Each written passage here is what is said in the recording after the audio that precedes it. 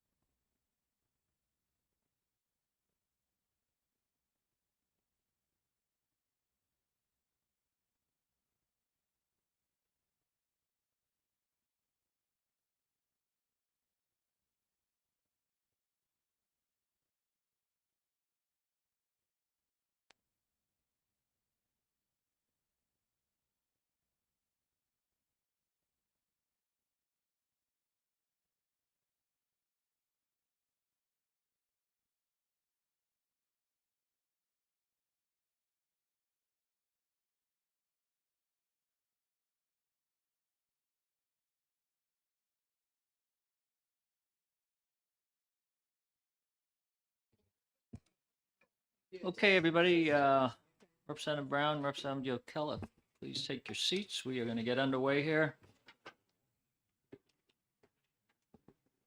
Morning, everybody. Welcome. We will start today with the pledge, and today, Representative Stavis, you are up to lead us in the pledge.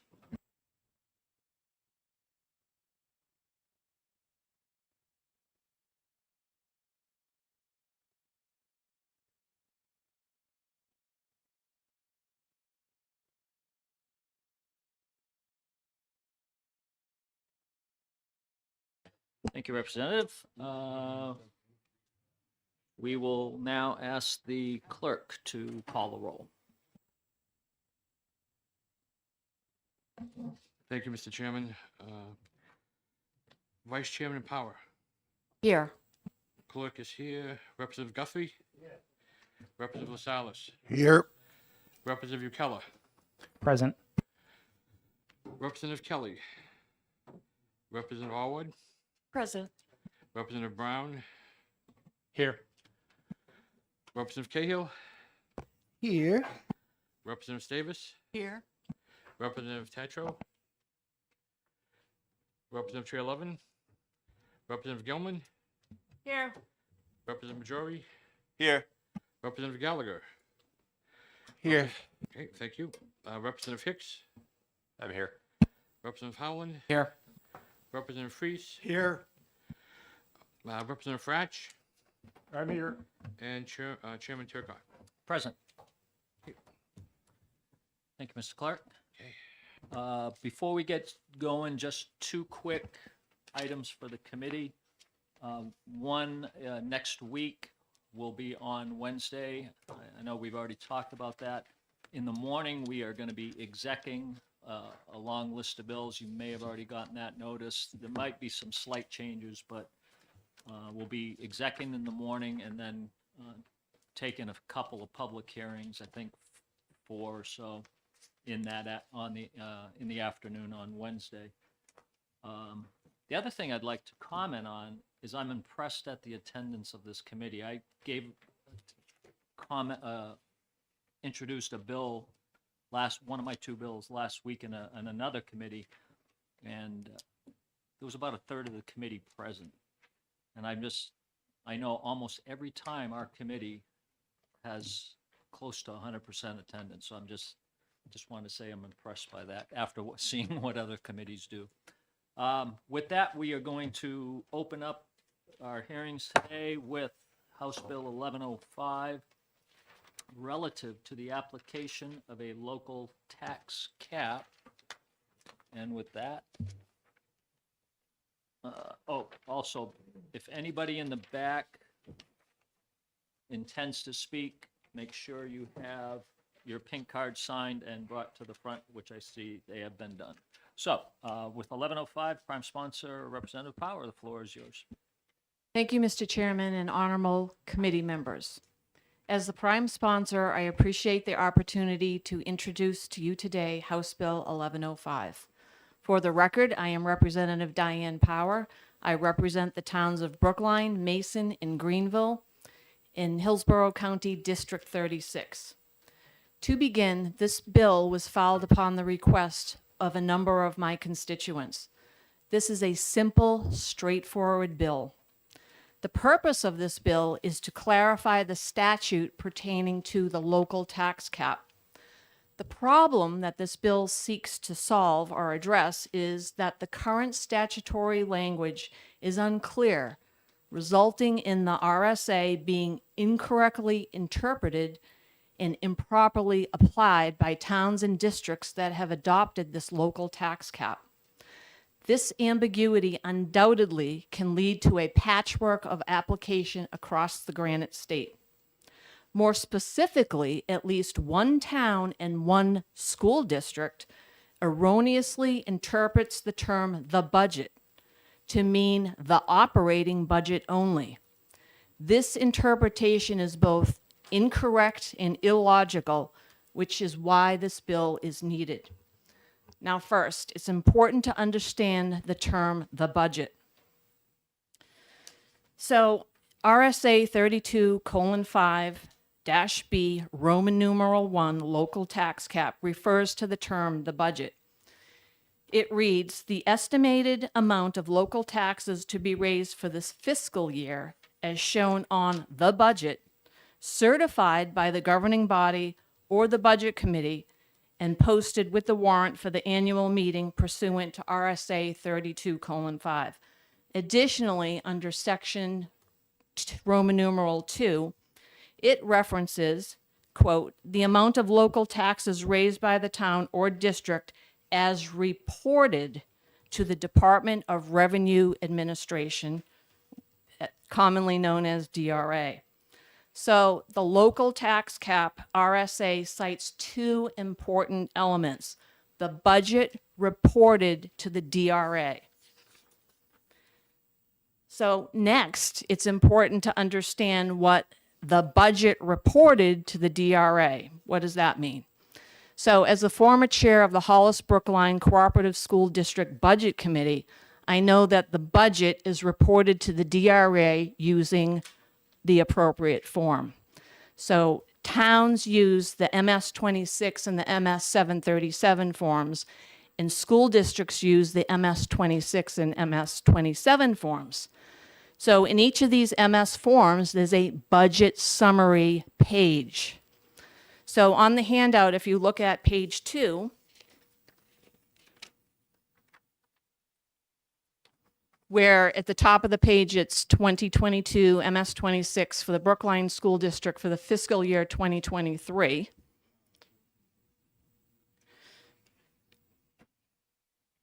On this form and all the other MS forms that I mentioned, the budget summary clearly shows two important items.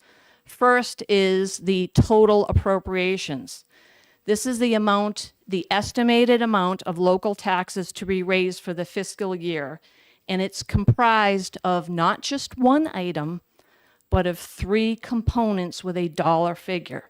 And as you can see on this form here, it consists of the operating budget appropriations, special warrant articles, and individual warrant articles. To be clear, all warrant articles with appropriations are included in the budget. Second, the estimated revenues and credits in the state education tax/grant that is then subtracted from the total appropriations to compute the estimated amount of taxes to be raised. This figure is then used in the calculation for the local tax cap compliance. Therefore, to be very clear, the estimated amount of local taxes to be raised is not just the operating budget, and it's not just based on the operating budget. To reiterate, it includes the operating budget as well as warrant articles. Next, I think it's important because while this bill is very simple and straightforward, in my opinion, people do not understand this statute. So I just want to give you an example of how the language under the local tax cap is misinterpreted and misapplied. So looking at page 3 of the handout, This is some information with regards to the Brookline School District for fiscal year '23. So since the adoption of the tax cap in the Brookline School District, the residents, the voters voted to adopt an 8% tax cap. So in this Brookline School District through fiscal year 2023, the Brookline School Board properly computed compliance with this 8% tax cap, as shown in the top slide. So the school board listed the appropriate operating budget and the warrant articles, as you can see. And then that was added together to come to the figure of the total warrant, which that's your total appropriations. Then they properly subtracted, as you can see, local revenue and state aid grant and the retained state tax to come up to the figure, which is the total tax effort that you see in the bottom line. So again, the total tax effort is the estimated amount of local taxes to be raised for the given fiscal year. So then the bottom two slides on the same page 3 gives an overview of the warrant, and it shows all warrant articles with appropriations. So the tax effort calculation was done in fiscal year 2022 and 2023 for comparison to ensure that the 8% tax cap was abided by and that the proposed fiscal year 2023 tax effort didn't exceed that the previous year's tax effort. So now if we look on page 4, you can see that now suddenly the Brookline School District changed its methodology in calculating the tax effort. In my opinion, likely because they wanted to propose higher spending. So as you can see with this new methodology, only the operating budget was considered. And that was used as a total appropriations. And this is incorrect. This is an incorrect application of the local tax cap statute.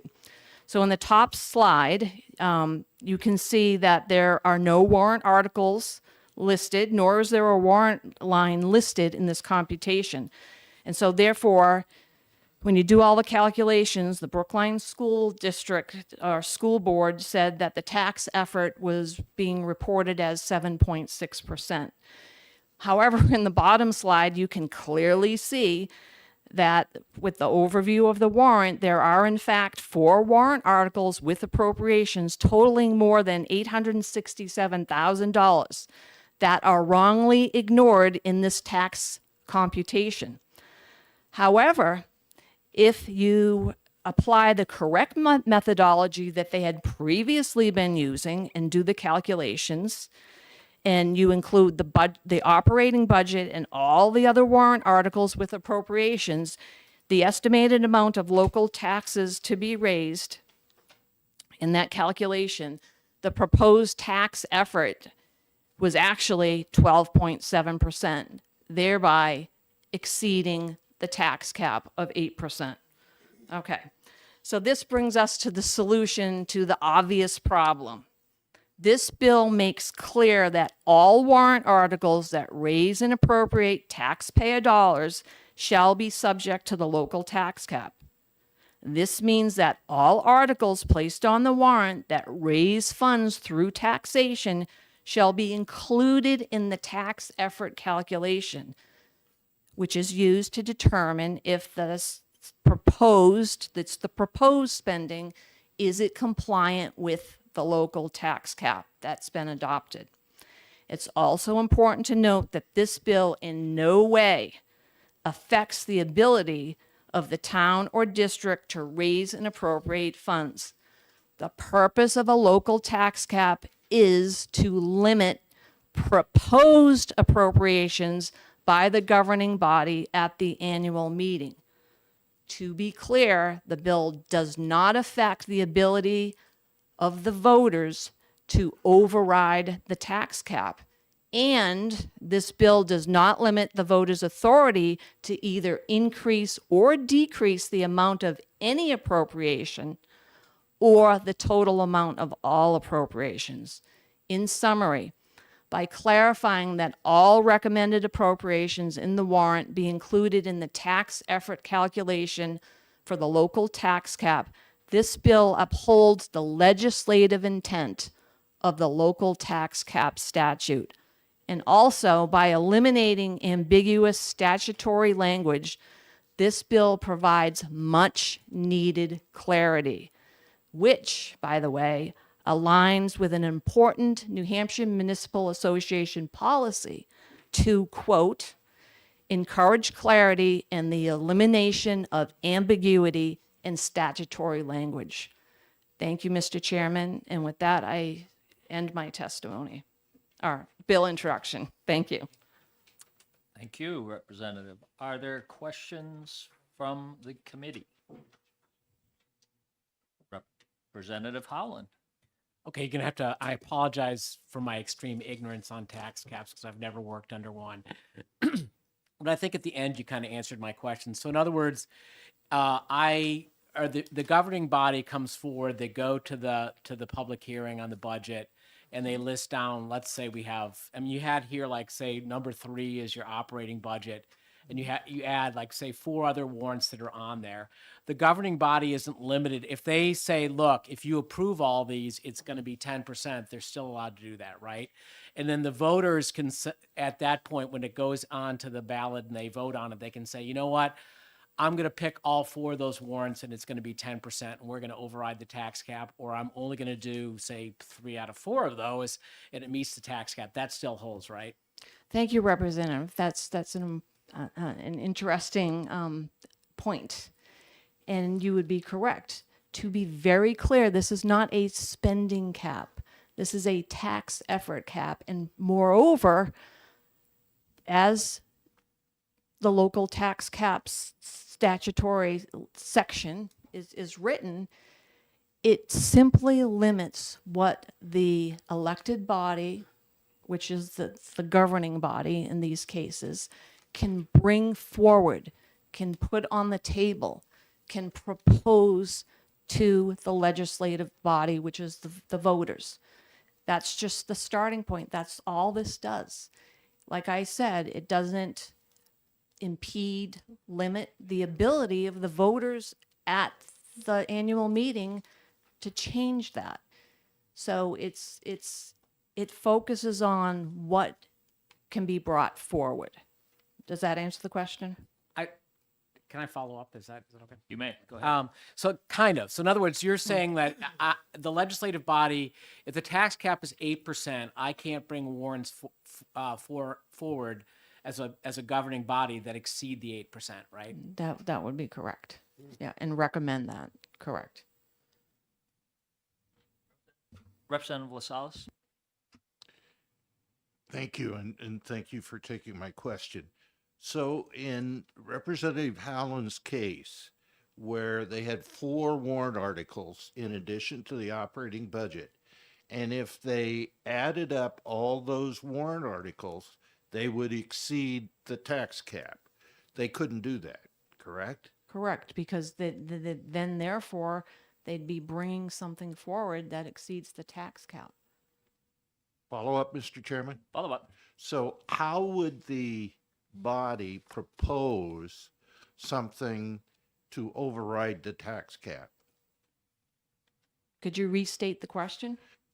Let's say in Representative Howland's case, he had 4 warrant articles. 3 of them got under the tax cap, but the 4th would exceed the tax cap. How could the legislative body pass that 4th warrant article to override the tax cap? How could the legislative body pass it? That They would vote as they would vote on any warrant article. But I think the key is the recommendation of the warrant article. Okay, thank you. Representative Priest. Thank you, Mr. Chairman, and thank you for taking my question. You mentioned Brookline. several times in your testimony and the warrants that they brought forth. Could you describe what the warrants were and why they were so detrimental to the budget? Thank you, Representative, for your question. With regard to Brookline, it just so happens that that's one of my towns that I represent, so therefore I am very familiar with the local tax cap because Brookline School District has one, and that was just an example. So with all due respect, I don't feel that your question is germane to the bill. This is simply just an example, and Representative Power, Yeah. I would tend to agree. I think what the presenter is showing is dollar amounts, not specifically what Right. the appropriations for the warrants are. So I would agree with her. It's a little non-germane, but if you'd like a follow-up, Representative Priest, go ahead. I would, and the reasoning for my question is, these warrants would not be brought up. Is that correct? If there wasn't a problem or an issue they wanted to deal with? thank you for the question, Representative. So of course, a responsible governing body, they would put forth, warrant articles to raise and appropriate taxes. However, what we need to keep in mind is that for those towns and districts that have adopted a local tax cap, the people, the voters in the town or the district, they have made it clear through their, passage of the local tax cap, which is a 60% supermajority to pass it. That's enabling legislation, enabling statute.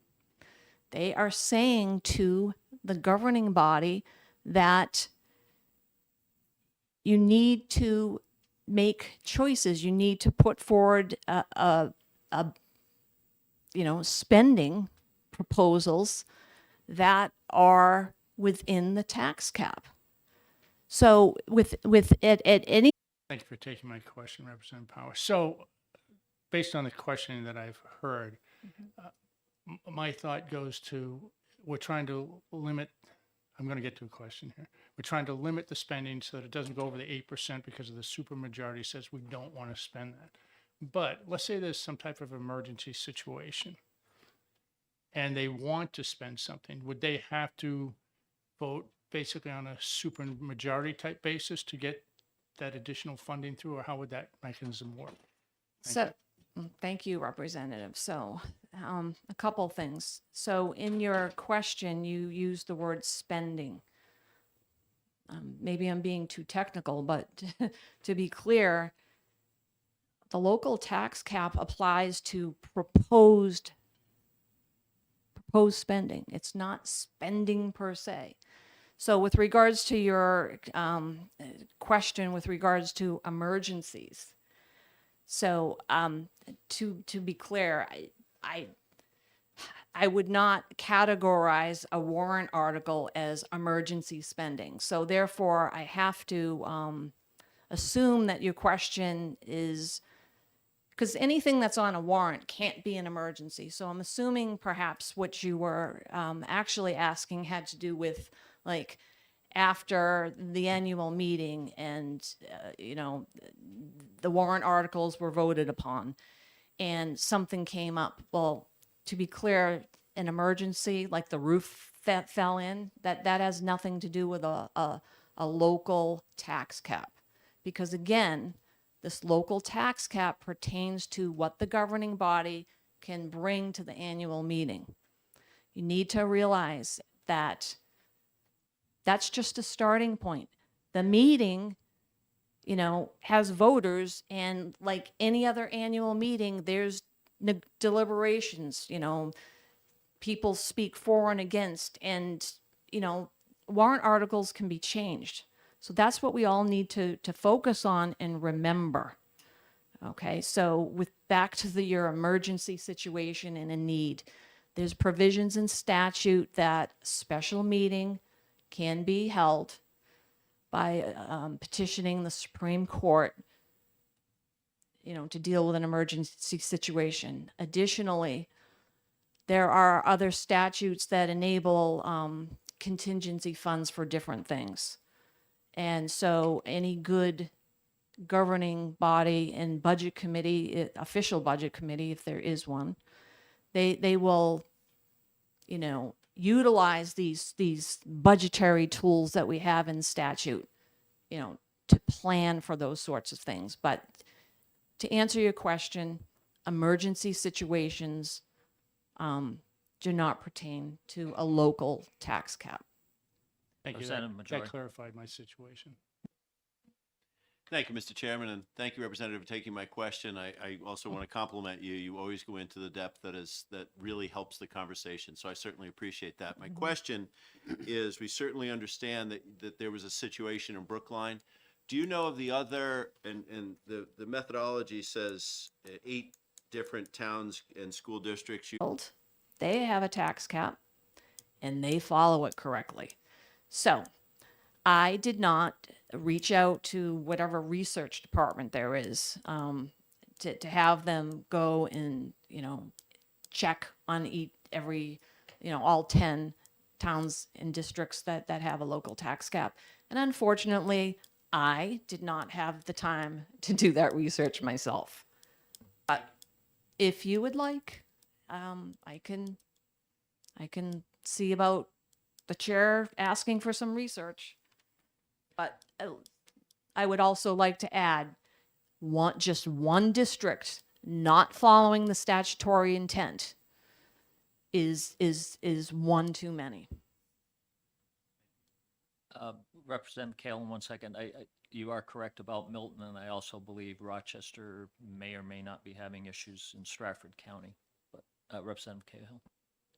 Thank you, Mr. Chair. Thank you, Representative Power, for taking my question. Mr. Majori kind of beat me to my question, but I'll ask a side question to that.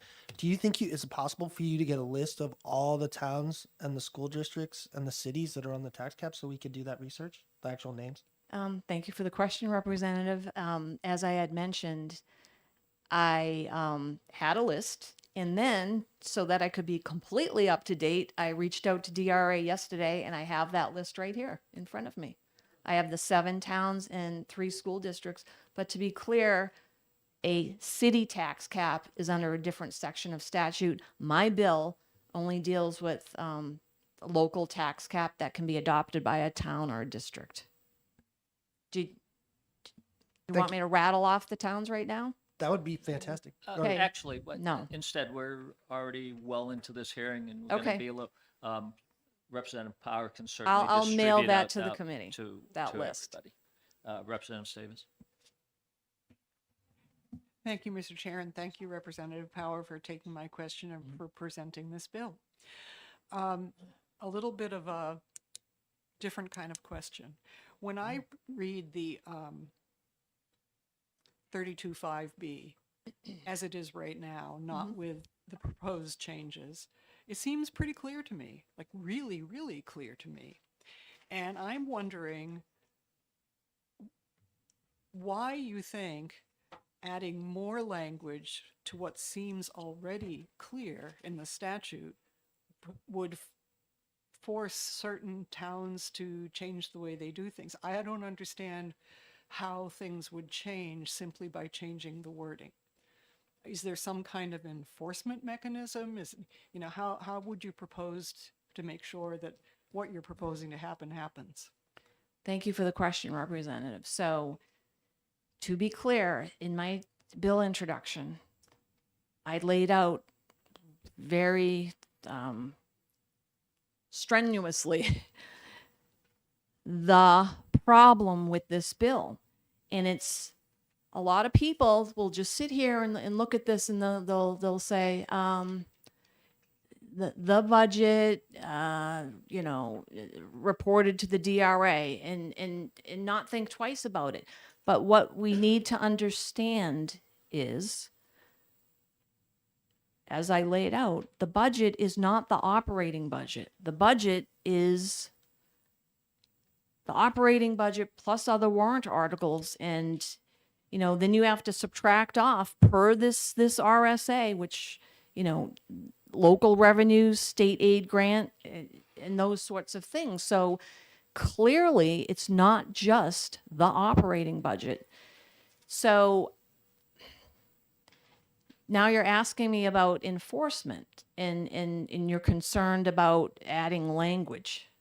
Well, I didn't add anything with regards to enforcement. I would hope that the people who are on a governing body would respect the rule of law and simply follow statute without needing to be, having enforcement mechanisms. It's pretty simple. It's just what people need to do. They need to follow the law. So, with all due respect, even if there was an enforcement mechanism, I would say the same thing. How is that going to, ensure that somebody's going to follow the statute? It simply isn't, because people break laws and don't follow statutes all day long.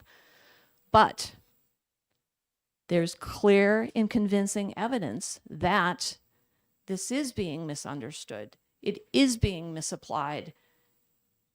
And that's problematic for the towns and districts that have adopted the local tax cap, because in misinterpreting and misapplying the statute and ignoring the tax cap, that's ignoring 60% of voters that said, we want this tax cap. So it's just simply a matter of doing what is right. Thank you. Further questions, Representative Frecht? Yes, thank you for taking my question. If the tax cap, understand that I don't deal with taxes at all other than pay them, so I may be off base here. If 60% of the residents have passed or adopted a tax cap, and school board in Brookline or Rochester or wherever is misinterpreting that, would you not think that one or two or more of the members of that 60% would call out the school board and say, hey, you're not doing what you're supposed to be doing? And if that is the case, why do we need to change the law? Thank you for taking my question. Thank you, Representative. I appreciate that question. So, yes, of course, people who are, for lack of better words, with it and watching, they should absolutely, raise their hand and say, hey, you're not following the local tax cap that was adopted. And to be sure, there are people in Brookline that have done that, that are doing that, but they're ignored. Okay? So what was the other part to oh, you're saying why? What was the other part? I think you've addressed it by I think saying that there, she that there addressed are it. people. Yeah. And may I ask a follow-up? Yes, go ahead. Follow up. If they are ignored, why are they not getting up and yelling and screaming and saying you are doing this wrong? We represent 60% of the people in our town or school district. This doesn't make sense to me. Okay, so just to answer your previous question, you asked why this bill? Well, this bill adds clarity. So the more clarity that we have in statute, that's going to inform people involved using this local tax cap. I just don't see how that hurts. And I can't speak all right, so if I was on the governing board and somebody came to me and said, oh, you're not following the tax cap, I would take a look and I would listen. But, everybody's not me. So I can't really speak to why, people are ignored by the governing bodies. It happens all the time. And you're- It's political. You're correct, Representative. And just a point for the committee, try to keep the questions, because we are already well behind schedule. Try to keep the questions specific to what the bill does, not arbitrary questions that really do not deal specifically with this. Further questions for Representative Power? Yes, Representative McDonald, sorry. Thank you, Mr. Chairman. I just got a couple of quick questions. They're kind of tied in together. Capital reserve accounts, where we take money and we plug them into a capital reserve account. How's that going to show up on your chart here? Where would that go? So let me see. If you look at page 2, this is a form. Okay, this is just one page. There's 8 pages to this MS-26 form. So any of these MS forms have multiple pages. As it pertains to the local tax cap, this budget summary, because I use this as evidence to explain what is meant by the budget in current statute. Your capital reserve account would be on a different page that I didn't print out. So it has nothing to do with the application of the local tax cap. I just do a Go follow. ahead. Yeah, thank you. Now you've got all the money saved up in the warrant article, and you want to go out and spend it on new buses or a new soccer field or something like that. It's the tax cap, or would it decrease the tax cap? I missed the first part of your question. You have your money saved up in the capital reserve account, and now you want to go out and spend it, a new soccer field or buses. Where's that going to show up? Is that going to be included in the tax cap, or is that going to give you more spending power for your tax cap? So in order to spend something out of a capital reserve fund, I believe that would be a separate warrant article to approve that spending. So that would be it. Let me see. I believe it might come under the category of special warrant articles. Okay, thank you for answering my question. Representative Gilman? Thank you, Mr. Chair, and thank you, Representative, for taking my question. Would there be an easier solution to have on each warrant article, including the budget warrant article, a statement by the select board or governing body that how much this article affects the taxation? So thank you for the question, Representative. So I do know that there's the ability for such a statement to be printed on the warrant article. I can't recall if that's something that's automatic or if that needs to be, voted upon by the legislative body saying that you need to do that. I'm just not recalling at this time. Representative Guthrie? Thank you, Mr. Chairman, and thank you for your testimony. I don't have a tax cap, so I'm sort of in the black here. But if it seems to me that if you add the articles, it makes the pot bigger, which gives you a better chance of having an override. If there is an override and there's, say, 3 articles that pushes it over the 8%, if that's what it is, how do you select which article you take, which article you use? Thank you for the question, Representative. So again, this is not a spending cap. That's different. This local tax cap focuses on what can, as your starting point, what can be presented or proposed at the annual meeting. It's just the starting point. But maybe to answer your question, it would be up to the governing body to order the warrant order the warrant articles. But again, it's not a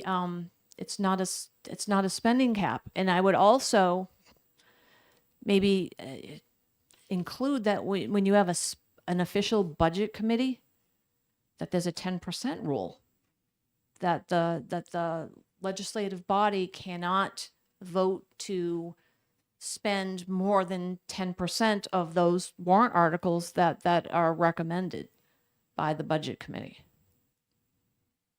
Thank you. Thank you for your answer. Okay, further comments, questions, from the committee? Seeing none, thank you, Representative Power. Thank you. I have 2 pink cards here. If anybody else intended to speak, please get those up to us. We are going to call next Catherine Heck, NHMA.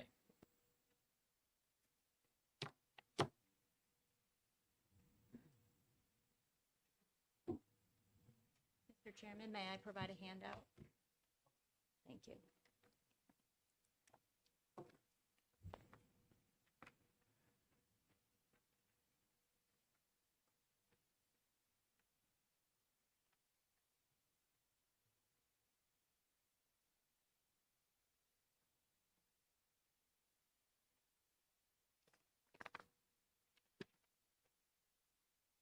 And of course, I handed out all my handouts now. So maybe.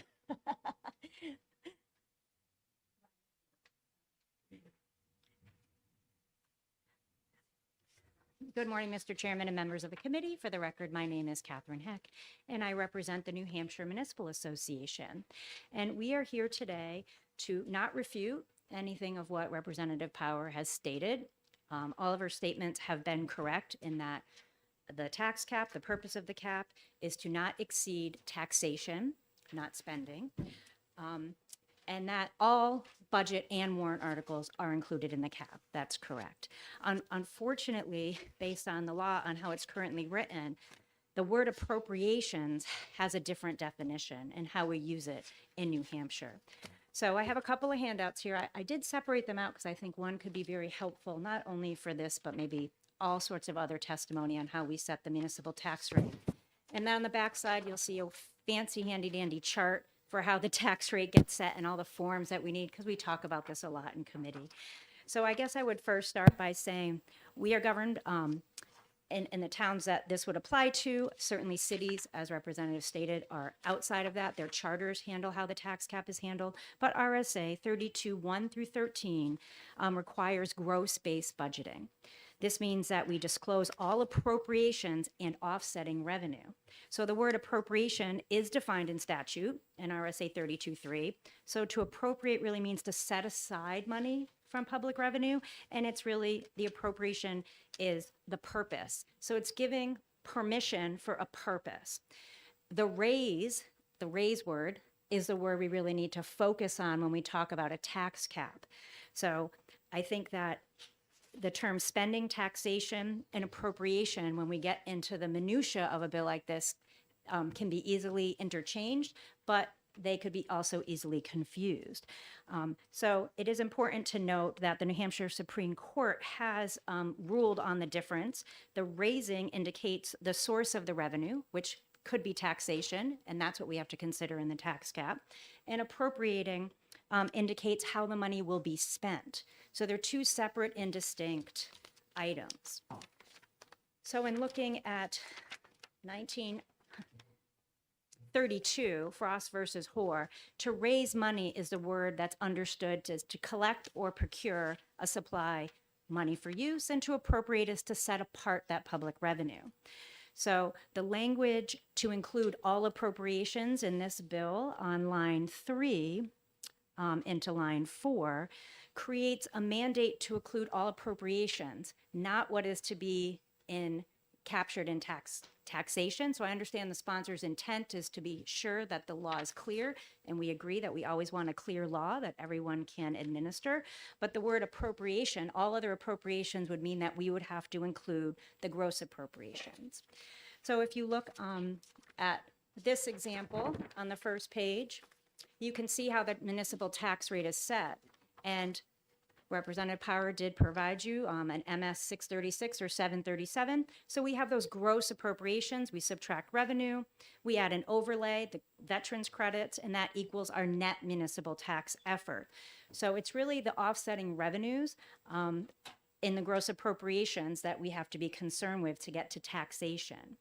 So again, we fully agree that all individual warrant articles with a tax impact do have to be considered in a tax cap for those communities. But the word appropriation itself is the word under the current law would have to be redefined because it's the word raise, to raise taxation. So if you look on page 3, I believe, of my, 2 of 2, sorry, of my testimony, I provided several warrant articles and several in the language around how this works in practice if they're outside of the budget. So in the first example, the town would vote to raise and appropriate. This is all prescribed language that we have to use by DRA, so towns must use this, $30,000 for an architectural design for a new highway garage. Then you see there's 4 funding sources that are going to offset that appropriation, netting no amount to be raised in taxation. So $30,000 is the gross appropriation, and it's giving permission to spend up to that amount for the purpose, right? But the taxation itself would not be, there would be nothing to include in a tax cap. So that would be an example. And again, I just want to reiterate, under this bill, the way it's written and how it's interpreted by not only myself, but additional municipal attorneys, the word appropriation would mean that we would have to include the $30,000 in the tax cap, not the offsetting revenue in those separate warrant articles. So we're always happy to work with the sponsor because we would like it to be clear on what it is that we are supposed to enact. We certainly don't want people not in our cities and towns, if they are not complying with the law, any effort to make that clearer, we're happy to work with. But we did want to address that the word appropriation itself could be interpreted to mean all appropriations and not any offsetting revenue as defined already in statute. So I'm certainly happy to take any questions. Thank you for your testimony. Normally I go last. I have a quick question I'm going to ask up front. Sure. And that is it your belief that the RSA in question could be made more clear and that you would be willing to work with the sponsor or sponsors to make it more clear? That is correct. We would just want to ensure that the correct terminology is used. I do believe the way I read the RSA, it is clear, but if there is a lack of clarity in the, in how it's being administered, it could easily say to be, instead of all other appropriations, that all warrant articles with a tax impact. I mean, there could be language that could be added if that is the desire of this Understood. body. Thank you. Representative Yukela? Thank you. That I think you kind of were answering my question. I was looking through your testimony and seeing that you kind of implied a solution, but you didn't give one. It seemed to me that striking the word appropriation and substituting amounts raised by taxation might alleviate your concerns, but you just said a slightly different phrase. Well, I haven't worked on And so an amendment. it seems like there is an easy fix that you would be able to achieve. Yes, thank you for Yeah. your question. And I do agree that there could be room for language improvements. I haven't worked on those particular solutions at this time. Thank you. Further questions? Seeing none, thank you very much for your Thank you. testimony. We have one other pink card, Kim Kleiner.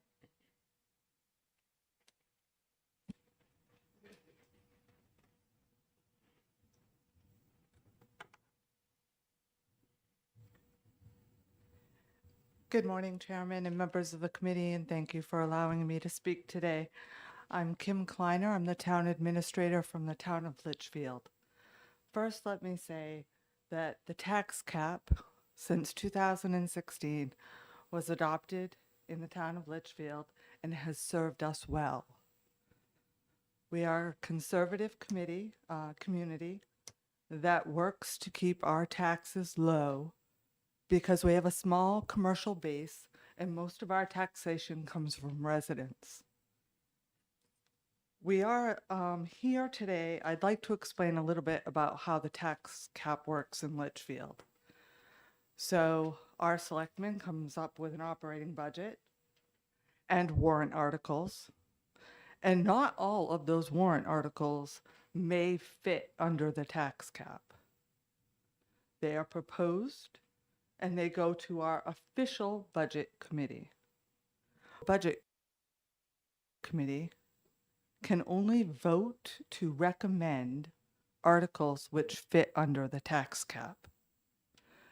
All of our warrant articles, when they go to our residents, list the tax impact of each.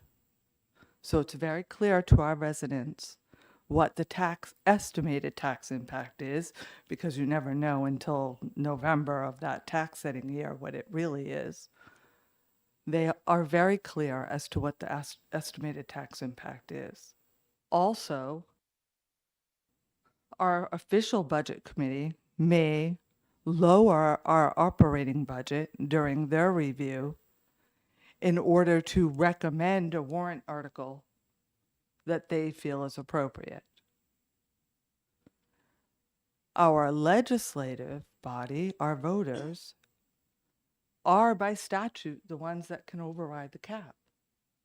And sometimes they may feel it necessary to do so. So there may be a proposed warrant article not recommended by our official budget committee that the voters choose to adopt, and by statute. And we feel it is their right to do so if they feel it warrants. Our concern a little bit with the proposed bill as is the word appropriation, as a previous speaker spoke to. So an appropriation, especially as defined on a warrant article, does not necessarily mean taxation. They are two entirely different things. And let me read you an article that is coming up for our town meeting. Article 8, it's going to establish a recreation expendable trust fund, right? So we have recreational buildings in our town that are in need of repair, and our selectmen and our budget committee feel it's time to set some money aside to see if the town will vote to establish a recreational expendable trust fund for the maintenance and repair of recreational equipment, facilities, systems, and to raise and appropriate the sum of $25,000 to be placed in such fund. Further, to name the selectmen as the agents to expend. This sum is to come from the unassigned fund balance and no amount to be raised from taxation. So we are asking for the voters to approve the appropriation to be able to spend, but it's coming from the unassigned fund balance. So there's no amount to be raised from new taxation. So therefore, our official budget committee that must only recommend articles that are beneath the cap can vote to approve or recommend if they see fit. It's very important that for Litchfield, who has been very, very conscious of our local tax cap, and we're very careful to answer all of our residents' questions on what the estimated tax impact will be, on how their taxes will come out the following year. It's very important that we are clear with our residents. For communities that may have difficulties in understanding the tax cap, there are plenty of communities or committees and agencies, the DRA being the best, that can help to assist them. But the word appropriation does not necessarily mean taxation. And for our community, we feel that needs to be very clear. Thank you. I think between yourself and Ms. Heck, you made that point abundantly clear. Are there any, Representative Howland? Thank you. This is another, like, since you have a real life example of doing this and I don't really understand tax caps. So have you ever had an example where you had a community petitioned warrant placed on there that, someone says we need $500,000 theoretically for this, and they petition, they put the warrant to be placed on the ballot. How does your official budget committee, do they make a recommendation on it saying like, no, we think this will exceed the tax cap and this is a bad idea? Or do they not comment on, how does that work? Thank you for the question. In my time, I have not seen a petition or an article come forward that went over the tax cap or or even had a budget impact or taxation impact. But our budget committee is very clear, and they would not recommend anything that would go over the cap. Representative Bryan? Thanks for taking my question. Just quickly, I think there's two things that I wanted to get clarified. I appreciate you clarifying, your clarifying example about the Article 8 and how that would work. But you said that voters can override the cap in town meeting, basically. And how does that affect the 60% of the people or the supermajority that had already said we want a tax cap? How does that work? Thank you. Thank you. So by placing the estimated tax impact on your warrant articles, you're giving your voters the realization of what will exceed the cap, right? They know what the cap is. If it's not recommended by the budget committee, it most likely goes over the cap. That's the main reason for having that. It's clearly on the warrant.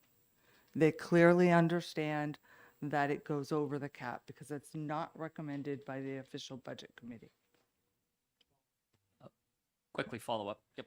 So you're saying that a regular vote in town meeting can override the 60% of people who don't want that, the amount of the taxation to go over, let's say, 8%? So to be honest, thank you for the Thank question, you. but how would, by statute, the legislative body can override the cap?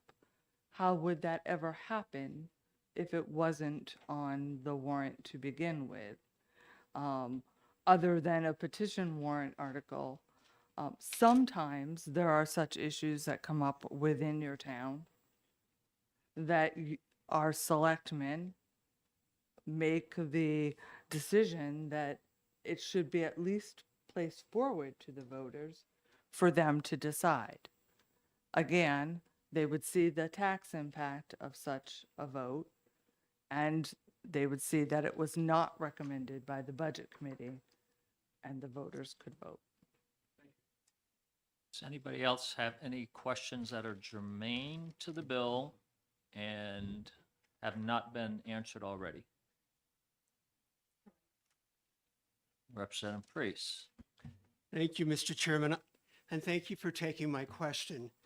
It's my understanding that under this proposed legislation, all warrant articles would be prohibited for even consideration in a budget committee if they were deemed to be over the 8% cap. Is that correct? That is our concern as well. Okay, thank you. Seeing no more questions from the committee and having no more pink cards, we will go ahead and close the hearing on HB 1105. For those who were supposed to start at 10:20 and 10:40, apologies once again for the chairman not estimating the time of the first one appropriately. We will go ahead now and open up the hearing on HB 1461 relative to the live streaming of all properly noticed meetings and hearings. And I believe the prime sponsor, Representative Damon, is here to introduce.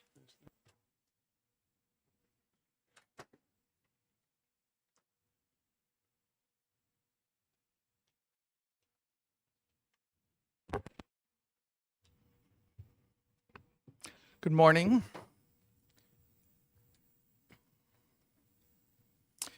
Thank you, Chairman Kirkott, and thank you, committee members, for your time and interest. For the record, I'm Representative Hope Damon. I represent Sullivan District 8, which is a 9-town flotarial. It serves the beautiful Sugar River communities of, are you ready, Ackworth, Goshen, Langdon, Leominster, Springfield, Sunapee, Washington, my hometown of Croydon, and the city of Claremont. HB 1461 would require communities to record and live stream all publicly posted municipal meetings. This is the improved version of last year's HB 295, which was tabled. 1461 would create a permanent record of select board, city council, school board, and other local government meetings. Most importantly, the legislation will provide the same accessibility, transparency, and accountability that YouTube streaming and recording of our state legislature proceedings and executive council now routinely makes available. While live streaming does currently happen in many communities, it is by no means universal in New Hampshire. Please note, this is not legislation to require remote participation in municipal meetings. It is simply live streaming in real time so citizens can observe democracy and then archive the meetings for reference. These recordings will not replace traditional meeting minutes, but will serve as another document of the proceedings. Making our local government process more visible can increase trust in the work of our dedicated elected officials. By inviting greater citizen awareness, we can improve decision-making and enhance community relations. It likely has future benefit of increasing candidates for local positions. Perhaps it even creates greater appreciation of the work of elected officials. You understandably may ask, why is this needed as people can attend these public meetings? It's not so easy for many. Many elderly folks who no longer drive must be selective about how often they ask for assistance getting places. We need to engage their voices and benefit from their accumulated experience. For parents of young children, early evening meetings, so common in local government, are very difficult. Childcare is expensive and often just simply not available. We need to hear the voices of these parents. Their children are the future of our democracy. People with physical limitations may simply find it too complicated to participate in person. And finally, making meetings remotely accessible is better for our collective public health. For those who might question how many citizens would actually watch, I note these anecdotes. When I was initially campaigning in 2022 for state rep in Claremont, where I was not well known at the time, I attended a city council meeting and unintentionally chose a seat that was on camera often. Next day, as I was door knocking, multiple people told me they had seen and heard me the night before. I decided to own that seat for future meetings. There is a lot of citizen participation in watching live stream meetings in the communities that currently do that. Last year, when the Croydon School Board was scheduling a budget hearing, the site was chosen to best accommodate live streaming. After our school budget was cut by 53% in a poorly attended 2022 school meeting, a volunteer stepped up to record and stream most meetings. People have come to expect and appreciate streaming meetings. That volunteer now serves on our select board. So there are challenges. Is broadband adequate, you might ask? According to the NHMA website, there are only 3 New Hampshire communities that do not have broadband. The bill does address that. Also, the New Hampshire Broadband Mapping Initiative reports that as of June 30th, 2023, 95% of the New Hampshire population has broadband access. So folks can tune in. Please note there is exemption to the streaming requirement when technological challenges occur. In most communities, the requirements of this proposed statute can be done for a very modest cost that I believe is appropriate for the values I have noted. For those who don't have broadband, satellite services such as Starlink have a one-time hardware cost of about $600 with a reasonable monthly fee of $110. A camera and microphone setup can be purchased for less than $2,000. Or, what we started with initially in Croydon, as basic as one board member sets up a Zoom or Google Meets on a laptop. Not perfect quality, but available, affordable, and much appreciated by voters. There are also companies such as Town Hall Streaming who will contract to provide this service. Hardware is free with a monthly subscription fee depending on the number of meetings being recorded, but it's in the range of $100 to $200 per month. I learned about Town Hall Streaming from the Sunapee town manager and then also heard about it from Dover, and both indicated they're very pleased with this service. Currently, there's at least 30 New Hampshire municipalities contracting with that company. Critics might argue that underinformed armchair activists is the last thing that local government needs right now. I believe this underestimates the intelligence of citizens and is an old excuse for conducting the business of local government in the dark. With a little bit of nudging from state government, it will be good to see all municipalities working in the full gaze of the public eye. If we value citizen participation, informed voters, and a fair democratic process, you will vote OTP on House Bill 1461 to improve transparency in local government. Thank you for your consideration, and I will try to answer any questions. Representative Cahill. Thank you, Mr. Chair. Thank you for taking my question. Do you think that this would be an unfunded mandate and should be decided at the local level? Thank you for the question, and I think we have addressed that in the bills, so if you bear with me, so I get the right copy of the bill here. On lines 22 through 28, would require municipalities to raise a warrant article to raise and appropriate the funds. However, line 26 to 28, that expenditure would be submitted to the state for reimbursement from the general fund. So it's not an unfunded mandate to the municipalities.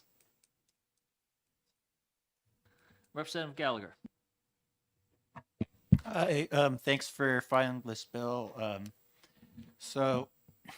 One thing I'm wondering about, you mentioned YouTube and a number of other services. I'm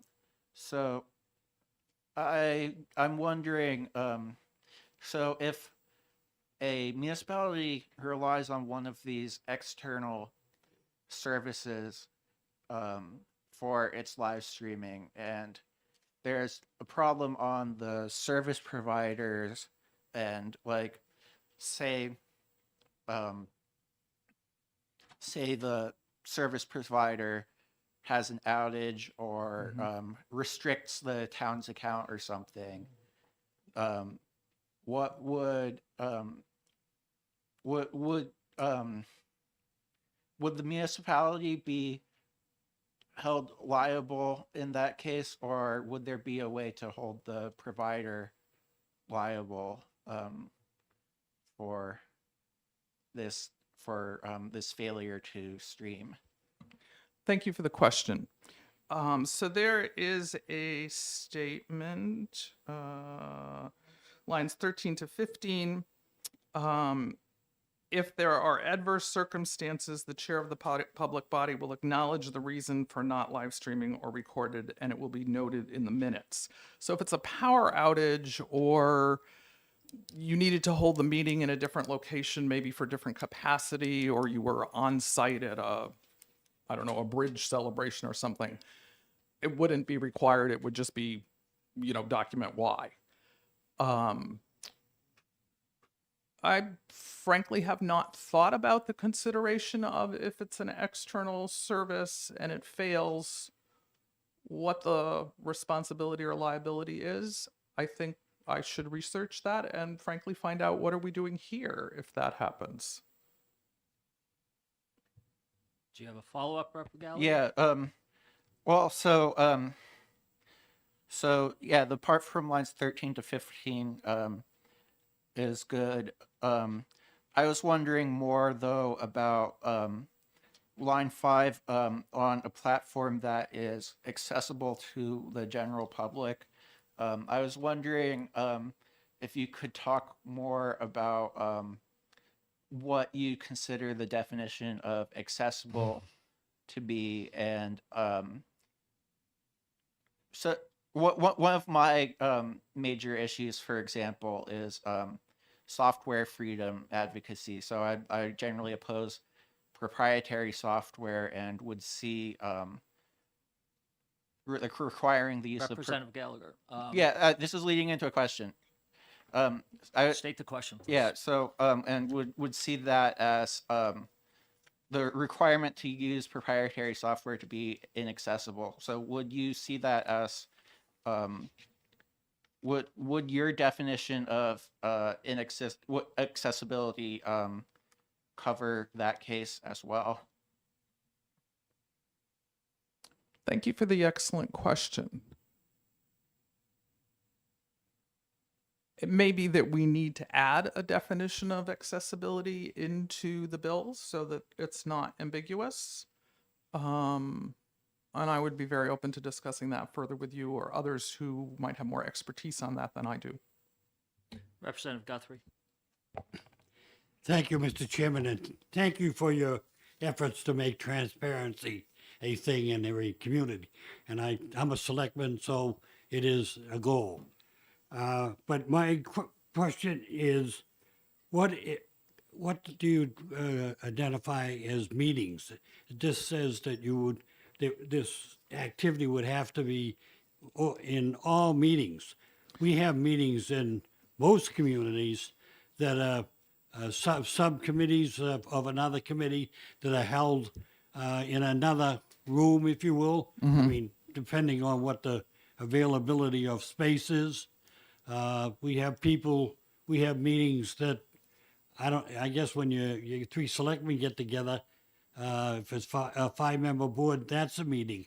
Do you want to have that, all this kind of activity be required?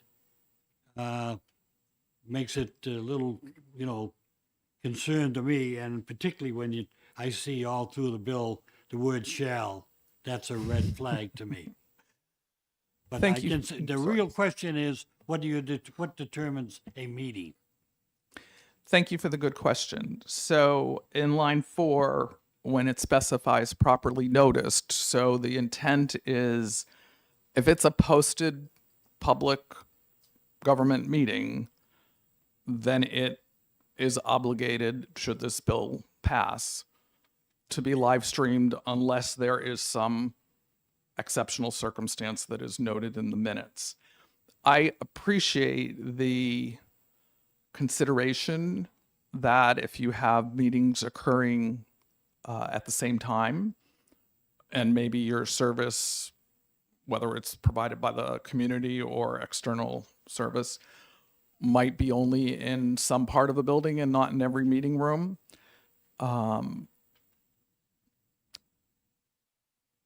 My preference would be that we stream it all, that we see select board, city council, planning board, zoning board. If it's a publicly posted meeting, citizens should be able to see what's going on. That said, Representative would- Damon, I think you've answered the question. can I just one sentence? Quickly, please. I would be open to negotiating a priority setting if need be to address competing meetings. Representative Fract, I saw your hand up before. Thank you for taking my question. I want to make sure that I understand the mechanics of funding this from the point of view of the town. Roman numeral 8 says that municipalities shall present a warrant article to raise and appropriate funds for the purpose of providing live broadcasts, et cetera, et cetera.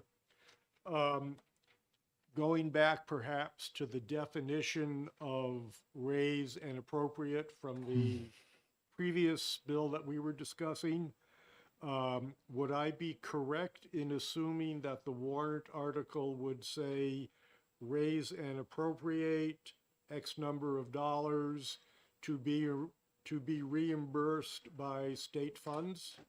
Yes. And follow-up question, Representative? Yes, Fract? please. I'm Go sorry. ahead. Follow up. When that reimbursement is made by the state, where does that money go? Where in the, I'm operating on the expectation that the municipality has, well, either they have expended the funds to start doing this prior to receiving the expected reimbursement, and so it would go into the town general fund, or they're waiting to implement it until they receive it, and it's still going in the town general funds. thank you for answering my question. Thank you. Representative Yukela. Thank you. Thank you for taking the question. I imagine the possibility of someone at the municipality going down to their local phone store and buying a phone with an unlimited plan and could possibly use that to just live stream. Or a municipality could spend $100,000 outfitting their building with a lot of different the highest grade technology as far as technology for live streaming, and nothing in your bill directs them or limits them or in any way incentivize them to do a more lower budget option if someone else is paying for it and not the taxpayers. So would you be in favor of setting some limit, like let's say $5,000 or $10,000 is the maximum allowed for such a warrant article, so that the estate is not on the hook for essentially 100,000 times as many towns as there are? Thank you. Thank you for the very good question. I'm chagrined that I didn't think of that in having the bill drafted and looked at. And yes, I would be very open to an amendment. We just need to figure out what the appropriate cap would be. Representative Majori. Thank you, Mr. Chairman, and thank you, Representative, for taking my question. I just, first of all, I certainly support the intent of what you wanted to do. In my town, you can't sneeze in my town without it being recorded somewhere and put on something. So that's good. I like that. But I don't fully understand Roman 2. A body or an agency has a meeting. If they don't have a website, it needs to go to the relevant town. Can you explain what Roman 2 means? Yes, thank you for the question. That was actually by recommendation of OLS, that a community likely has a website, as I know, well, I'm not sure if I did say that, but most do. But an individual body, say a planning board, may not have their own website. So the recording of a planning board meeting would go on the town website, not on an individual planning board website in that case. Does that make sense? Yes, thank you. Representative Cahill. Thank you, Mr. Chair. Thank you for taking another question. So under your verified expenditure, do you see that including labor costs for people to facilitate this? I would say no, because the labor cost is negligible. You're at a meeting and you're going to open the laptop, or you're going to, like with town hall streaming, you literally flick a switch. So I'm not sure what labor is involved. Quick follow-up. Quickly, please. Yes. Well, wouldn't you have to pay someone to be there to operate Well, it's this? a public meeting, so people will be there. The people who are the board or the agency. Representative Aylward. Sorry, I missed you before. Thank you, Mr. Chairman. Thank you, Hope, for Representative Damon for coming here today, because I'm very interested in your bill, as you know. My question is, did you obtain information as to how many municipalities already live stream? I think we have, 204 municipalities? So I tried. I did not find a in one place piece of data that said this many towns live stream. I actually went through and looked up. Not all 200. I think I got through about 150 to see how many had websites. and I think I found 4 that didn't. So that's an inexact, anecdotal report, but it's very limited that there aren't websites at all. Follow up, Mr. Yes, go ahead. I'm sorry, I wasn't clear. I meant how many towns live stream currently? Oh, sorry, different answer. There's 30 something live streaming through Town Hall Streaming. There are quite a few others who are streaming in other ways. Bear with me one moment. I have a list. Actually, I don't. It's in my bag in Ed committee. I can get back to you about that. And what you could do is send that to the committee as a whole, and I that will. way we'd have the numbers. Representative Stavis. Thank you, Mr. Chair, and thank you, Representative, for taking my question. I'd like to go back to Roman numeral 2 for a moment. Would you be amenable to amending that language so that it's more specific, such as minutes of meetings where live streaming is not possible shall be posted within 72 hours of the completion of the meeting on the public body's website? Because as it stands right now, it's just recordings shall be posted. Well, what recordings, why, at what point of when the meeting is, just Yes. seems to need a little bit more specificity there. And Mr. Sheriff, I may have brief Go ahead. follow-up. Yes.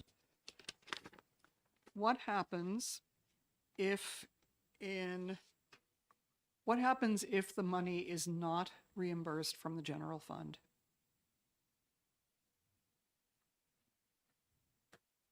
If the bill passes as that funding part is written, how would the state not reimburse it? Am I allowed to answer a question with a question? You may, and you did a very good job. Further questions? Representative Gilman. Thank you, Mr. Chair, and thank you, Representative, for taking my question. I'm wondering why the recording shall be posted within 72 hours when a regular public meeting of any governing body has 5 days to prepare their minutes. That's an excellent question, and it should probably be consistent. So, how many amendments have I agreed to so far? Follow up, Mr. Chair? Follow up, yes, go ahead. Also, perhaps this should be amended to reference section 33-A, RSA 33-A, because it does list how long to keep records. Would that be a place to also mention these need to be kept permanently? Thank you for that question. There was discussion, and frankly, I think it got overlooked in the process, to make that consistent with how long standard minutes are archived. Mm-hmm. If I may back up to your first question, it's less work to post a video recording than it is to finish the traditional minutes. If people are more comfortable with it or it's less confusing, I would certainly entertain making it 5 days, but I actually don't think 72 hours is unreasonable. See no Representative Brown. Thank you, Mr. Chairman, and thank you for taking my question. This is kind of a clarification of a couple of the other questions. So how many municipalities currently do not have live streaming? I might have missed that someplace in the testimony. So it was asked how many do, so either way, and I'm going to Representative get back to Damon. the committee with it Repre- as, Representative Damon, that is going to be presented. Representative Damon is already going to send that to Okay. us. thank you. Okay. One quick follow-up. Follow up. So representatives on my left asked some questions about the estimated cost, annual cost. I would like to see in the follow-up to this estimated total annual cost on similar types of things that you mentioned in your verbal discussion about minimum basic system, a kind of standard system, and kind of some follow-up with maybe a few of the people that testified last year about it being a burden on some of the really small towns. Thank you. Okay. I can provide follow-up. That wasn't a question, right? That was Or not a- what? was a request. Yes, I certainly. And the data that I have copies of my remarks for you, but we can be more extensive than that. Okay, seeing no more questions from the committee, thank you for your testimony. I'm going to call Representative Cloutier next.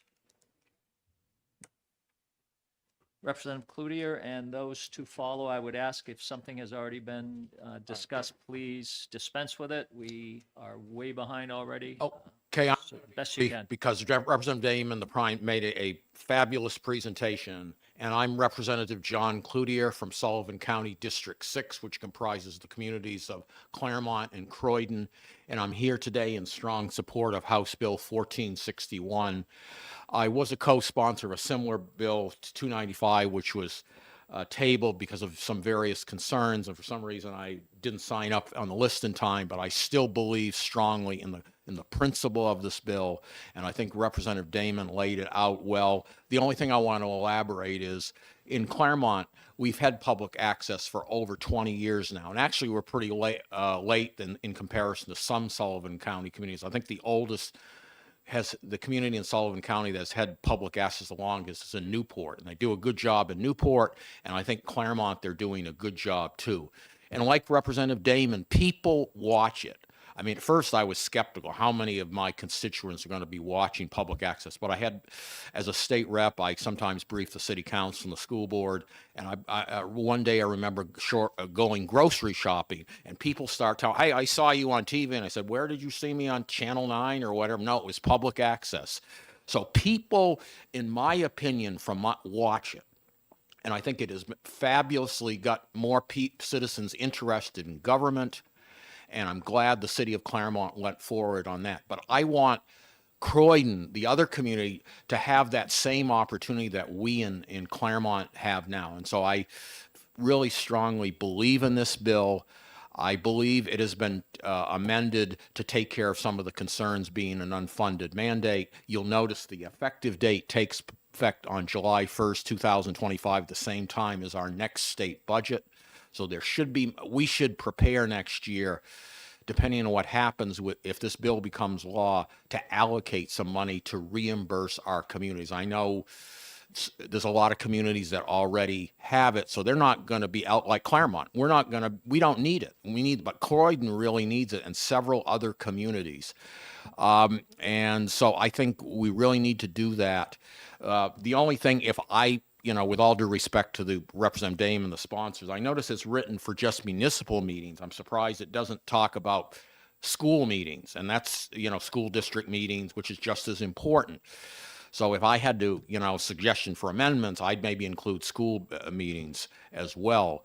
But I think the right to know law is very important, and I think this just extends the right to know law and makes government more accountable and accessible to ordinary citizens, some of whom are just busy trying to make a living taking care of kids, some of whom are handicapped or senior citizens who cannot get out easily, especially on these cold winter nights. So I strongly urge this committee to work with me and the other Representative Dame and the other sponsors to pass some version of this bill out of the committee and give people especially in our smaller communities, the same chance of having public access to their local government as people in larger communities like Claremont and Newport have. Thank you very much, Mr. Chairman, members of the committee. Representative LaSalle. Yeah, thank you, Mr. Chairman, and thank you, Representative Cloutier.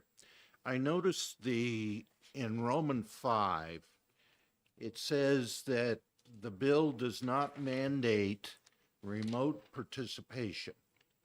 So if it's a one-way situation, so somebody can observe the meeting, but they're not able to provide input.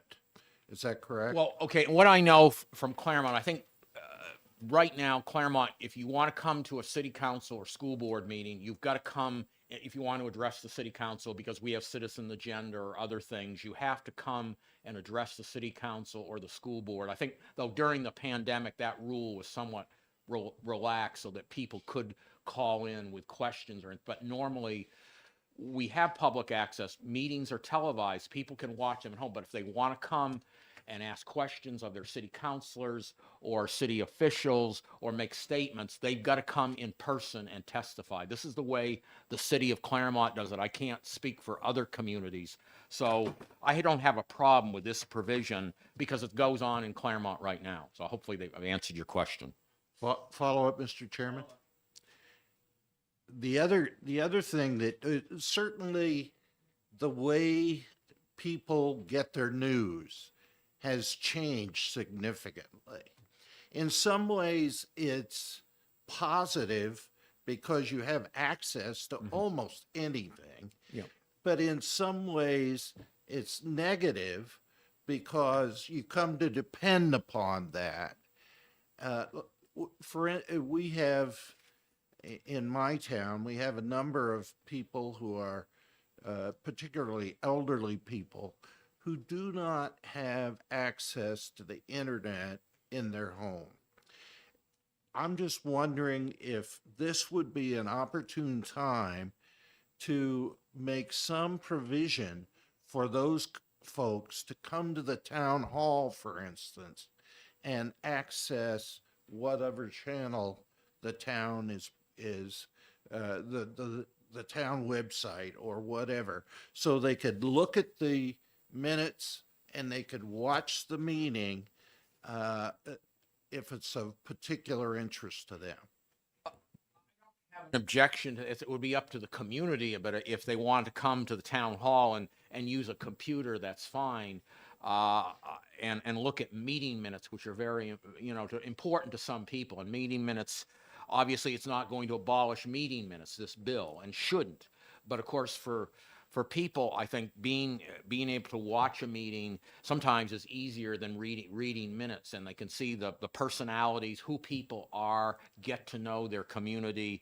I'm open to doing some of the stuff that you might have considered, because I know for our senior citizens, especially, and I'm 66 years old, and I'm obviously gotten used to this technology, but I tell younger people, I didn't grow up, and there's a lot of people didn't grow up with it, so you got to bear with us, and things are changing, but I think we've got to try to change with the times, including government, including our local governments, state governments, et cetera.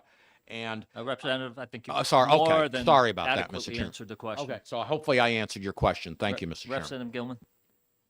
Thank you, Mr. Chair, and thank you, Representative, for taking my question. I know we've talked about funding, and since you're familiar with Claremont and you understand what it costs and where the trouble is, do you know, and I'm going to put you on the spot, but don't take it personally. Sure. Do you know of a community like mine that splits the franchise fee from the local provider, cable provider, so that we can pay for our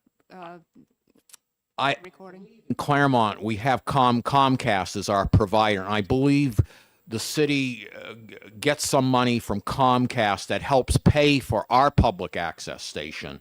I just don't know the amount. I mean, it helps reduce the amount of taxes. So I think it's little or nothing on the actual property. I can't swear to it, but I believe they use the Comcast fee directly or indirectly to help pay for the public access that the city of Claremont provides. Thank you. Seeing no more questions, thank you for your Okay. testimony.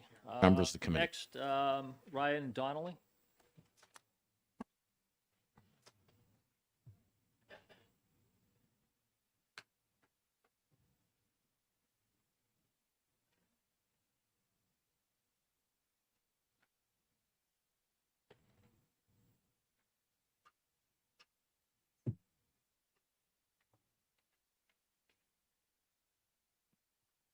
Thank you. There we go. And just pull it a little closer to him, so make sure we can hear him. How's that? How's that? Good? Excellent. Thank you. Thank you very much. For the record, my name is Ryan Donnelly. I am an advocacy coordinator with Granite State Independent Living. GSIL is a statewide nonprofit organization that advocates and provides services for seniors and people with disabilities who want to remain independent in their homes and communities. And I will make my comments brief. There's already been a lot of great discussion and testimony on this, but just really wanted to take a moment to stress the very positive potential that this could have for seniors and people with disabilities who may have a great interest in the business of local government, but for a variety of reasons just aren't able to make it to public meetings and town hearings in person. I am very fortunate to be able to have a vehicle that I can drive myself and folks to provide personal care that I need to get dressed and get ready for my day and all that. But I really am the exception in this state, I would say. And there are a lot of folks who, for no fault of their own, uh, just have a very hard time or just can't get out of their house and would like to know what's going on in their towns and what their elected officials are doing. And I can tell you in my advocacy work, where I follow a lot of what goes on right here in the LOB in the State House and all that, being able to watch public hearings and work sessions and exec sessions and all of that online on YouTube has been just so incredible for me. I mean, I wouldn't be able to do my work without it, to be able to come here every day, be at all the hearings and all that. So, uh, I understand there are concerns around the technical aspects and where the money's going to come from and all that, but I really do think this is a worthwhile investment, and it's going to help everybody, not just people with disabilities, but folks with small kids and or folks who work odd hours who uh, want to be engaged in their communities. So I hope you will give this legislation some very serious consideration because I think it's the way forward. And thank you. Happy to take any questions you might have. Thank you for your testimony. Seeing no questions, we will go to the next. I just saw Nate run out of the room. Catherine Heck, are you gonna in his stead? Okay. Catherine Heck.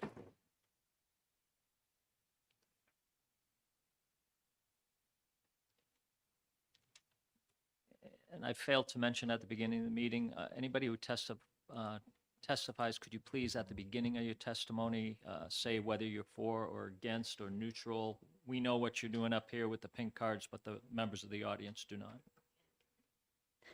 Good morning, Mr. Chairman and members of the committee. For the record, my name is Catherine Heck, and I represent the New Hampshire Municipal Association. I am going to be brief as I'm testifying for my colleague who has copious notes that I can't read. But in following along and understanding our positions, we certainly are concerned around this bill because as it was already asked what the cost would be, because there could be certainly a varied array of costs, and it would have to be accessible and ADA compliant. So there's definitely some very specific costs around ensuring that it meets those compliance standards. In addition to which creates an appropriation or an expenditure in this bill or any kind of dedicated fund for this. So we are also concerned around how that piece might work, but it sounds like there's some discussion about some amendments. So I'm certain we can reach out to the sponsor and see where we can clear things up on our side. Thank you, Representative Park. Thank you, Mr. Chairman, and thank you for taking my question. So in your testimony, you mentioned that you were concerned about the costs of implementation, and you referenced ADA compliant. I'm not making the connection there with So- what that. Accessible materials available to the public. Representative Cahill. Thank you, Mr. Chair. Thank you for taking my question. So our governor can veto bills. Is our governor authorized to not, can he say no to this? Can he say no when he's authorized to draw the warrant for said sum? Is it possible for the governor to say no? Does he have the authority to do that? So my understanding is that this would ultimately go through governor and council if the governor's authorized to draw warrants. So it would be up to their purview to decide if those costs were or were not eligible. And there's not really anything in the bill, to your point. May I ask Margaret Burns to come up and answer that question, as I am not an expert in the right to know law. I do mostly financial stuff. I apologize.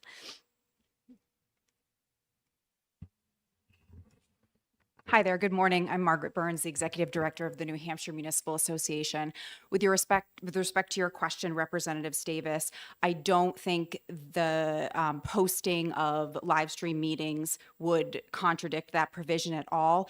That provision is meant to make it clear to members of boards that you are not allowed to email around or use the telephone or text messages in order to have conversations about business that relates to your board or committee, and that is not a way to sort of do an end run around the requirement that public business be conducted in front of the public. That sort of a string of one-on-one communications among board members using electronic means is not permitted.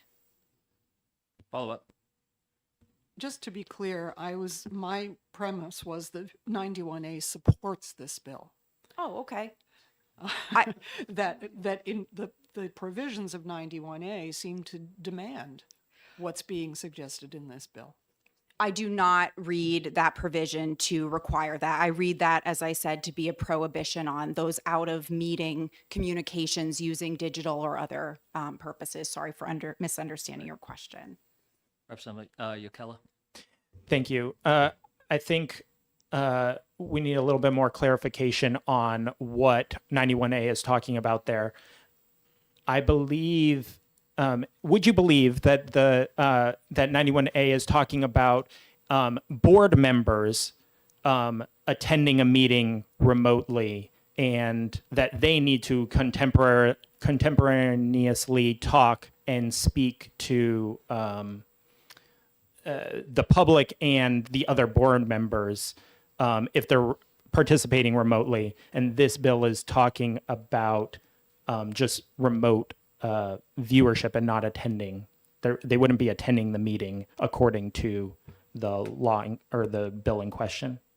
I do believe that this bill in question does not have to do with that provision of the right to know law, and instead has to do with the meeting itself being streamed as it's being conducted without having any impact on whether board members or the public attend virtually. I believe it is silent on those two issues.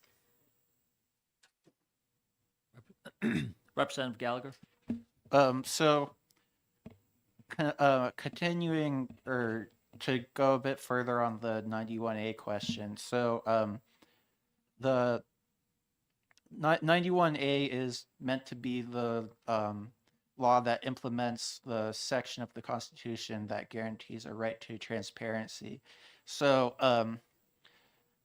even if you think there's a difference between 91A specifically, would it still be in keeping with the right to transparency from the Constitution, though? Is the question, is this bill as proposed consistent with the requirement in the Constitution? I apologize, I'm not understanding the question. Well, I was just basically I was just re-asking Representative Davis's question, except substituting Article 8, the right of transparency in the Constitution for 91A. Representative Gallagher, I think we're getting a little bit far afield on that. I don't think this bill impacts that. I think it does. I think this is about transparency. It's about providing. Representative Gallagher. we're gonna hold that your point. You can make those points when we get to the executive session, but I do not believe that what you're stating impacts this bill. This bill is quite a bit different than I think the road you're traveling down. Representative Lasales. Yes, thank you. And I just wanted to take advantage of you folks while you're here providing testimony. Do you know if all towns in the state have access, are cabled, hardwired cabled? Are all towns, and I'm not talking about individual residences, are all towns cabled? No, they are not. And I think it's important to, as an attachment to that question, that many towns, their select boards, their various boards are holding their meetings in old buildings, many of which do not have any of the capabilities necessary for streaming. So that is an important implication of the mandate that is included in this bill. Follow up, Go ahead. Mr. Chairman. Do you know how many towns do not have, are not cabled? I don't know that number off the top of my head. I don't know if Catherine has a better sense. We can confirm that there are 5 communities, but there could be several more that do not currently have the ability to adhere to any type of live streaming. They're still using dial-up or some other antiquated type of internet, and they also don't maintain a website for that reason. So we do have some of our other even more remote locations that we have not been able to 100% confirm or not confirm whether they would be able to adhere to the requirement of live streaming, because that takes a lot of bandwidth for the live streaming piece. Thank you. Thank you. Any further questions? Before you run, I have one that I actually meant to ask Representative Damon. On line 26, based on what's in this bill, you can do this with a yes or no for me, Catherine. Can you tell me what a verified expenditure is? I cannot. Thank you. Further questions? Seeing none, thank you very much. I have no more pink cards on this bill. I had a blue sheet with one con on it. And with that, we will close the hearing on HB 1461 and immediately open up HB 1708 relative to local records retentions. And I see the prime sponsor, Representative Yokella, is taking the stand. The floor is yours. Thank you, Mr. Chair and members of the committee. I'm here today to introduce HB 1708 FN regarding the local records retention. Kind of on the same theme as we've been talking about this morning, government transparency and access is very important, both in our Constitution and in our laws. And I think that getting more records digitally increases, and access to them online increases that transparency.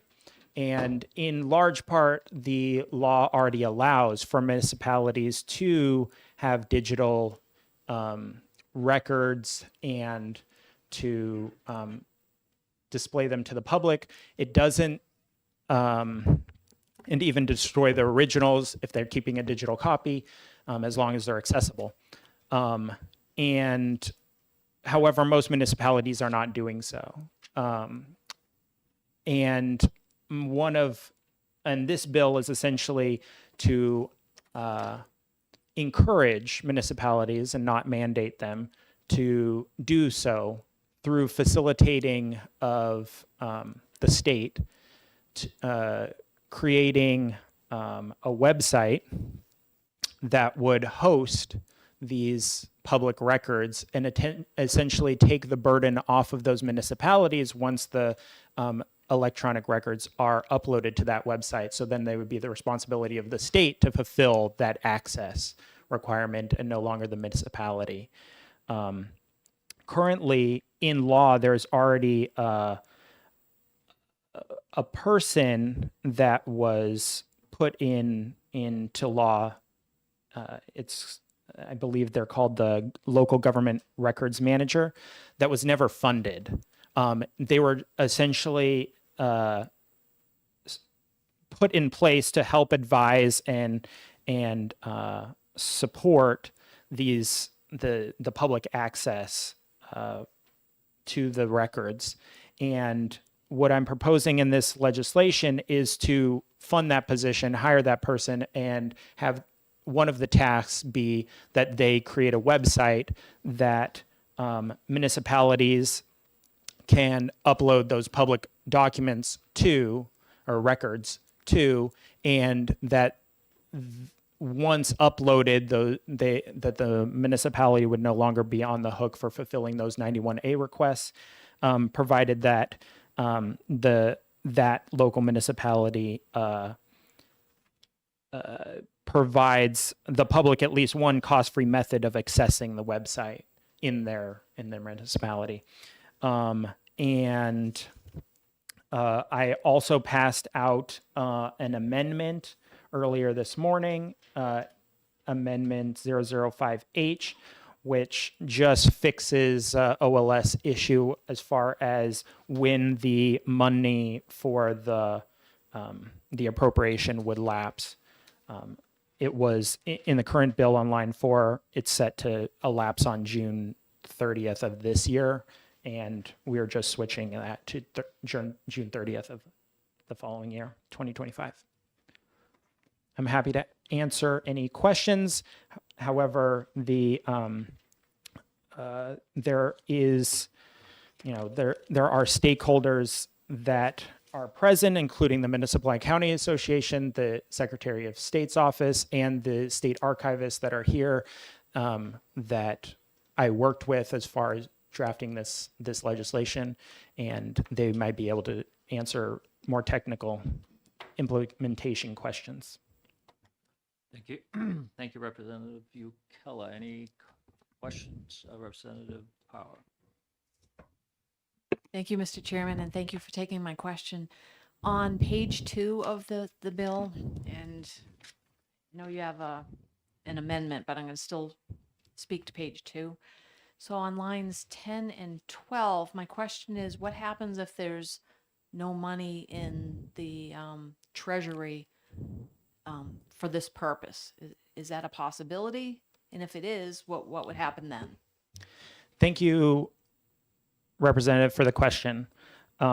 I believe I spoke with the speaker before putting this bill in, and the speaker gave me a dollar figure that would be inappropriate to put forward, and the needs of this bill was not in excess of that, and so I believe that there may be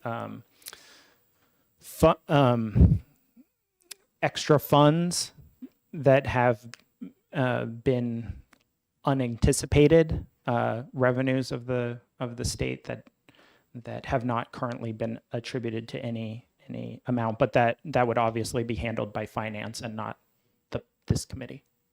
Thank you for the question. Representative Gallagher, go ahead. So you're noting how both this and the previous bill had to do with transparency. One of the questions for the previous bill was if there would have to be staff involved. Well, so if both this bill and the previous bill passed, would the staff provided for by this bill be able to be used as staff for the previous bill? Thank you for the question. The staff in this is staff at the state archive.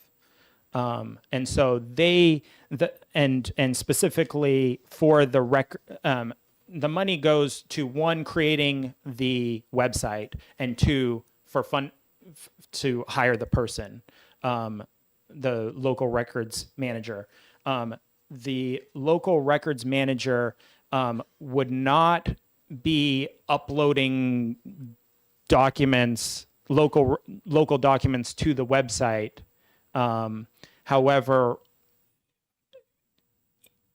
in a different sense, the website theoretically could be used to house the any document that or any file that was a public record. So if that happened to be a video file, theoretically that could also be housed on the website. But that the technical capabilities of the website, will be spec'd out by the archivist. And Representative Guthrie. thank you for the Yes, thank you, Mr. Chairman. It isn't clear to me whether or not any local records will be kept by this person, or is it just the state records? Thank you for the question. This is about the ability for local municipalities to upload their local records to the state website, and then the responsibility for the access under 91A would be relieved from the municipality, essentially saving the municipality money of fulfilling those 91A requests, and it would be placed on the state and be fulfilled by the access to the website. Follow up, Mr. Chairman. Follow up. I'm concerned about whether or not it's unfunded mandate unintentionally because of the work that the local municipalities will have to do to get these records into the state. Thank you for the follow-up. That is not an unfunded mandate because nothing in this bill is required. Those municipalities don't have to upload the documents. The benefit of uploading the documents is it saves them money in the future for having to fulfill the 91A requests. Right now, if they don't upload those documents, then they would have to fulfill those 91A requests, and that can be upwards of $60,000 was one number quoted to me about a right to know request that could be alleviated by the uploading of that document to the website in this bill. Thank you. Thank you. Thank you, Mr. Chair. Representative Davis. Thank you, Mr. Chair. Thank you for taking my question. I am wondering about lines 26 and 27. If electronic municipal records are stored in this manner, no additional copy need be kept by the municipality if the municipality provides the public at least one cost-free method of accessing the website. We just had a very long conversation about the costs of technology. How would you guarantee a cost-free method of accessing the website to the general public? Thank you for the question. That could be the local library. It could be a computer with internet accessibility at the town website. All that this bill is saying is if you give the town this cost-free method of accessing the website, then you can then you don't have to keep those records non-electronically at your municipality. And so it's not requiring that they give that. It's just saying if you do, then you can do this other thing. Thank you for the question. Follow up, go ahead. Thank you, Mr. Chair. With respect, you just said something about the municipality, but it is a requirement of this bill that the municipality provide the public with at least one cost-free method of accessing the website. How would you guarantee that on a municipality by municipality level? Maybe I'm misunderstanding the question because there is no requirement in the bill that the municipality provide the public at least one cost-free method of accessing the website. It says if. On line 16, right in the middle, it says if. If the municipality does so, then they can do this. But if they don't, then they can't do it. So it's not a requirement, it's a choice by the municipality whether they choose to or not. Thank you for the question. Representative Brown. Thank you, Mr. Chairman. Representative Yocala, I guess the question I have really is, so this moving forward would alleviate townships from having to provide, from having to keep any hard copy records, everything would be electronic and then they could go to the archive. Is that the case?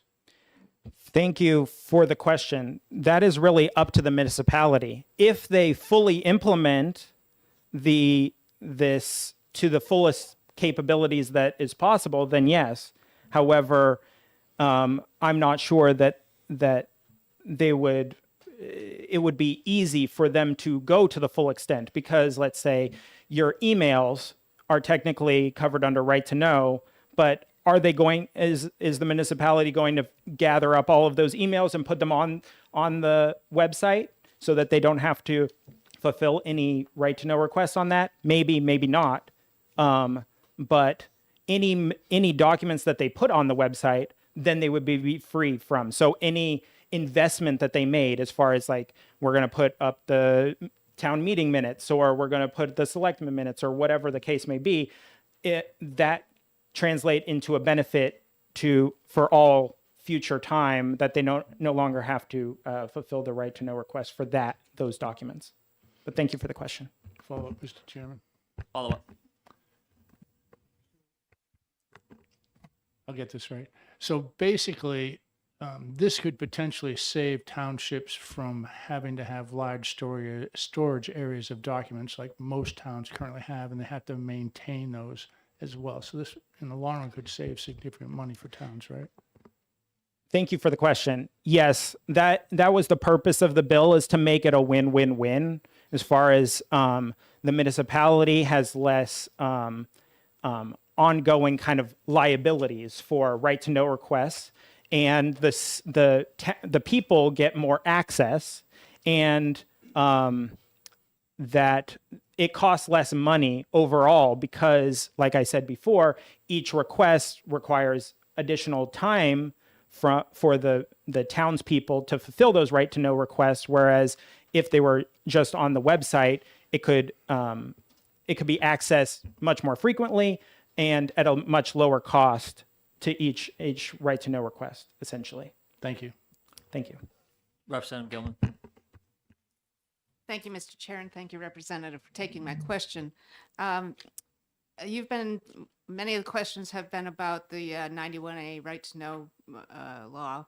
Yes. My question is, a couple years ago, we established the right to know ombudsman. Do you think that this new position or new technique would make that position unnecessary, and therefore the money could go into this new position? Thank you for the question. If there was 100% adoption across the entire state, and essentially no municipality had any local records that they were in charge of keeping, and it was all up to the state, then possibly. But I think that is an unlikelihood in the near future. But thank you for the question. Representative Freck. Yes, thank you for taking my question. If I, as a citizen, am making a records request from the website, are you basically just requiring that the citizen be given the web address and you turn him free? Or, someone who does not know how to search a database is going to be totally lost. So how is this more transparent? Thank you for the question. Yes, online 1, 2, and 3 of page 2 amends 91A to say if you've uploaded it in accordance with this provision that you're essentially fulfilling the right to know request by providing that domain name, and also you would be providing, because in part that RSA 33A 5A Roman 3, we're having the municipality, if they are doing this, then they would be providing one cost-free method of accessing the website. Now, if there needs to be help using the website, I believe that should be directed to the archivist, not the municipality, as far as, because the archivist is experts on the website. Since they created it, they're managing it, they would be able to help someone use it if there was an issue with that. Thank you. Follow up, go ahead. Would there be funding available for the additional labor at the archivist's office? Thank you for the question. That there is funding in this bill for a person that is essentially overseeing that, the website and also doing, let's see, on line 9 through 12, they're going to be helping local government, municipal records, advise the municipal records boards concerning local government records, policies and procedures, state services and financial reporting, advise local officials, and regulations pertaining to local government. So they're going to be helping in more than just the website. They're going to be helping facilitate, the municipalities to upload it correctly, lots of other things. But I think that the state archivist would probably be the person to more directly answer it, because the state archivist said that this is the person that she needs to be able to fulfill the requirements of this bill. So that's what I proposed. So thank you for the question. Very good. Representative Lascelles. Thank you for taking my question. I applaud your attempt here to make it easier for people to respond to these requests, but I'm just wondering, there is a city, and I don't know if anybody here represents that city, that has over the last few years been inundated with right to know requests.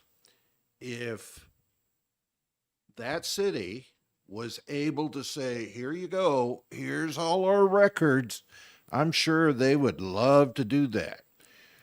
But would this law absolve the city of that responsibility? And I think from the nods, I see that some of my colleagues acknowledge that it's a big deal responding to right to know requests. And I can't imagine the city in question not saying, here you go, state archivist, here's this, and we're happy to get rid of it. Thank you for the comment. Statement.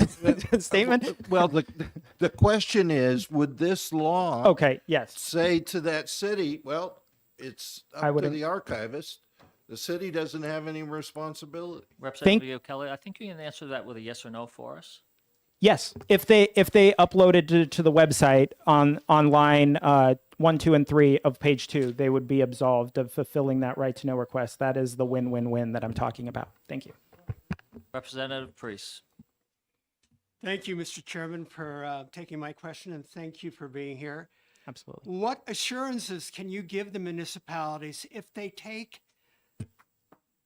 your suggestion and upload all their information onto your website, and that website is hacked and that information is gone, and they no longer have a hard copy of those records? Thank you for the question. The municipality is no longer on the hook for those records as far as the fulfilling those right to know requests. However, the state archivist her whole job is to archive stuff. So I think she and her expertise will be able to, fulfill the requirements of the law as far as offline backups and stuff like that. It's well within the scope of her duties. Representative Elwood? Thank you, Mr. Chairman, and thank you, Representative, for taking my question. Thank you. So I'm trying to envision having to obtain records pertaining to subject matter that might run across 3 different boards, the Select Board, the Planning Board, the ZBA. And I'm not sure what records contain the answers that I'm looking for. Are you saying that the technology implemented by the archivist will be able to search through all the documentation to identify the records that I need? Thank you for the question. There's technology such as OCR, which is optical character recognition, which goes through documents to essentially make them searchable, so that you could put in a keyword and it will pull up all the things with the keyword. This is a technical as far implementation of the website that the archivist has kind of already scoped out the website that I think she hopes to use in fulfilling this. So she may be able to talk more about how that the capabilities of the website that she has in mind. Thank you. Absolutely. Representative Power? Thank you, Mr. Chairman, and thank you for taking my question. It's a simple yes or no answer. With regards to the publicly accessible website, will this website be ADA compliant? Yes. Further questions? Seeing none, I have one. Representative Yokella. Representative Elwood kind of started down the path of the question I have, and that is, would a municipality be obligated, should they may be stored, would all the departments, all the boards be required? In other words, is it an all or none type of decision by the municipality? In other words, the planning board decides, no, we're not going to do this. The finance department says, yeah, we're going to do this. And different departments within the same municipality elect to or elect not to. Is it going to be an all or nothing for the municipality? Thank you for the question. I'm not 100% sure about what you mean by all or nothing, but as far as their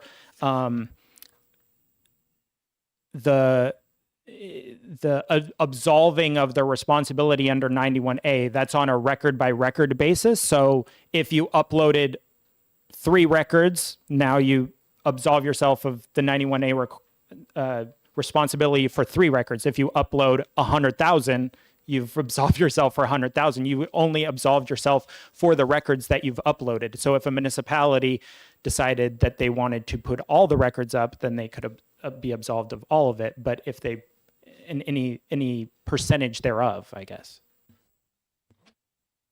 Follow up for myself, I guess, to clarify it a little more. If there's an issue that somebody has a 91A request and it permeates more than a single committee, a single board, or something like that, and some of the data is stored at the state level and the rest is stored down here, isn't that going to make a 91A request on a specific issue a little bit more difficult for everybody? Thank you for the clarification. Let's say if you had a topic of, everything that had to do with this appropriation, and that spanned in multiple things, but you've only uploaded the documents for like the select board, but the appropriation, like where they actually approved the appropriation, but the planning board didn't upload the documents. So the town manager would provide the documents as far as the appropriation for the planning board, and then provide the website for the additional documents. And so each record would be handled individually as far as the town manager would know, like, okay, we've uploaded, everything from the select board or whatever. So I'm not sure that it would be any more work. It would be less work. That's not what I'm asking. Okay. So I'll do a second follow-up. Okay. The issue is, if I decide I want a 91A request on something that's gone on in the town of Barrington, and that issue that I'm looking into spans several committees or different boards or whatever, and the local government records manager has elected to only put one or two of those committees up at the archives and has decided they're going to keep the others here, the individual requesting the 91A then is not going to know, do I have to go to the state archive? Do I have to go to the town? Do I have to go to both? What am I doing? Is that a correct assumption? Thank you for the question. Yes, they could just request, if they believe all the documents are not on the website, they could just request the request just like they would normally from a municipality, and the municipality would then fulfill the request for the documents that are not up on the website and provide them the website address for the documents that are up on the website. So if you just make the request, you would be provided with the information. And who is the individual requesting the 91A going to make the request to? The town, local government The same person records that you do manager, now. or the one at the archives? Because once I, Thank you for the question. There isn't a local records manager at the local municipality. That's not what this bill envisions. The local records manager is an employee of the state archivist, and they help both the municipality and people trying to use that website. But the requests for 91A would still go to the same place that they do now. Usually the poor person is a manager or a town clerk or something like that, that you could give the request to, and they would respond with either, let's say, a business card with the phone number or the website address, or they would be giving you a stack of paper and a website, or just a stack of paper. thank you. Thank you. I'll ask the question elsewhere. Yes, Sure. Representative Cahill. Thank you, Mr. Chair. Thank you for taking my question. Do we have an idea of how many 91A requests are done throughout all municipalities? Is there a number? Thank you for the question. There is no requirement anywhere that such a list be kept. However, if let's say for my town, I've went and scanned all of their documents. So is that just one request, or is that a request for every single document since 1970?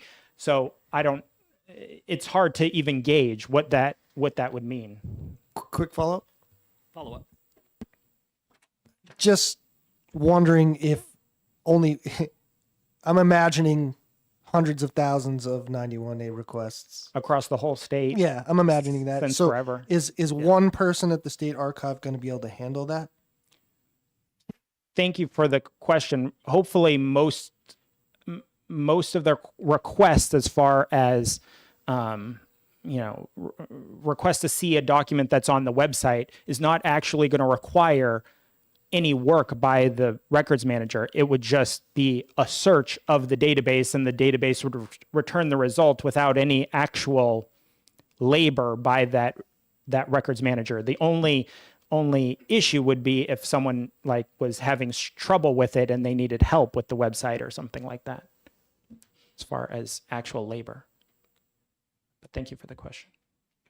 Okay, thank you, Representative Yokela. Seeing no more questions, I will call Ashley Miller and Aaron Hennessy from the Secretary of State's office.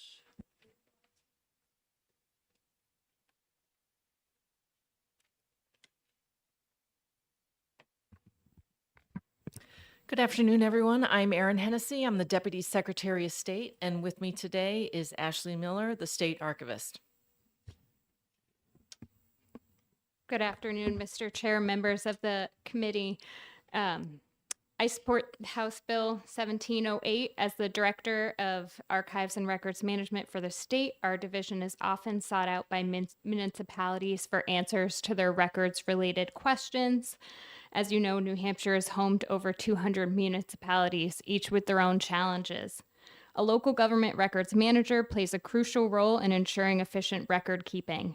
This role will allow us to reach every municipality to promote and implement systematic organization, preserve the historical records that they do have, and train them on digitization and metadata standards. This bill does not create any new positions within the Secretary of State's office, but does fund a currently unfunded one. With the funding of this position, we can better serve all of our municipalities by providing outreach, training, best practices, and a convenient repository where their records can both be preserved and accessible to the public. Archives are arsenals of accountability. We strive to preserve the historical record to promote government transparency.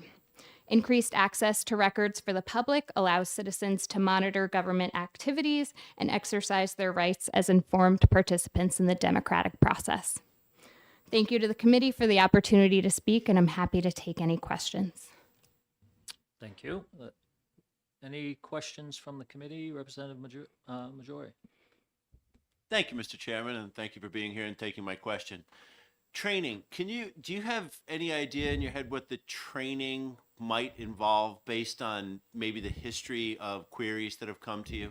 Yes. So thank you for your question. So training would involve heavily digitization training and training on metadata. So municipalities would upload their own documents. The local government records manager would train them on how to do so and implement metadata standards for them so that the items uploaded are searchable. You're welcome. Thank you. Representative Power? Thank you, Mr. Chairman, and thank you for taking my question. So in your testimony, you stated that this bill would not create a new position. However, it would fund an unfunded position. Could you clarify that unfunded position? Thank you for the question, Representative. The unfunded position currently is a position that has already been created. So it might be more of a technical financial situation we're in, but it doesn't create a new position. It just funds one that has previously been created, but is not in the budget currently. Does that answer your question? Follow up. Thank you, Mr. Chairman. So just to be clear, this unfunded position, like you said, is a separate new position, and it's not the ladies next to you, the Director of Archives. I'm sorry, I missed your name. It's not that position you're referring to. There would be two positions. No, hers. So the state archivist is a position, is a current position. This position, the local records manager position, would be a position within Archives and Records Management, which is a division within the Secretary of State's Department. Representative Gallagher? So my question was actually kind of along the same lines about the position in question. So if this position exists but is currently unfunded, does that mean, is there anyone currently filling it? Are its current duties being performed at all, or is that lapsed due to the lack of funding? Thank you for the question. No, there is no current human in that position, and we do not currently fulfill those duties to the municipalities. Representative Brown, I saw your hand. Yes, thank you, Mr. Chairman, and thank you for taking my question. I guess one of the questions, concerns moving forward is there a particular format that all these records are going to be required to be in, or is the system going to be able to adapt to whatever these municipalities or cities currently use? Thank you for the question. With the database that I'm currently looking at, I can tell you it's Preservica. More than half of the states actually use it. And we can select a format where we require, or anything uploaded can be transferred to the format we required. So very little lift on the side Thank of the you. municipality. Representative Howland, no? Sorry. Actually, I just have a question because besides the $150,000 position, everything else that we need, the software, the storage, everything that already exists in budget. We're just, we can already pull it off if we have the $150,000 person. Thank you for your question. So the 150,000 covers both the position and the database. We don't currently have the database. Representative Elwood. Thank you, Mr. Chairman, and thank you for taking my question. Will the municipalities need like a high-speed scanner or additional equipment? I mean, I have the desk printer type scanner situation, but does this impose a mandate? Thank you for your question. A basic scanner is fine. Anything that can scan up to 400 to 600 DPI, which is your basic scanner. Oh, thank you. Any further questions? I have one. Okay, so here's the scenario. The town of Barrington decides to send their planning board and zoning board documents up to the archivist, but they do not decide to send the building inspector or somebody else's records up. So the records now are in two places. As a 91A individual who wants a 91A request, walk me through who I'm going to contact for that. Thank you for your question. So just to clarify, anyone who has a 91A request for a municipality is going to reach out to that municipality directly. The municipal government is doing the uploading of those documents. They know exactly what's on the website and what they still have or are wanting to do. And they are the ones providing the link to the documents on their website. So they are reaching out to the municipality. So it's my understanding who the individual contacts is not going to change under there? under this? Correct.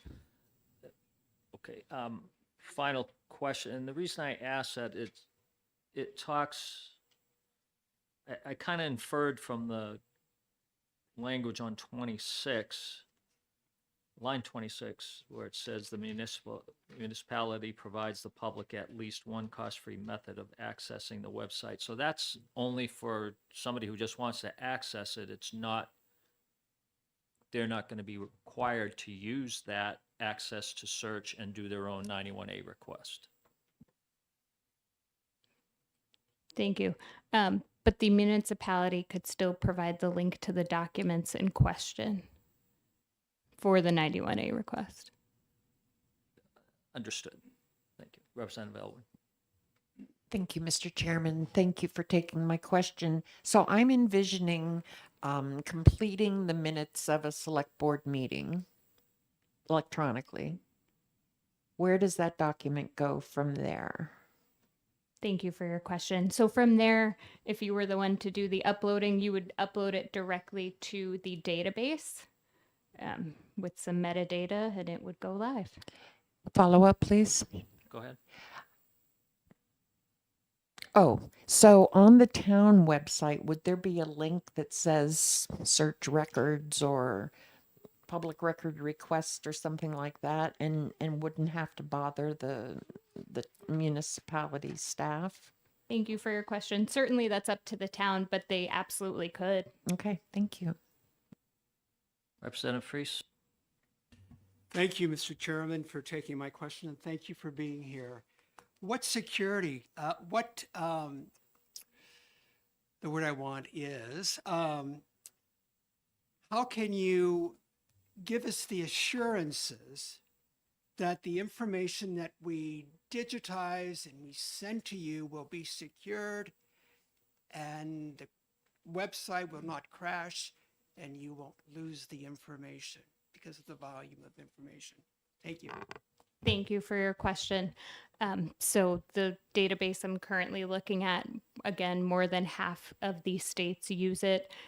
Immediately upon ingestion, a preservation copy is made of documents that are uploaded, and it passes several cybersecurity tests. I'd be happy to email that information to the committee if you'd like. Representative Cahill? Just to follow up on what you just said. So you received the data to the database, and did you just say you print off a copy for the archives too? Okay. What was that word you just said? Immediately upon ingestion to the database, a preservation copy is made within the database, an electronic copy. Quick follow. So that would be the same database? Yes, the database we're discussing. Triple follow up? Oh gosh. No, we're gonna go over here. You Oh. can, It's saved elsewhere. if that only the answers. chairman gets triple follow-ups. Representative Fract? Yes, thank you for taking my question. I can foresee that the process of uploading ongoing current documents would be a fairly insubstantial amount of staff burden on the individual municipalities. If a town were to want to upload documents from 1984 onwards, who's going to pay for that staff time? Thank you for your question. I believe that's up to the municipality to answer, not to me. Not to answer for you, but that question I think has been asked before, and the answer is this is enabling legislation. It's not mandatory. So the town has the choice of whether they wish to do that or not. And if they choose to do that, I would say the cost would be borne by the town. Representative Elwood? Thank you, Mr. Chairman. Hello. I was wondering under 33A record retention schedule, they have all the different amounts of time. Is there any reason why records cannot be kept in perpetuity through this system? Thank you for your question. No, there's not. I mean, there are certain records, historical records, for example, that we keep in perpetuity. Thank you. Seeing no further questions, thank you for your testimony. Okay, we have one more pink card on 1708, Margaret Burns, NHMA.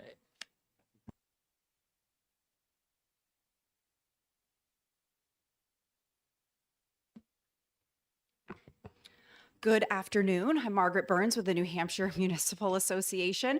I will try to be brief on this bill. NHMA supports this bill, and we want to note that we were very pleased to work with the prime sponsor over the summer to try to come up with language that worked on what he was trying to accomplish with this piece of legislation. As we see it, this bill is a local option. It does not mandate municipalities to do or not to do anything, but instead creates a place on the state archive website for them to upload records if that is convenient and if they wish to participate in that kind of program. The way I see the bill as well is that it could potentially cut down both on right to know law requests coming directly to municipalities as well, so the burden on municipalities themselves, while it could also take away some burden on individuals needing to make requests. As in, if records are available in one central location, citizens have the ability to go on there, search for information that they're looking for, and if they're not able to find it, they of course can always make right to know law requests to the municipality. Or in the reverse, if a citizen makes a right to know law request to the municipality and they're looking for minutes that span over 20 years on a particular subject, if the municipality has opted to upload all of their minutes going back to X date, they're able to point the citizen to into that searchable database and tell them that those records are available there as maybe other records from the municipality. Having heard the questions and comments of this committee, it may be prudent that there are language or other recommended changes that would assist this legislation in better effectuating its purpose. And of course, I'm happy to take any questions. Thank you very much, Representative Elwood. Thank you, Mr. Chairman. Thank you for taking my question. So I'm thinking of a town that is intentionally untransparent. And would it not be a decision the people make versus government officials whether or not to make this program happen?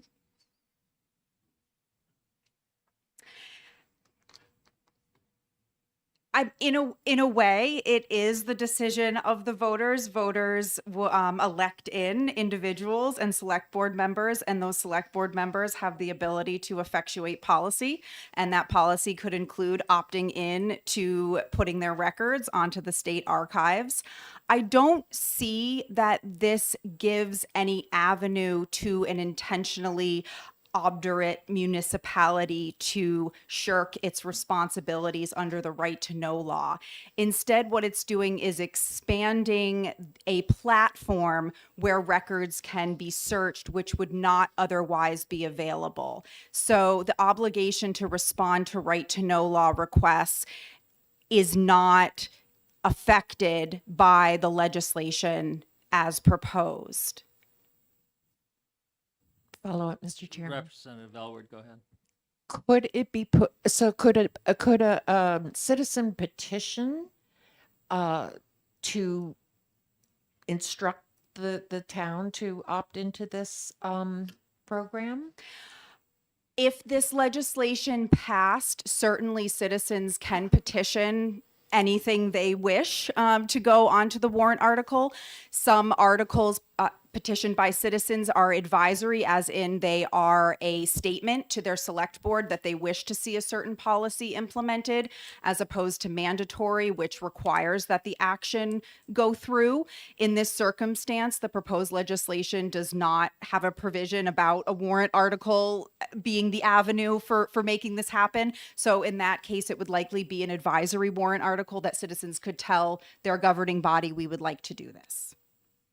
Thank you so much. Representative Guthrie. Thank you, Mr. Chairman. Is it fair to say that this program would really only be effective if all towns participated, and in a fragmented program where it's one town or another would be hilly-nilly sorta, that makes the program ineffective because of not having all the towns participate? I don't think it makes it ineffective having records compiled in a place where they don't currently exist. Having more records from municipalities in a place that is not currently available to citizens would only increase transparency and increase the amount of records that are just generally publicly available. And certainly there are municipalities who don't have the internal capacity to do the scanning and other functions necessary to get their records back to the start of time into the state archives. So we would not want to see municipalities burdened with a mandate to do something they don't have internal capacity to do at this time. Thank you, follow up, Mr. Chairman. I don't think I asked the question correctly. Probably, the point I'm trying to make is, if you have all the communities participating in a program like this, it's really great and effective. But if you have a fragmented program, I wonder if it's worth the effort. So I don't think I got that across. So thank you anyway for your answer. I apologize for misunderstanding. Fine. Further questions? Seeing none, thank you very much Thank for you. your testimony. Have no more pink cards. There were nobody who signed in on the blue sheet, yay or nay. So with that, we'll go ahead and close the hearing on HB 1708. Now, Representative Grassley, I see you in the back of the room. I know you're here for your HB 1641. Hold on. Sorry. We are extremely far behind. What we're going to do, Representative, is we will hear your bill at 1 o'clock on the hour. For the committee members, that'll give us 15 minutes to do whatever you would like, get a snack, eat, drink, use the facilities. If you elect to have a longer lunch, that's up to you, but we will start the hearing back at 1 o'clock.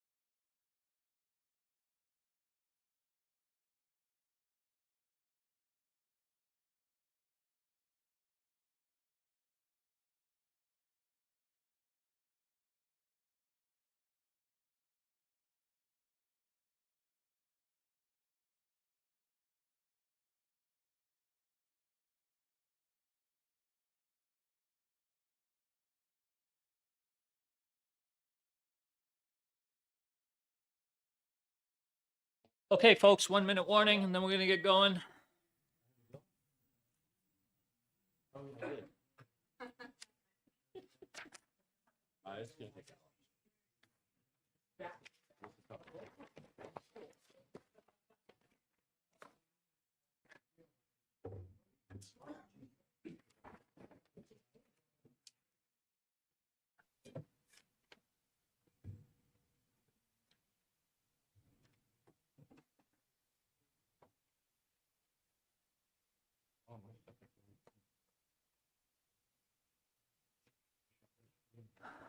Okay, we are going to get started and open up the hearing on HB 1641 relating to, no, HB 1544 relative to indemnification for municipalities adopting policies to address homelessness. I see the prime sponsor, Representative Grassi, is here. Representative Grassi, you have the floor.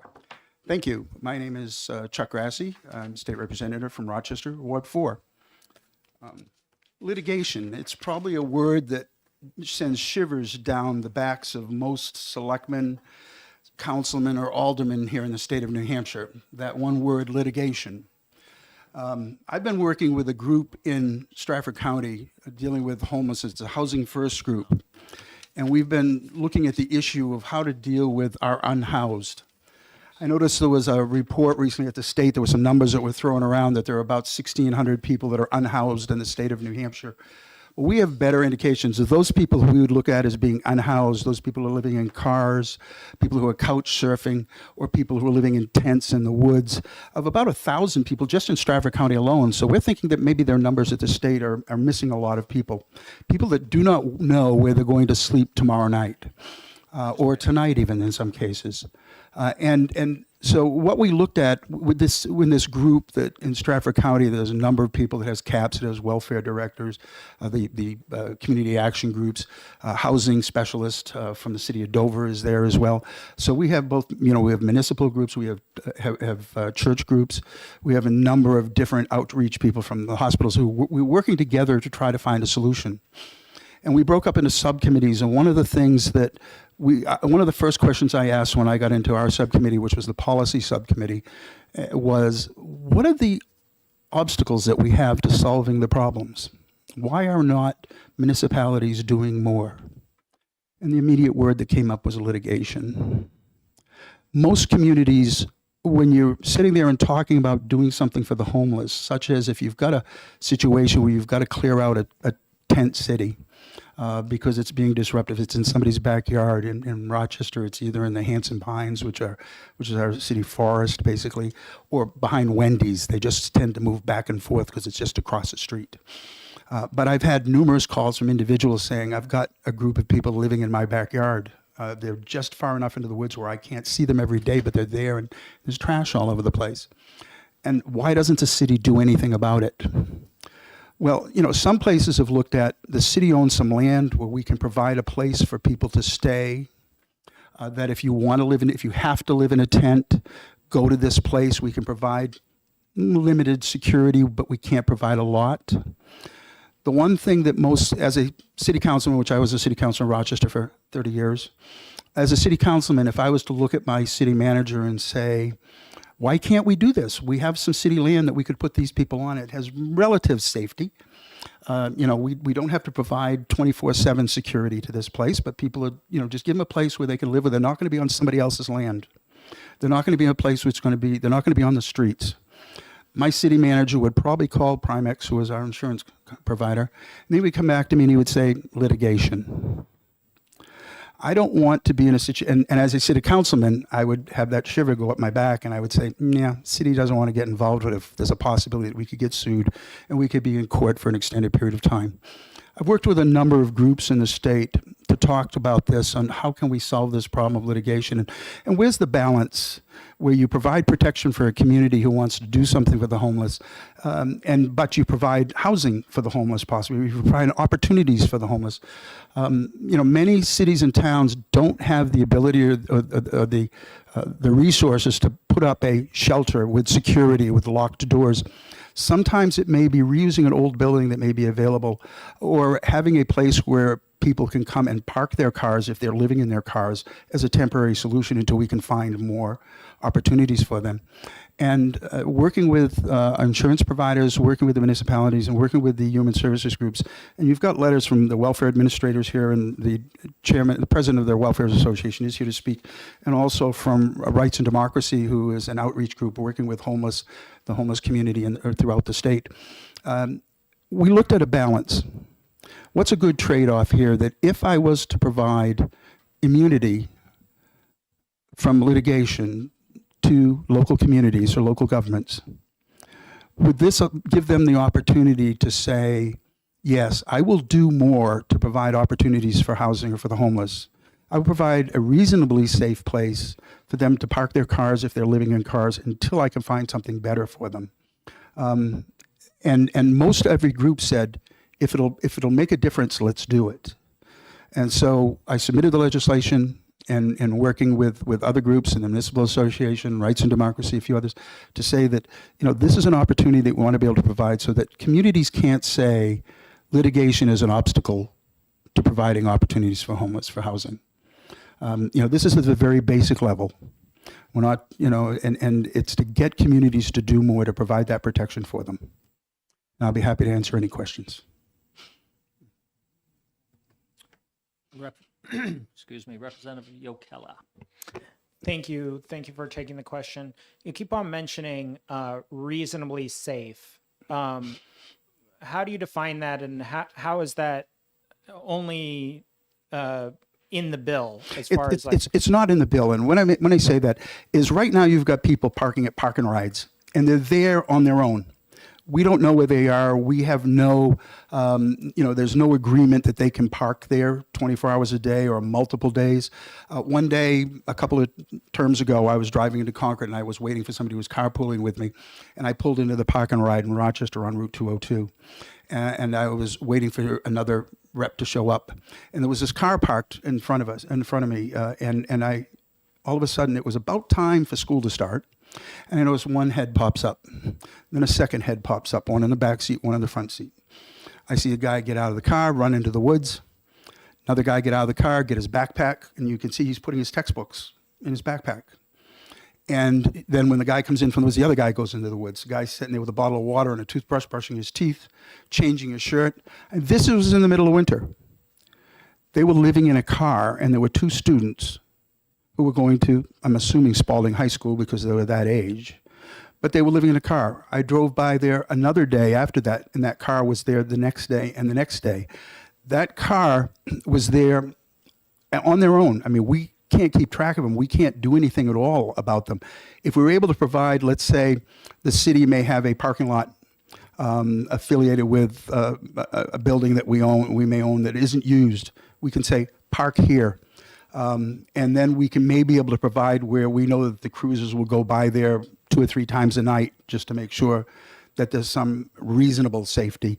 It's not defined in the bill, but the thing is that if the city isn't protected from any liability here, if they allow people to park on their lot and something happens, they will be sued. If right now these people are parking in park and rides, they're parking on, in back of people's barns, and there is no protection for these people whatsoever. There is no security for these people. If something happens, many times we won't even know about it until we find the body or the person turns up at the hospital. The thing is that right now there is no security to these people. The people who are living in the woods have no security.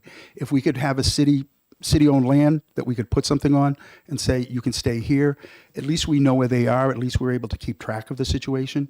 We're able to keep it cleaner. But litigation is the one thing that doesn't allow us to do that right now, or it doesn't encourage us to do that.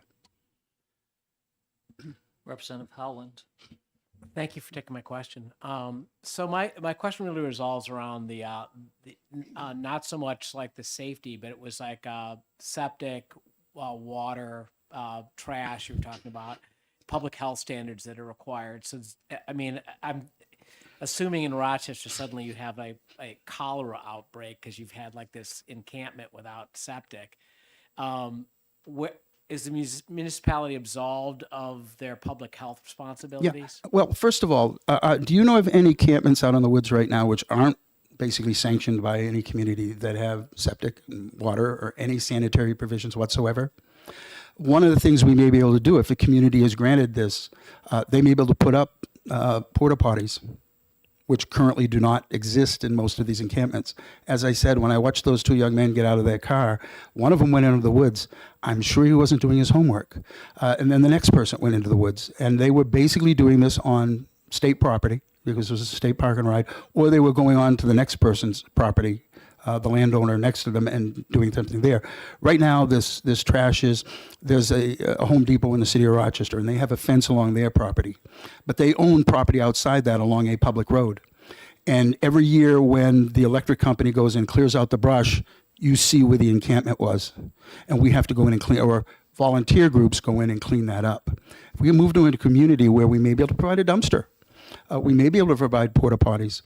Right now, these people have nothing. Representative Cahill.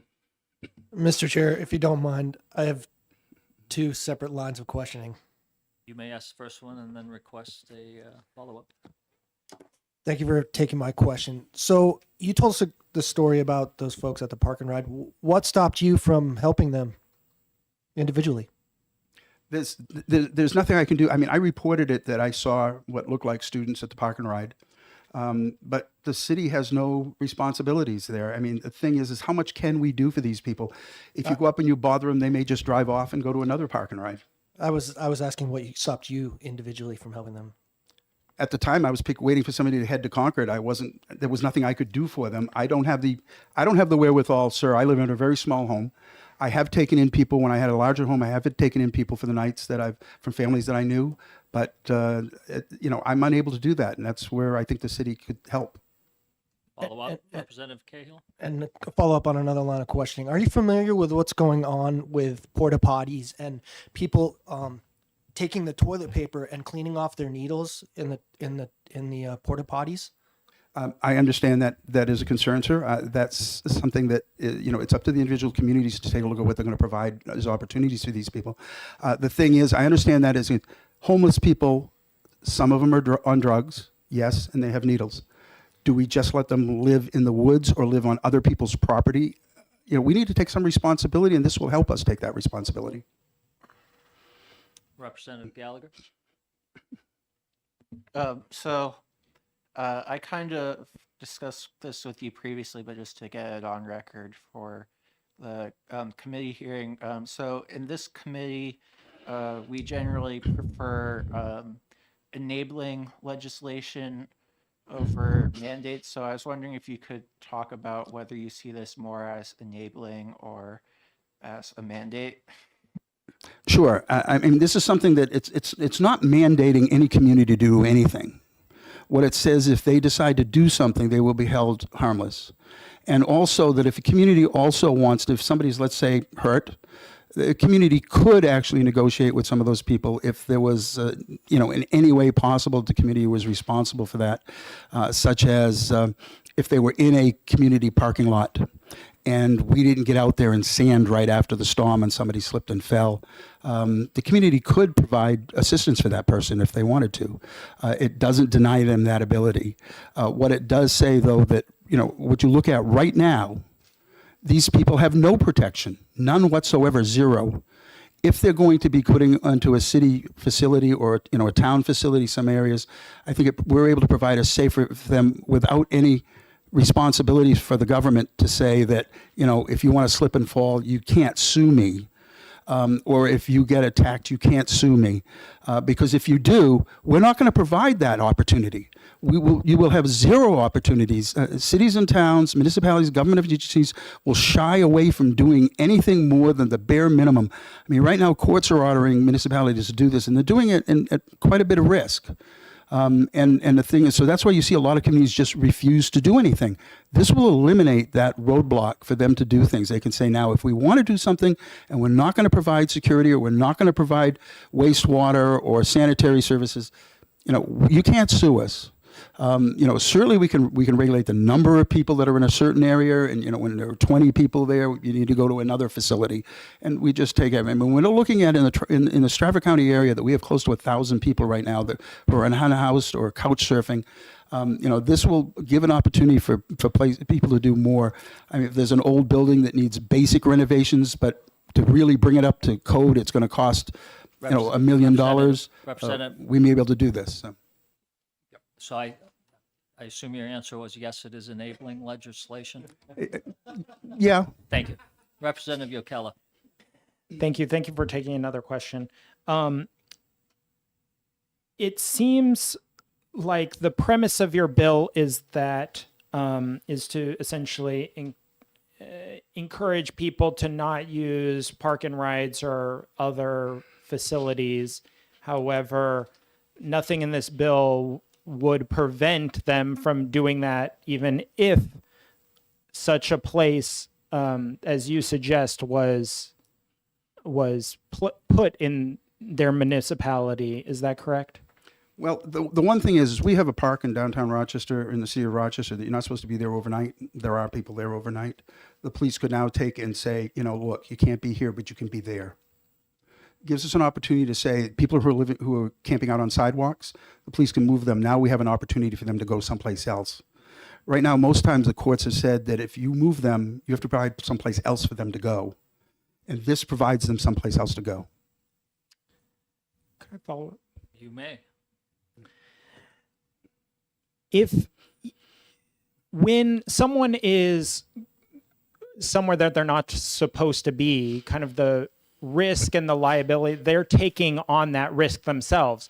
When you put someone in a particular place that is unsafe or whatever, I don't understand why you think that you say, like, here, I want you to go to this place that we know is unsafe because it doesn't have this necessary sanitary conditions and stuff like that. Why is that something that you see as something that they should be able to throw their hands up as far as liability and say, yeah, I put you in this place on purpose, but it was dangerous and you got harmed? Well, right now, they're living on private individuals or private businesses' properties. Those businesses or individuals don't really want them there. They cause problems for those businesses and those individuals. What we're doing is we're offering a location that the city owns that, basically they're not getting any more than what they were getting before. It's just a place where we allow them to go. That may seem harsh, but that's a reality. Representative Priest. Thank you, Mr. Chairman, for taking my question, and thank you for being here. My understanding is that this bill, if enacted, would protect the municipalities who are offering a lot of their land to the homeless for a temporary shelter. It would not give them the identification from an adjacent property owner who is suing the city for devaluing their property value. Is that correct? Yeah, that could be correct. But right now, those homeless people could be living in their backyards. So it's homeless situations that are going on right now devaluate individuals' properties all over the place. And I wouldn't think that the city would do something where they would put them right in the middle of a residential neighborhood. But, that may occur. Most of the land that we have is like former industrial or business sites that we have that have been demolished, or a building that may still be there that we may be able to offer without doing a lot of safety code violations, getting it up to code, but you provide them a warm and dry place for the night. Representative Elwood. Representative Elwood withdraws. Representative Frecht. Thank you, Mr. Chairman. Representative Grassi, do you have any stats on how many homeless individuals have sued a municipality for personal injury or other damages? And if any, how many of those suits have been successful?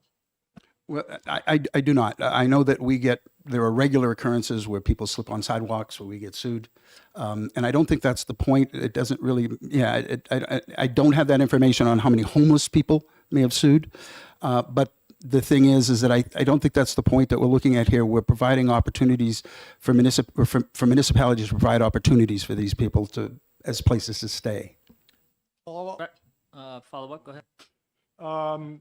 Are we looking at a problem that doesn't exist and trying to create a solution to a different problem?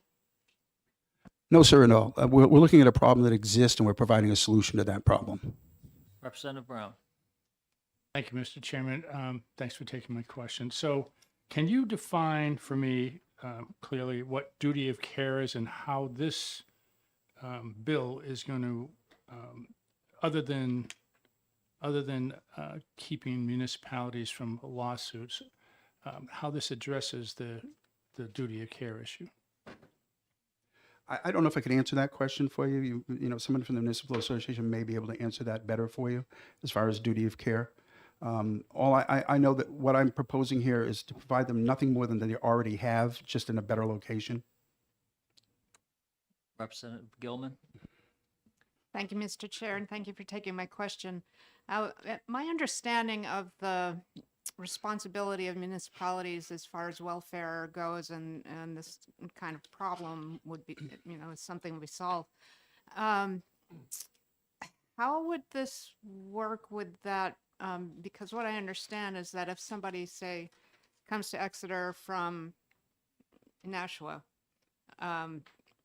do we have to, if we usually refer them back to Nashua because that's, where the care should come from.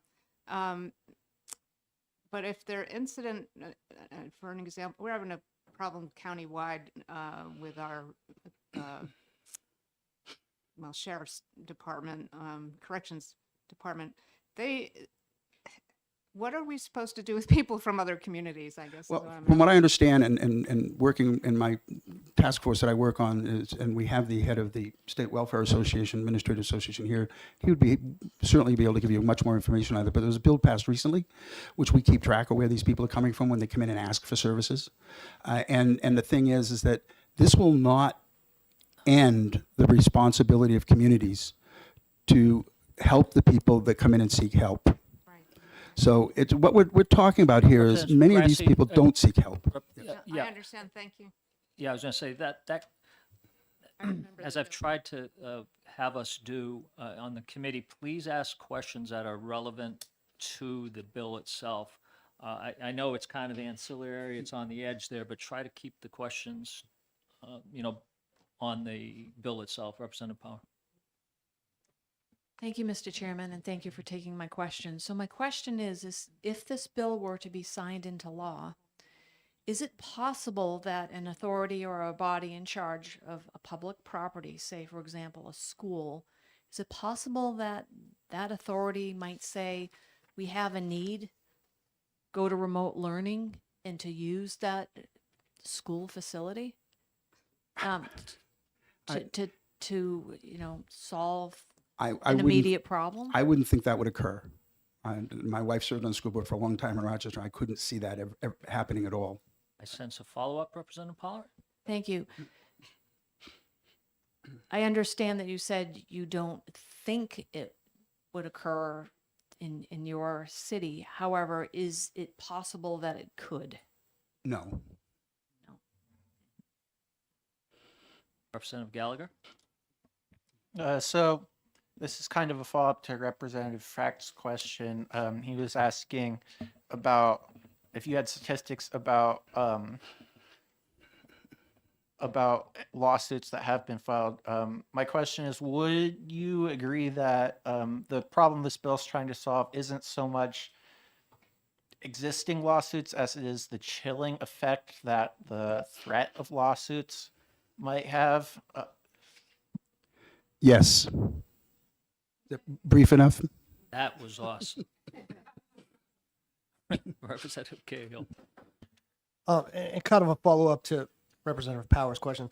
I'm going to just read right here. All public property may be used for leisure time activities and temporary shelter and or aid of the homeless, provided that prior approval for its use was granted by the appropriate authority in charge of that property. Would you believe that in other states, enabling legislation is allowing them to force students into going to school from home while their school is being used to shelter people? I wouldn't think any school board in their right mind would do that. It's quite honestly. It's already happening. It's already happening? Yeah. I couldn't see that happening in New Hampshire. Further questions? Representative Stavis. Thank you, Mr. Chair, and thank you for taking my question. Do you have any research or analysis on how insurers might respond to this in terms of raising the rates on municipalities and what the impact would be on taxpayers if Yes. that were to happen. Yes, I had a good long conversation with Primex and their general counsel on this. But just one thing that I want to just answer from the previous question is that can already occur. They can already use schools. If a school department wanted to use that, this bill makes no difference because they would just take on the liability. That's all. Yes, as far as the cost, right now, if things happened, if someone was hurt, they could sue a city or a municipality or a government entity. Municipalities basically up to $325,000 per occurrence or per individual and $1 million per occurrence. But sometimes it's the litigation in that whole situation. The cities have the deep pockets. Cities and towns have the deep pockets, so they're going to go after those people. And the thing is that would cause your rates to go up. Right now, if we leave them in the woods, they're not our responsibility. Further comments or questions, I mean? Seeing none, I have a couple. Thank you for your testimony. Throughout the bill, there's a few words that I'd like to get your comments on, or actually your definition on. The first one is temporary. What is the bill's intent of the word temporary? Well, it's a situation where until the community can provide more secure housing or more secure locations for them, we may move them to a temporary area, such as if we were to do something in Rochester, we have a piece of land near the Senator Sears Farmer industrial site that we could move them temporarily there until we could provide more secure housing for them. And I think that's the intent of every welfare department, is to find more secure housing for these people. Right now, they're in the woods. Sometimes we don't even know they're there. When we can get them into a location, we'll be able to work with them to get them into better housing. And following up, would there be an upper limit to the term temporary? I think that would be with the ability of the community to be able to provide an opportunity for them. I mean, sometimes a community starting from nothing, you're talking about a very highly transient population as well. Most of these people don't move into an encampment and stay there forever. They move around a lot. What we're trying to do is just make it so that they're not infringing upon other people's rights, people's backyards, sidewalk in front of a store, move them from those locations to locations where we have a better ability to manage the situations. The second definition I'm looking for is the term homeless. Who would actually qualify under that term? I don't think there's, if someone is unhoused, I think there could be anybody that is unhoused, that we would provide opportunities for them. Most of the time, what you're going to see is people already living in the woods. We're just going to move them to maybe a better location. Somebody who's living in a park and ride, we're just going to move them to a better location. Individuals who are couch surfing, not much you can do about them. They're probably going to continue to couch surf, but they could be in a tent at any time. My follow-up to that is in kind of going down the road that Representative Cahill was referring to, although obliquely. Currently, for example, in New Hampshire, we have approaching 14,000 illegal living in our state, illegal aliens. Do you see illegal aliens being eligible under your homeless definition, or is it going to be citizens or residents of the town of Rochester, or how? Usually if we're asking people in a tent or under a tarp in the middle of the woods to move to another location, we don't usually ask where they're from. We have to provide opportunities for everyone, and I don't think that's something that we're going to, I need to see an ID before you can go here, because if we don't, they're just going to stay where they are, or they're going to move to another location which is going to infringe on somebody else's rights. We're trying to make it so that municipalities, as it was said, right, under current law, there's a chilling effect on the communities doing anything. We'd like the communities to do more. I'm not asking questions about drug use. I'm not asking questions about where they're from, if they're from Maine. If they're living in the woods in Rochester, We're going to find a place for them that's better than where they are. If they're back at Wendy's or they're in somebody's backyard, you go out one day and when the leaves drop and all of a sudden you see a bunch of trash and tents in your backyard, what do? First thing you do is call the police. Police ask them to move. They move to your neighbor's backyard. Okay, thank you. Any further questions? Representative Guthrie? Yeah, thank you, Mr. Chairman, for bringing a question to mind. Whatever happened to the welfare system where people come into the town, they say, here I am, I got a son in my car, and I have no place to live, find me a place to live. Whatever happened to that system? That is still functioning, and you'll have the welfare director from the city of Rochester, who is chairman of the state association, who will be here to address that for you. It's still occurring. We are putting people up in hotels and motels and finding any housing we can, but the system is stretched to its limits. I mean, there are only so many hotel rooms out there. I know one motel facility in Rochester that is entirely welfare housing. Follow up, Mr. Chairman. What's the difference between the homeless and somebody that comes into a community with a family and has no place to live? In other words, am I correct in saying that if a welfare candidate comes into a community, you can say we don't have any place, tough luck? And then they'll live in they'll find a place behind a building in town that nobody seems to see, and they'll sleep in their car for the night or maybe a week. That may happen, so we'll put them on a list. But again, the welfare director will be able to give you a better response to that. We try to help as many people as we can, and we do as much as we can. Sometimes if there's no opportunity and you have to basically tell that person, well, give me a couple of days and I'll get you a place. What am I going to do in the meantime? We'll see what we can do, and we may send them to a place. They may show up there, and they may say, I don't want to be here. So they stay in their car overnight. That's not happening in the small towns. It is. Okay. Thank you, Mr. Chairman. Representative Yokella? Thank you. Thank you for taking the question. Could this be used as a loophole to designate all of their public property in the town, essentially options to provide temporary shelter, and then make anyone suing them prove that they're not homeless before that they don't qualify under the definition of homeless, so that they are then liable for the town? That's pretty far-fetched. I don't see that as possible. Thank you. No. Okay, seeing no more questions, thank you very much, Representative Grassi. Next, we'll call Representative Jody Newell, I believe it is.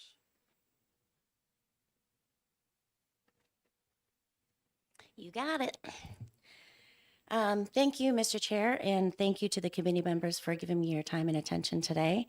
I think Representative Grassi covered things really well, and it sounds like there are people who can speak a little more detail after me. So I'm going to keep it nice and short and sweet. I represent Cheshire 4. I am also a homeless advocate. Having worked for close to a decade and volunteering 3 times as much in a transitional family shelter that my grandmother founded when I was 4.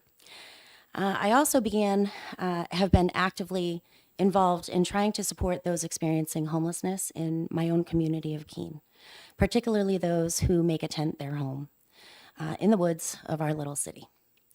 The issue of housing and the extreme lack of it is known to every single one of us, I'm sure. More people are falling through the cracks every single day. I understand, and I am proud that we have made strong efforts to expand our system of support for the unhoused, including addressing contributing factors, and likewise, I understand that these resources are limited.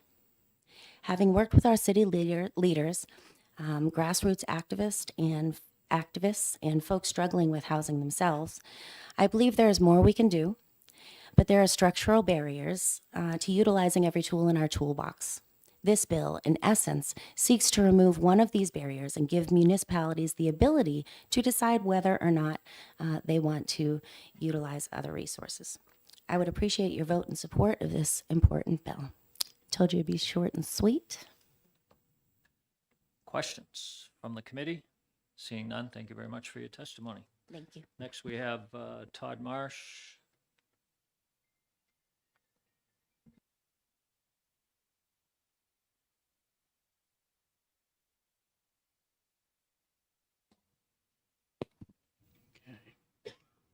Good afternoon.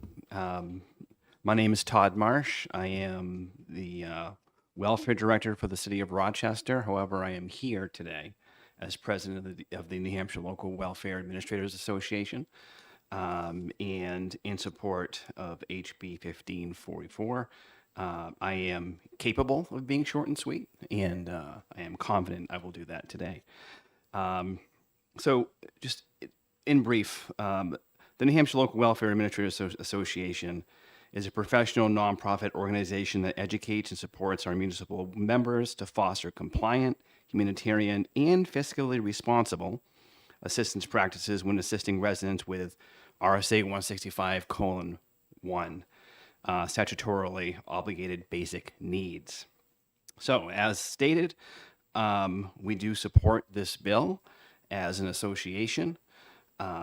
We believe that this common ground initiative's passage will increase emergency service options for the unhoused, including temporary emergency housing options, by allowing municipalities the option to designate public property areas to aid and or provide temporary shelter for the unhoused with minimized liability for these efforts.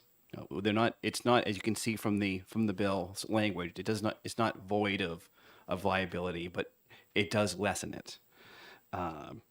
This initiative is an option, or an optional one prong to a multi-pronged approach to problem solve multifaceted challenges. It is not the solution. We view this as a pronged and multi-pronged approach. This bill maintains local control by allowing, but not mandating, to designate areas of minimized liability to provide temporary sheltering services for our unhoused in need. I will stray some. I do not foresee this as necessarily an initiative of mandating people need to go here or go there, of forcing people. It provides an option. This bill maintains, as I said, local control. Initiatives to increase emergency housing services throughout the state are often met with concern for mandates and increased costs. I've already spoke of that.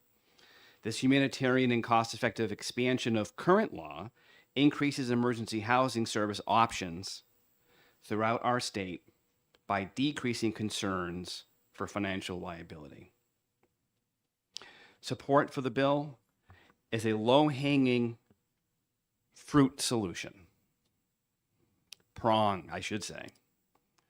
While other helping initiatives are debated for their complexities, and debate is good, I am confident that we can agree that this bill simply makes solution finding sense. This bill has the support of the New Hampshire Municipal Association, and support, or at least I should say non-opposition, from New Hampshire Legal Aid. I believe if they can agree, and if the Welfare Association agrees, that you can agree that this can be a prong and a multi-pronged effort towards solution finding options for our unhoused in the state. Thank you. I'll take questions.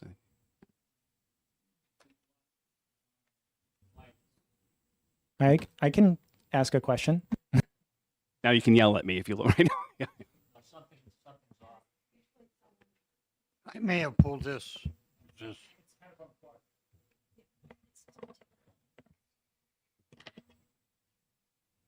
I know we got a technician in here somewhere, right?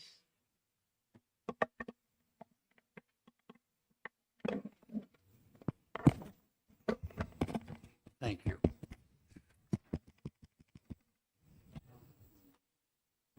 Okay, we got it now. Yep. Thank you. Mine's working. Yeah, it is. I can All hear right, you. everybody's Yeah. is working. Representative Yokella. Thank you. Thank you for taking the question. So on line 12 and 13, it says that these that no one should be held, or the employee shall not be held liable for damages in a civil action alleging negligence related to duty of care to a designated area to aid or provide temporary shelter for homeless or residents. So if the town designates their highway department shed as something that aids in the place that they provide this shelter, would now that highway shelter also be or highway department now also, because of it aiding that other place that does the actually does provide the shelter, now that no civil action for alleging negligence shall occur for that highway shed also under this law? Right. And as you know, the Welfare Association was not a writer of the bill, but to answer the question, it sounds, based on the bill, it sounds like it would be covered under liability. I will briefly add that from a New Hampshire, from a municipal welfare association perspective, we would not look at that as a mandated solution. Meaning, if someone turns that down, we would not look at that as, well, we've met our legal obligation. We would not view a shed in that situation as a housing solution, including for a family of 4.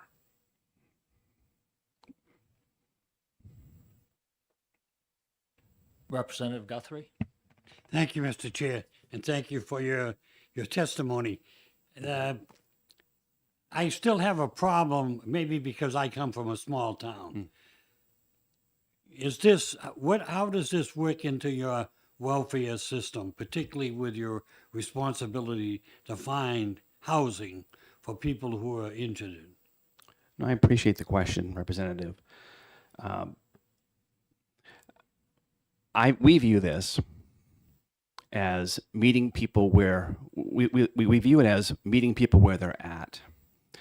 If someone approaches any local welfare department in the state, any welfare official, large city, small town, they should be provided options.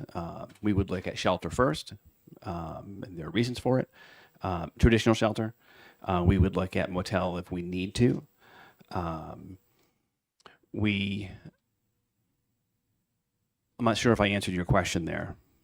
I'm interested, if I could, Mr. Chairman, to Yes, clarify. you may. I'm looking to see how this works into your system. Right, If okay. this is a response, if this is fulfill your responsibility as a welfare agent to provide a school for 2 days or whatever the other facility, recreation facility is available. Yeah. We do have a responsibility. I don't see this bill necessarily as far as if we're talking public land, rather a shed or an encampment. We would not view that as meeting our legal obligation for providing shelter for someone in that situation. That would be more for people who are perhaps refusing various forms of other alternative shelters that we're offering. But also meeting people where they're at, at more of a designated place versus where they may be. Representative LaSalle. Thank you, Mr. Chair. Sure. Representative LaSalle. Yes, thank you, Mr. Chairman. I'm acknowledged that we have a huge problem in this country. We have a huge problem that's affecting every town in the state of New Hampshire and every town in the country.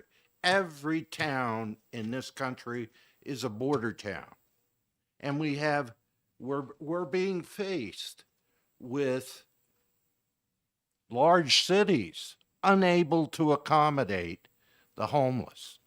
My question to you is, municipalities in New Hampshire, what is their responsibility and what are the limits of that responsibility?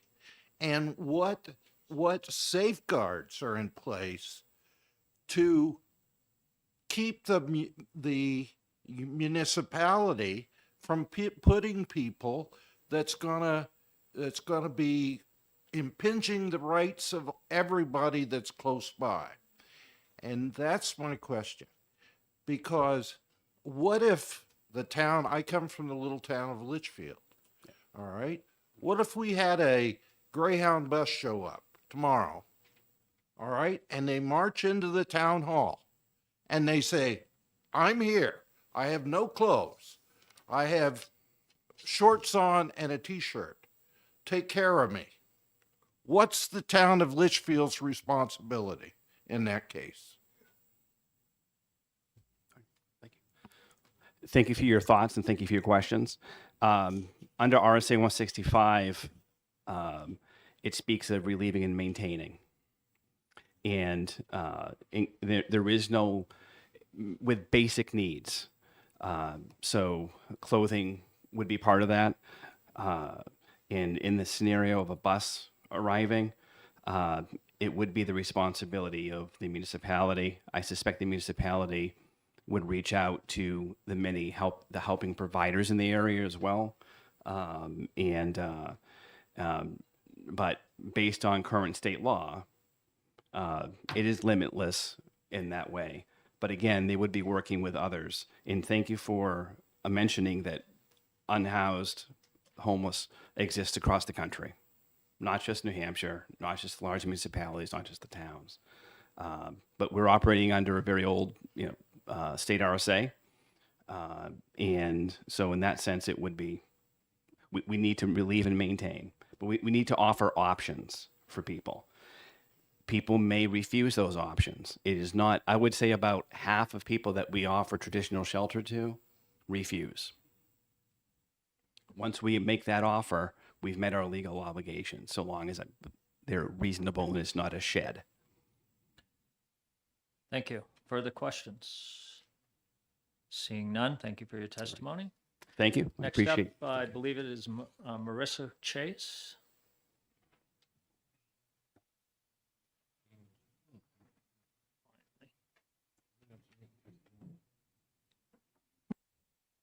Good afternoon, representatives. Thank you for giving me the opportunity to testify today. For the record, my name is Marissa Chase. I'm the executive director for the New Hampshire Association for Justice, which is just a euphemism for the trial lawyers. We have about 400 members statewide who represent plaintiffs and primarily in civil access, in civil lawsuits. Before you continue, could you please state whether you're pro? Very for, opposed. against? Very opposed. Okay, thank you. While this bill is well-intentioned and I have great sympathy for the aim it tries to address, I agree with Representative Frack's earlier statement that this is a solution in search of a problem, in search of many problems, actually. It's written very broadly. This bill, one of our board members shared some examples of what conduct this bill would actually immunize. Former Representative Israel Piedra, who some of you may remember. This would immunize a shelter collapsing on homeless people or passersby. By the way, this does not just apply to unhoused or homeless individuals. This would be anyone suffering an injury. Giving contaminated food to homeless people because an employee didn't check it ahead of time, accidentally giving wrong medication to homeless people by mistake and killing them, because this would also apply to built structures. Say a city or a town, like in Manchester, where I live, used a piece of public property and turned it into a homeless shelter. They should still have a duty of care to maintain a reasonably safe environment, just like every other entity does. Any immunizing, anything, quote, relating to homeless services is very, very broad and has consequences that terrify me personally. It creates a two-tier system where the municipality has a duty of reasonable care to maintain public buildings like a town hall for everyone, and then homeless-related activities are not even afforded reasonable care. So I believe the bill unintentionally actually discriminates against homeless individuals. The town, I will also say that the only we as an organization advocate against these bills that seek to grant immunity to special classes. I've never been in front of this committee before because usually these bills are in Judiciary Committee, so it's nice to see a lot of you. I would also question the definitions that like temporary, any limit, homeless who qualifies. I do agree that homelessness is a statewide problem. I'm not here to talk about the public health policy of the state of New Hampshire in terms of how we treat our homeless individuals, but this bill has I believe, a lot of unintended consequences. I would also imagine the scenario that the prime sponsor suggested, if a and PrimeX would probably be the entity to answer this, not me, but I would imagine if a city or a town took an action to kind of designate an area as a, free space for homeless activity, I imagine that their rates would go up. Their insurance rates would go up regardless if this was in effect or not. It's also important to note that immunities do not prevent lawsuits from being filed. It just creates essentially a rebuttable presumption.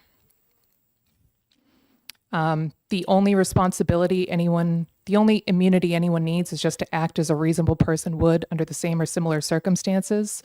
I would be afraid that if a city or a town anywhere knew that they did not have to maintain a reasonably safe area, they would not spend the money to do so. Liability is a protection that we should all be grateful for, because I know nobody likes lawyers, but you don't like one until you need one.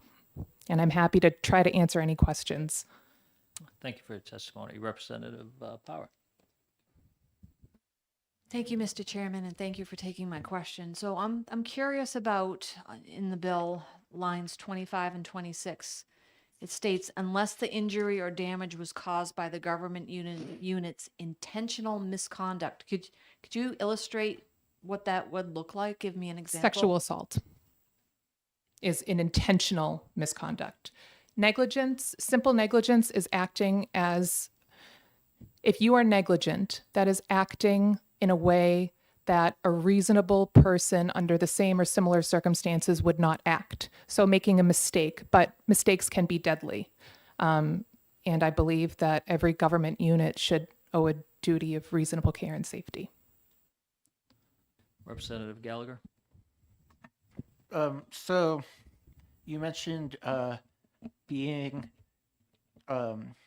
opposed to this bill. I was wondering if there were any amendments that do you think it could be saved by amendment, or would you still be opposed even if we did amend it? Thank you for the question, Representative. I can't answer a future question without knowing what that question is. I would have to know what that language would look like, but this bill focuses on liability. So I would be hard pressed to see a solution where we would agree with anything that would limit an entity's liability. That's not to say that there aren't other solutions to try to end the homelessness crisis that our state is facing. Representative Yokella. Thank you for taking the question. So we've talked a little bit about the designated area to provide aid, essentially exempting negligence from the employees, and then we've also talked a little bit about the unintentional conduct. And you also talked about how you can still file the lawsuits, and essentially the prime sponsor seemed to be trying to limit lawsuits regarding this to essentially reduce the liability to the municipality so that they could perform these functions. But it seems like there is a lot of technicalities inside of this language. For example, on 25, it says arising from or relating to such aid. It seems like the whole lawsuit may then be an argument about whether or not it was relating to aid or not, whether or not someone is liable, if in fact it was found to be exempt or not exempt. And so it seems like prolonged litigation, even with the bill passage, is still likely or possible. And so it doesn't actually achieve the goal that it's proposed to fix. Is that correct? Thank you, Representative. Thank you. I do believe that would be possible. I think that trying to decipher, again, this bill is pretty broad. So I think if you try to say, well, this was related to aid, but that wasn't related to aid, am I interpreting your question correctly? I mean, I'll clarify. Wouldn't the courts be tasked with deciding, is this regarding the aid or is it not regarding the aid, right? Is your staffing functions at the municipal town offices, is that providing aid to this other location, right? Or maybe the slip and fall by the passerby, is that related to the aid, or is that related to, and so it's going to be just a discussion essentially by the judge to make a decision about where that quote aid ends and where it doesn't. And so it's just going to create a whole bunch of lawsuits. Thank you. I will say, thank you. I will say lawyers are pretty creative. I will also say that it is difficult to bring a civil claim. Out of all of the lawsuits filed in our state courts in the past 5 years, I will follow up with the actual data from the New Hampshire courts, the administrative office of the courts, but roughly 10% are civil. 10% are civil claims that this type of legislation envisions. We do not have punitive damages in New Hampshire. We do not have runaway juries. Lawyers that bring personal injury lawsuits take these cases on contingency fee. They only get paid if and when they win. So we have there are no frivolous lawsuits filed in New Hampshire. Thank you. Representative Stavis. Oh, I thought you had one. Okay. Representative Cahill, you had one? Oh, sorry. I'd like to go back and forth. Representative Gilman, go ahead. Thank you, Mr. Chair, and thank you for taking my question. Oh, sorry. Thank you for taking my question. Does it make any difference to your position that this bill provides that all public property may be used as opposed to shall be used? Leave it there. Can you point, I'm sorry, Representative, can you point to the line? Yeah, it's number 3. It's the very beginning of the bill. All public property may be used for leisure time activities and temporary shelter. I mean, sure, but I think that's just a may or shall is really, I think that's where the municipality would come in. It's their decision to designate it or not. So I understand that if this bill were to pass, this would not all of a sudden exempt all property owned by governmental units and municipalities. It would kind of kick in if a municipality decided to designate an area. Now Representative Cahill. Yes, I was just question on the liability. Say I was town X and I designated an area, let's call it San Francisco, for a piece of land. And previously that land was no overnight camping, no trespassing, but now we've designated it and we've opened it up for use. What happens when a tree falls in the middle of the night on someone at that location during a high windstorm? So New Hampshire already has pretty strong recreational immunity laws. And forgive me for not knowing the site off the top of my head, but if you own a few acres of land and you open your land for recreation, including built structures, and someone is injured on your land, you are not liable, as is today. That's meant to encourage, hiking and snowshoeing, etc. But if you have a tree stand on your property and someone, goes with their kid for a walk in the woods and the kid gets injured on that tree stand, oh well, you didn't have a duty of care to maintain that. Representative Fract. Yes, thank you, Mr. Chair. We've acknowledged here, I think, that homelessness is not just limited to New Hampshire. I'm wondering if you can tell us about how other states or municipalities are addressing this liability issue with similar bills, or what are they doing? Thank you very much, Representative.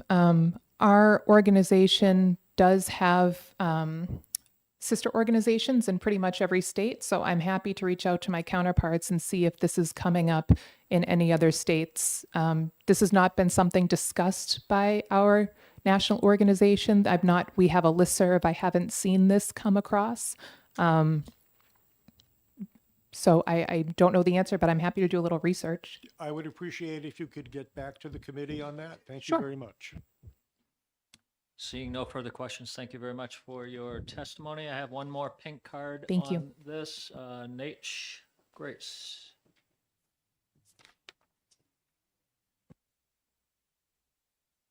Thank you, Mr. Chair. Nate Grays for the Municipal Association. We do support this legislation. As you might imagine, the less money that trial lawyers make off my members, the happier I am. Realistically, what we're talking about here are activities that are extra and voluntary in nature. As you've heard from the city of Rochester and representatives from the city of Keene, these are activities that their cities are engaging in, that our members are engaging in.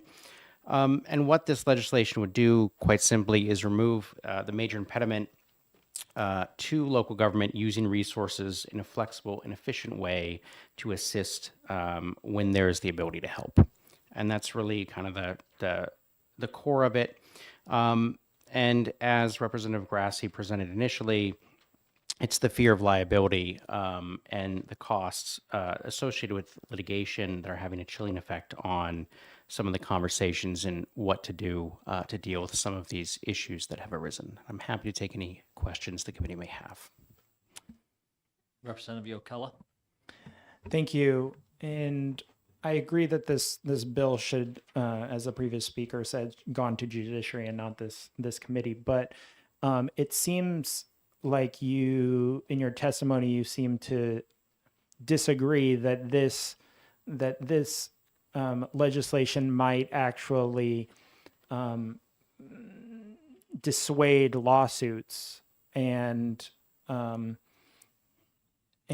previous testimony said that the lawsuits probably will still occur. It's just whether or not they might be successful or not. So the legal costs essentially with defending themselves would still occur, maybe not the damages, but the cost of the lawsuit would still occur. I think the question, you would disagree with that statement?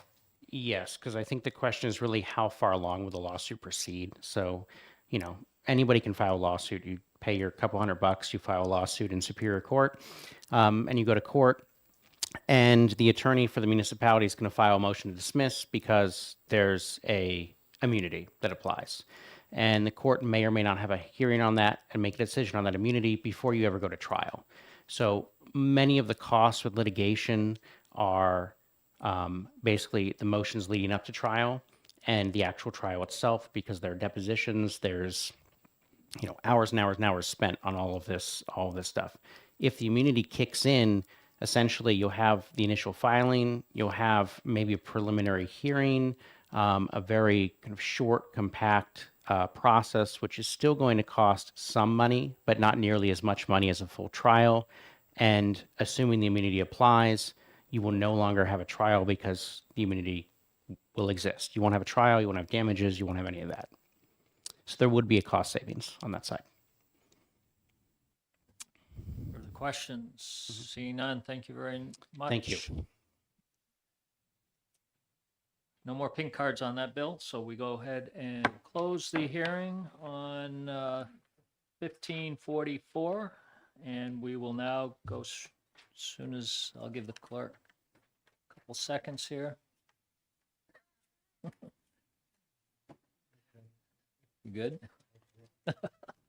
We'll open up the hearing on HB 1641 relating to requiring large parking lots to have a solar power canopy. And I believe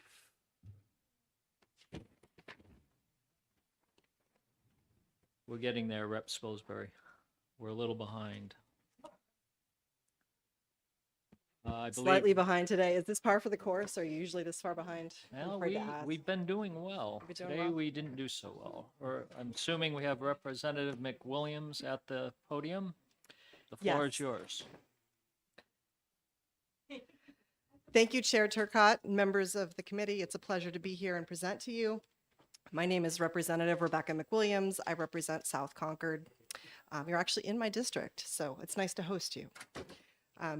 I'm here today to testify in support as the prime sponsor of House Bill 1641. I'm calling this the Parking Lot Solar Canopies Bill. And I just want to give you a little bit of background and history because I think while this bill has landed in municipal and county, it actually touches on quite a few different issues that the House is dealing with right now. If you will just give me a minute on background, I'll give you a little bit more statistics and data on where we are as a state right now when it comes to land use and what's going on with the state's priorities. I would say that right now we are in a perfect storm in New Hampshire with severe demand for land. So what does that mean? We've got quite a few competing priorities: housing, forest and agricultural use, and wildlife have historically been our priorities. New Hampshire has a little over 600,000 housing units right now. According to the 2023 statewide housing needs assessment, we need another 60,000 units by 2030 and another 150,000 units by 2040. So we need to find somewhere to put a lot more housing. This is important. This is about what's going on with land. If we could please keep it to the bill. The bill talks Yes. about Existing parking lots. existing parking You got lots, it. solar array for Yep. over a certain size. If we could stay to that, please. Absolutely. So then the next question is, what are solar canopies? Solar canopies on parking lots provide substantial energy savings. They lower the cost for maintaining the parking lot. They decrease the carbon footprint. They also use the space effectively and allow for easy integration of EV chargers, which we are in the process of installing on our major highways. Solar canopies on parking lots provide environmental justice benefit by reducing urban heat island effect. They also enable energy independence because there's more convenience for drivers of electric cars and creating shadier spaces for parking. So let's talk about the genesis of this bill. Last year, in July of 2023, the nation of France passed a bill that was enacted, and they are now going through with it, requiring solar canopies on 50% of parking lots with greater than 80 spaces. They're doing this because they're expecting that the nation will add several million electric cars and heat pumps to their grid, and they need to diversify their energy sources and storage options. So how does that translate to New Hampshire? We're seeing changes in our electric use in EVs and heat pumps in the Northeast. I expect New Hampshire will probably follow our sister states in the way that the market is changing. Because they're abundant and they cover large areas, large parking lots are obvious candidates for doubling as solar arrays. There are other benefits. This mass parking tends to be right next to a energy-hungry urban development. And it's harder to make an argument that a vast asphalt lot with solar canopies on it would be any uglier than a vast asphalt lot. You're also taking advantage of basically free real estate. You already own the parking lot. You don't need to cut down trees or do any additional modification to the land you already own. There's a financial benefit in reduced cable length and preserving rural space by using these large parking lots, which tend to be in more urban areas. For example, according to a 2021 study, installing solar panels over Walmart parking lots across the United States, if we did all the Walmarts, 3,751 Walmarts, we could generate the same amount of electricity as approximately 12 coal-fired power plants. So there is an overall benefit to using what we already have as existing parking lots. Parking lot operators can charge EV owners to plug in, as well as using the electricity themselves in the business the parking lot is serving. The goal of solar canopies on parking lots in New Hampshire is to achieve multiple uses of dead space without eating up land that we could be using for housing, forest, agriculture, or wildlife. Make no mistake, developers are coming to New Hampshire to do solar, and the question is, where are we going to tell them to put it, if we can tell them to put it somewhere? So without getting into really heavy statistics, I would say that if we were to install solar panels on approximately half of the eligible parking lots, so instead of saying all of the parking lots over 80 spaces all have to have half coverage of solar, we take half again of that, we would be able to power approximately 31,900 New Hampshire homes each year from the power produced from half of these large parking lots. We're not the only ones looking at this. In 2023, New York City made it much easier based on zoning and setback changes to install solar canopies on existing parking lots. And that allowed solar canopies to be installed on approximately 8,500 acres of parking lots just in New York City. If you'd like to talk about cost, I can get into the weeds and do a whole business financial analysis. Just in a nutshell, I would say that for a large parking lot owner, this is pennies. And for a somewhat smaller parking lot owner, someone who's more like the 80 spaces than say 200 plus spaces, the cost is recouped in approximately 8 years. So what I'm talking about here is really a business opportunity which pays itself off over the 20-year lifetime of the solar canopy in approximately 8 years. The remaining cost to charge EVs to the public or electric savings for the building user is approximately 12 years of net benefit. So with that, I'm happy to take any questions. Representative Yocella. Thank you. Thank you for taking the question. In my municipality this year, we're putting in a warrant for changing our zoning, which would classify different types of arrays and allowing for conditional use in certain options and you know, if it's a fix for a building, it would be allowed, and if it's not, if it's freestanding, then it would be contingent on, you know, conditional use permits and stuff like that. It seems like if the bill passes and we have this proposal or this RSA or this zoning amendment mandating that all of our parking lots have these solar arrays. If we denied one that is currently an existing parking lot, what would happen to that parking lot? As far as like you wouldn't be able to use it as a parking lot, or are you just overriding the local control as far as they have to grant the array, or how would that work as far as in relation to your bill? Thank you very much for the question. That's an excellent question, and it really gets into the nuts and bolts of how this actually works.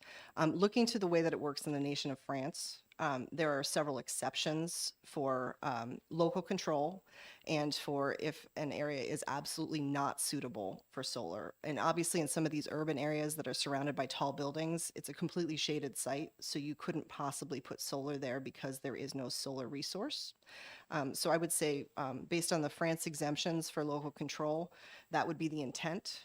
Knowing that that's not actually in the drafted text of the bill as written, but nonetheless, I think the intent would be that local control can override if there is good reason. I wouldn't say every town can make their own decision no matter what, but with good reason, you could be denied.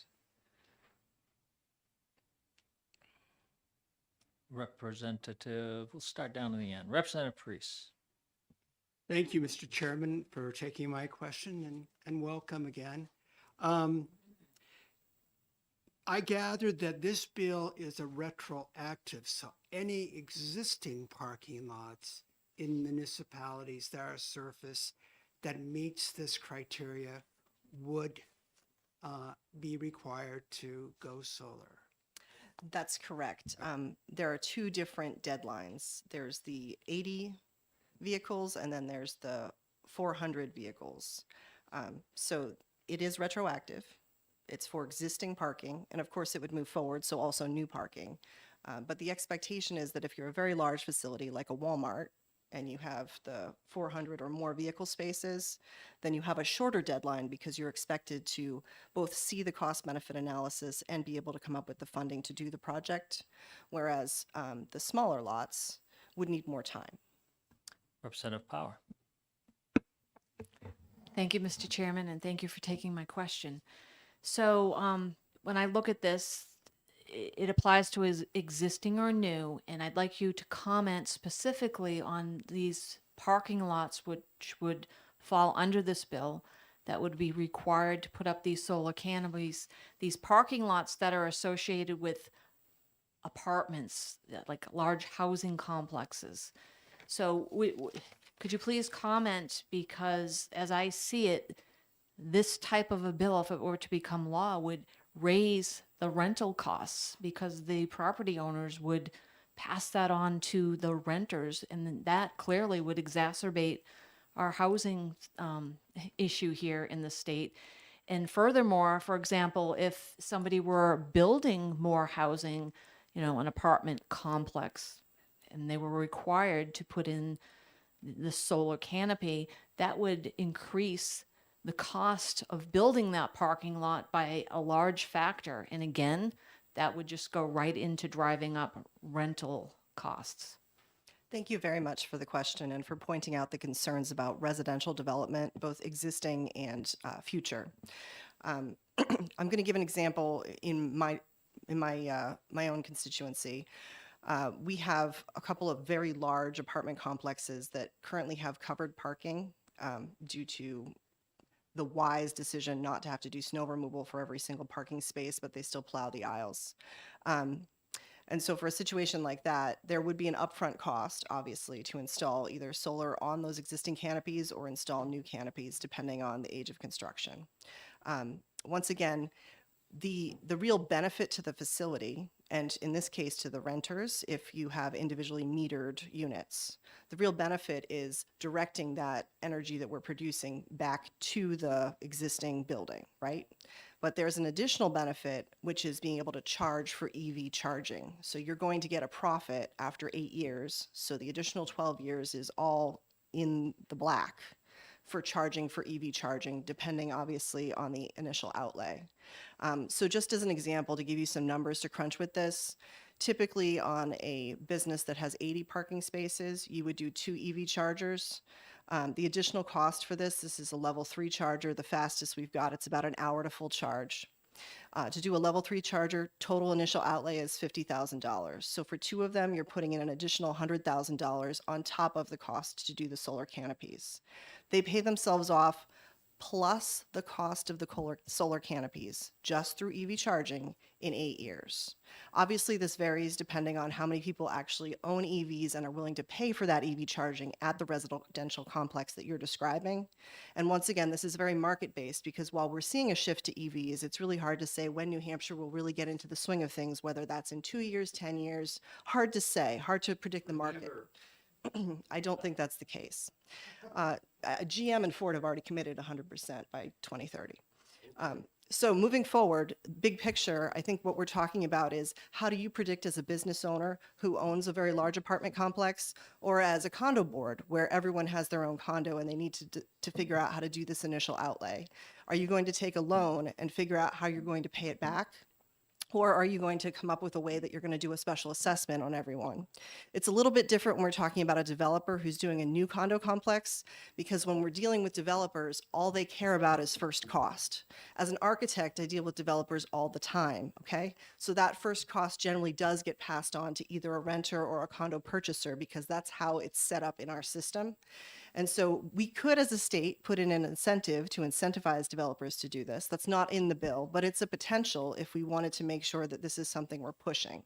If we're not pushing, covering our asphalt with canopies, and we're saying, okay, solar developers, put them wherever you want in the state, then we're taking a risk that we just leave this as not our direction for where we're going to do solar, which is coming either way. So I just want to be really clear, when you're doing new construction, there are ways that you can structure this with a loan to pay it off over the long term. And it's whether it's a buy and hold developer or whether it's just a spec developer and they're going to sell it with the initial first costs assessed back to the buyer/renter. Representative Thanks. Davis. Thank you, Mr. Chair, and thank you for taking my question, which I think should elicit a very brief answer. In line 6, the sentence that begins, parking lots or facilities with X or more vehicle spaces shall be in compliance. Shouldn't that be municipalities shall be in compliance?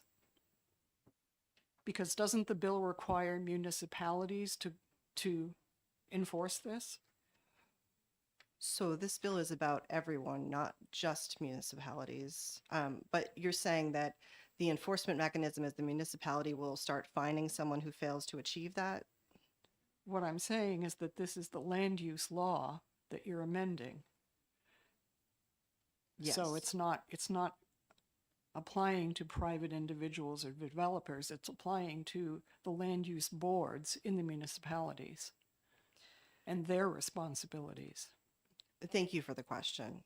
To clarify, the intention, of course, is that someone like a Walmart would fall under this bill, not just the municipal parking lot. But it would Is be that the what you're job asking of me? the planning board to make that requirement. Sorry, Mr. Chair. Okay. So the planning board would enforce the requirement because the Walmart has land that's zoned by the municipality and therefore they must comply with this. I think that the language. I think you answered it. Let's move on. Representative Guthrie. Thank you, Mr. Chairman, and thank you for your testimony. I thought you were talking about another bill because you're so enthusiastic about the solar energy. Don't you believe, would you believe that I believe that this is an area, that this is an area where it's a matter of persuasion, not a matter of law? And do you also believe, as I believe, that we should not be putting excessive costs onto private industry? They should be willing to do it. And I think if they listen to you, they would be willing to do it. But I just... So would you believe... Okay, the that question this has is been a asked. matter- Representative Guthrie, Representative Williams, a yes or no answer, please. I would believe the second part of your statement. Very good. I've already The been cut first off, sorry. part is not, we're not aligned on that. Representative Freck. Yes, thank you, Mr. Chairman. I have two questions. The first one will require a yes or no answer. The second one, we'll see. The first question is, does this bill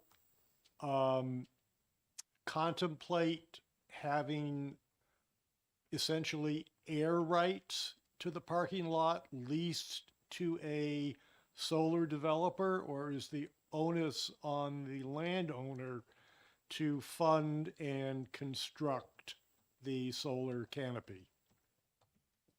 I don't know how to answer that with a yes or no. It could be either. This bill Okay. does not anticipate one or the other. It could be either. Okay. There's no restriction. All right. Follow up. Follow up. Parking lots or facilities with 400 or more spaces shall be in compliance by January 1st. Are we referring here to asphalt parking lots only or parking lots in general that are, it says asphalt in a previous sentence, but that sentence does not mention asphalt as a limiting factor or a controlling factor. It's a language. Okay, issue the question's that I'm been bringing asked. up. Let the representative answer. I believe the intent is clear that it's asphalt. I would certainly be glad to amend it and add the word asphalt to the second sentence to be super clear. But the intent, of course, is not dirt or gravel or even porous pavers. It's asphalt. Representative Cahill. Thank you, Mr. Chair. Thank you for taking my question. I could ask 100 questions, but I'll You ask won't. Let's do this, one, please. this question. Do you see this, say, taking, for example, affecting people like Len, who's a pilot? Say we force airports with massive parking lots to put these in. Do you see this as a hazard with glare for like pilots landing?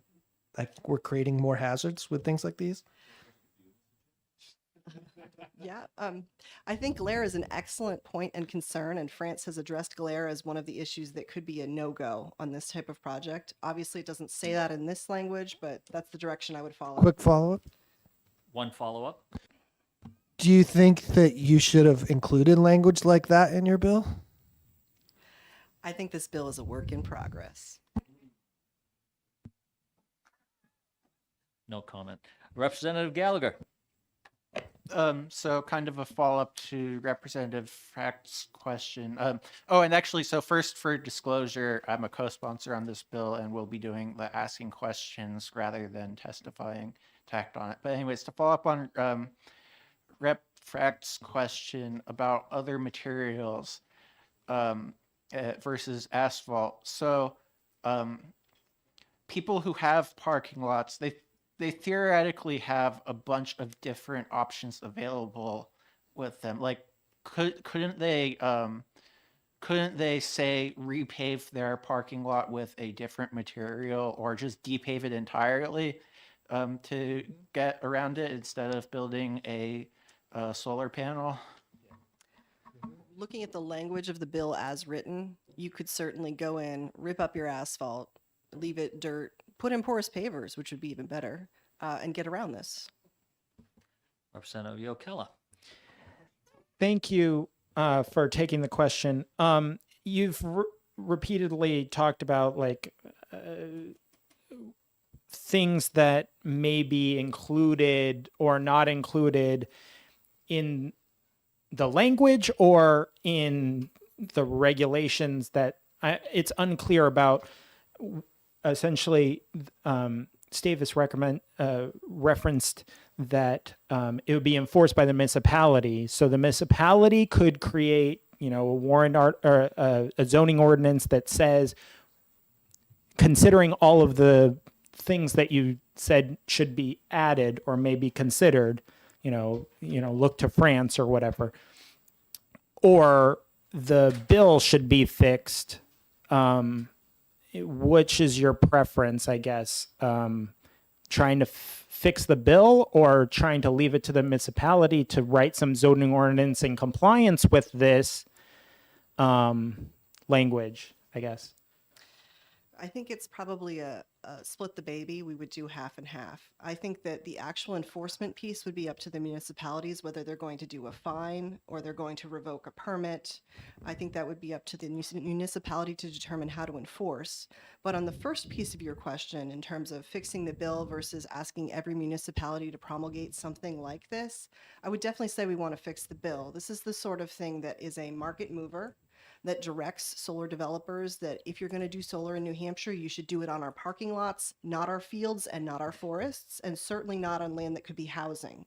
And so for that reason, I think we want to do it at the state level. We don't want to have municipalities deciding yes or no on this. Quickly, please. Yeah, absolutely.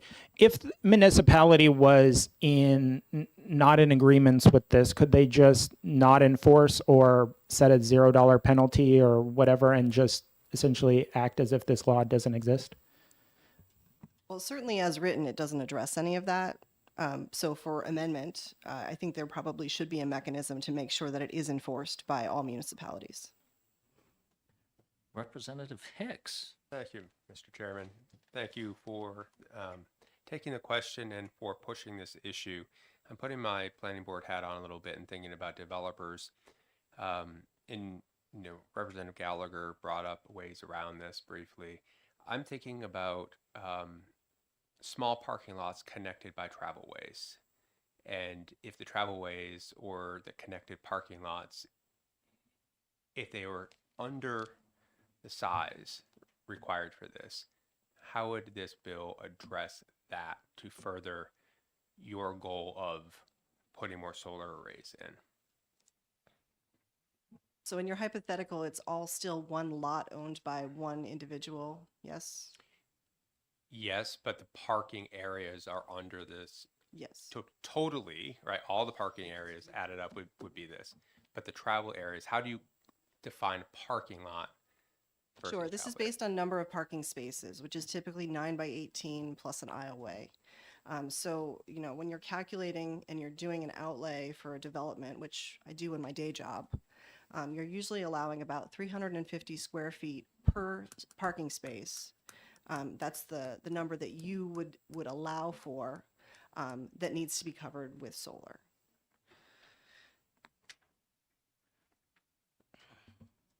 Representative Cahill. Thank you, Mr. Chair. Thank you for taking yet another question. So there's been this move around the country in developing to have permeable parking lots, to deal with the water. Do you see this as creating a huge swath of non-permeable area that water is now going to be changing how water's flowing and creating a problem with water? So you're talking about solar canopies being worse than asphalt in terms of Well, water? Well, I'm saying there's a move to use permeable parking lot stuff. There's been lots of moves around the country to find other means of parking lot material other than asphalt to deal with water retention and things like that. But I'm looking at this example, and it just looks like this is just going to move the direction of where all this water is going. So it's a great question. It's something that comes up often when developers are proposing solar arrays at municipalities. City of Concord went through this about 4 years ago. We had a large array proposed on Fort Eddy Road, actually, pretty close to here. And there was a big discussion about, okay, when we do the solar canopies, is that going to redirect the water? Is it going to change what we already see with asphalt on the surface? We had all kinds of scientific studies and testimony related to that because there was the concern that we needed to come up with more retention ponds and some kind of buffer to protect it. The final answer was really there is no significant change between having asphalt flat and having a canopy that directs the water in a certain direction. It's pretty much a wash. Representative Gilman. Thank you, Mr. Chair, and thank you, Representative, for taking my question. My question is about construction. If you have an existing parking lot, from what I've seen of the solar arrays that have been installed in my community, they don't fit a car in the space that supports each panel. Has that been looked into in as far as configuration, or can we do this? Or, well, I'll let you answer. Thank you for the question. Yes, this is the solar canopy construction is in the norm now. It's common. It's not particularly common in New Hampshire, but we're seeing it nationwide, especially in areas like Arizona, where there's plenty of solar resource and plenty of asphalt parking lots, right? It just makes sense. So what you're looking at is a significant structure that actually has a foundation to it. So you are digging up your parking lot to put in concrete foundation.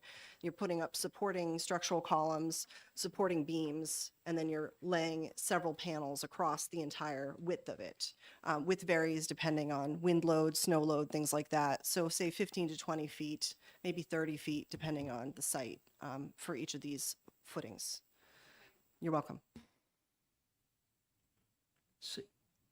Representative Brown. Thank you, Mr. Chairman. So a couple qualifying points. First, I have solar panels on my home in New Hampshire, and I did it by choice. But I also need to point out that those solar panels have snow on them right now, and I'll probably be on them for a couple of days, and I have to manually pull them off, even though it's on a sloped surface, which I assume these would be as well because it's in New Hampshire, correct? And then also, I'm a civil engineer. I used to be the corporate manager for a Fortune 100 company and did worldwide construction. We analyzed whether or not to put those in our parking lots and chose not to do them. And they're still not doing them as far as retrofits because it's not cost effective for them. So those are two qualifiers, but my point is this: you would be requiring all private entities to put these on their parking lots, correct? With 80 or more spaces. Okay. So you'd be Would you requiring like these. to follow up, Representative Brown? So you'd be And requiring to please put go them. to a question. So be requiring them to put them on all their lots, regardless of whether or not there's a cost payback. Is that correct? So I just want to be clear. The cost benefit analysis in the last year has changed due to commercial EV charging stations. So I'm not a financial analyst, I'm an architect, but we are in an interesting time where you can make back that initial outlay through charging people for EV charging within your large 80 plus parking lot. If you're less than 80, this doesn't impact you. It's 80 plus, and we now have the means to do that payback if you are charging the public to do EV charging as part of your development. Final follow-up, Mr. Chairman. No. Thank you. Representative Priest. Thank you, Mr. Chairman, and thank you for accepting my question. Representative Brown kind of started where I was going with parking and upgrading them to solar arrays if they meet the criteria. Do you have examples of where this has been done in the northern New England states, where we get a fair amount of snow some seasons? And because what I've seen in the past for parking lots are pretty much level. And those are in the western, southern states. And they do work and they do pay back substantially in a very short period of time. But what about the northern New England states? And can you point to some examples toward that? Sure, happy to. So the city of Quincy, Massachusetts, at the Wollaston and I believe it's the North Quincy, North Adams, 2 of their T stations out of 4 in Quincy have asphalt parking lots with solar arrays on top. And they used MBTA funds to do it because it just made sense.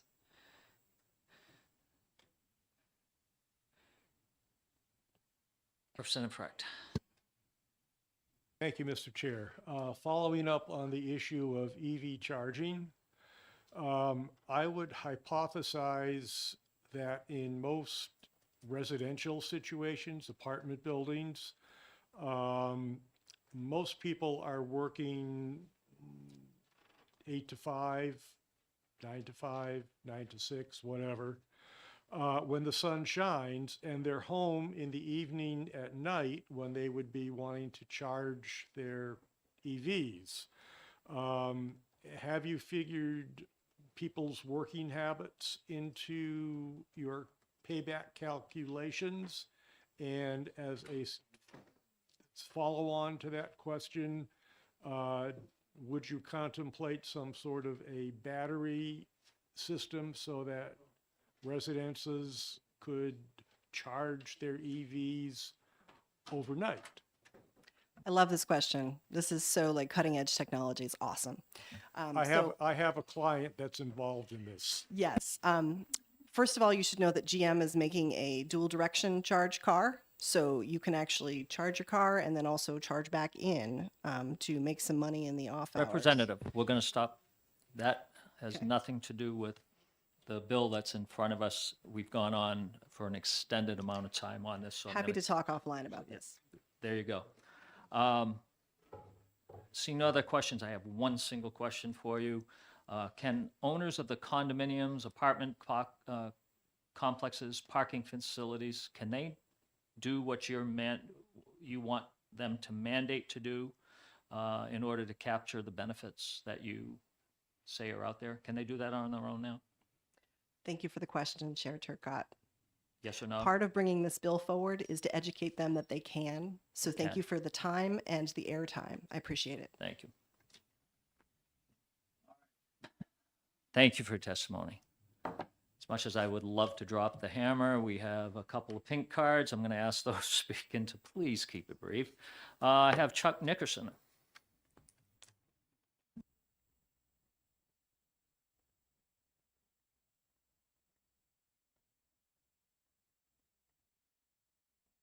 Turn on that, and also a reminder just to state for those of us here who don't have pink cards in front of them whether you're for or against the bill. Thank you. Okay, I am against the bill. My name is Chuck Nickerson. I'm the Finance Director for Rockham County, which is a member of the New Hampshire Association of Counties. The reason I'm against the bill is that as far as from the county perspective, it is an unfunded mandate. So for us, for the 10 counties, we all have nursing homes. Coos County has 2 nursing homes. So those would be mostly your parking lots that would meet the minimum 80 spots. And again, we have no readily available funds to front, day one costs for this kind of construction. So again, that's primarily why we're against it as far as New Hampshire Association of Counties, or Rockland County in particular. Also, I believe that solar canopy is like your most expensive way of doing solar. As far as your cheapest would be, again, on like a field or ground mounted station. The next would be rooftop, and then the last most expensive version is your solar canopy. And again, unlike others that can avail themselves, private individuals, to tax credits that are out there, government entities generally cannot, take advantage of energy tax credits.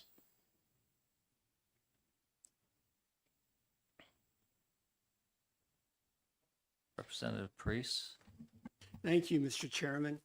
What if a solar investor came to you and said, we'll pay for this cost of installing the canopy over your existing parking lots, and we'll give you some of the profits from the electricity we charge? Would you change your opinion on this? Well, again, in this case, I'll represent Rockham County, and we have a different project going on that would already be, when it's finally completed, would actually meet the 5 megawatt generation already. So in our instance, Rockham County specific, we would not be in favor of that, because we would have already met the limit. Representative Gallagher. So kind of to echo my question to your Representative McWilliams, so you mentioned this not being cost effective for putting up new solar panels. What if you instead took one of the other escape hatches and either depaved the parking lots or repaved them with a different material? Would that also not be cost effective? Again, that would be additional costs to the county taxpayers, which, as a finance director, I'd not be proposing to my county commissioners or the delegation. Seeing no more questions, thank you very much for your testimony. Next, I have, I believe it's Philip Sherman. Philip Sherman.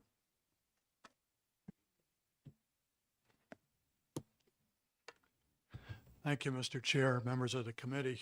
My name's Philip Sherman. I'm the chair of the New Hampshire Building Code Review Board. I speak in gentle opposition to this bill as it stands, but I think it can be fixed. 2 points very briefly. One, this kind of thing, we feel, better belongs in the codes than in statute. Let me give you an example. In a code, we can maneuver, we can modify, we can change. With a statute, what is what is. What if that Walmart showed up and said, I don't want to put 100,000 square feet of solar panels on the parking lot, I want to put them on my roof? A statute can never catch up with all those kinds of contingencies where the code process is designed to move quicker and deal with some of that. The second point, the bill as it stands uses the term parking facilities. That would include parking garages. The building code permits asphalt on the ground level of a parking garage, mostly because that's the way they've always been built. So the School Street garage, I believe the first level on grade is asphalt. So there's some tweaking that needs to be done there, unless the intent is to require these on the roofs of parking garages as well. I'm also concerned, as one of the previous comments mentioned, as to what the enforcement and the penalty type provisions, and whether this is just falls under zoning or whether there are other provisions that are needed. So I'll leave it at that. Happy to answer any questions.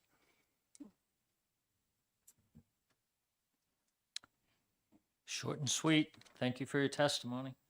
Thank you. Last pink card, Nate Grace.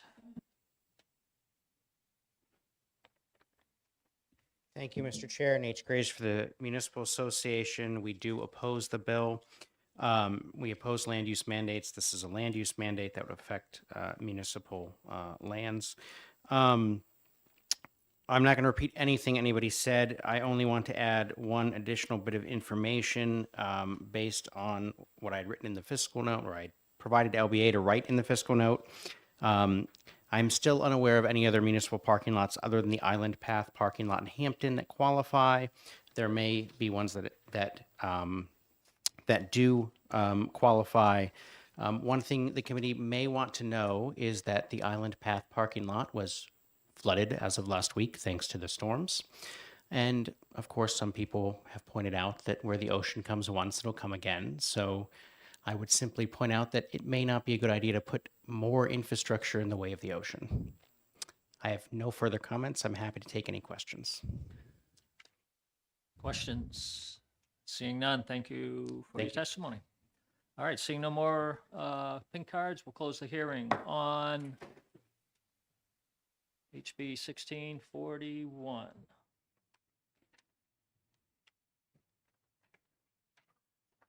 Okay, we will go ahead now and open up the hearing on HB 1124. Representative Spilsbury,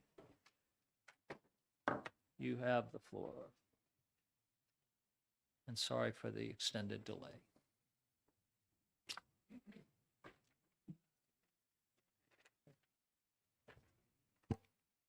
Well, before, sorry, Representative Spilsbury, hold on one sec. On the last blue sheet sign, and we've had a lot of blue sheets today with nothing on them. This one has 3 con and 2 pro.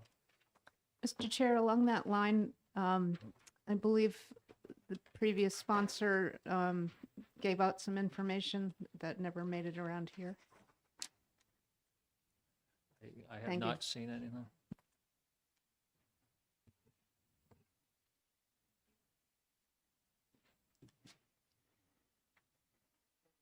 Okay, Representative Spilsbury, floor is yours. Thank you, Mr. Chairman, and thank you, members of the committee. This is my maiden visit to this committee. Nice to see a new audience and get to see put some faces and names together. I'm here to introduce HB 1124, the purpose of which is to limit conflicts of interest and excessive concentration of power for municipal board and committee members to a greater degree than is in current statute. I have spent a considerable amount of time in local civic activity, have served on the Heritage Commission in Charlestown for 4 years and chaired it 2, have been on the Finance Committee for 3 years, Planning Board for 3 years, chaired that. I imagine that this committee is comprised of individuals with similar range of municipal experience.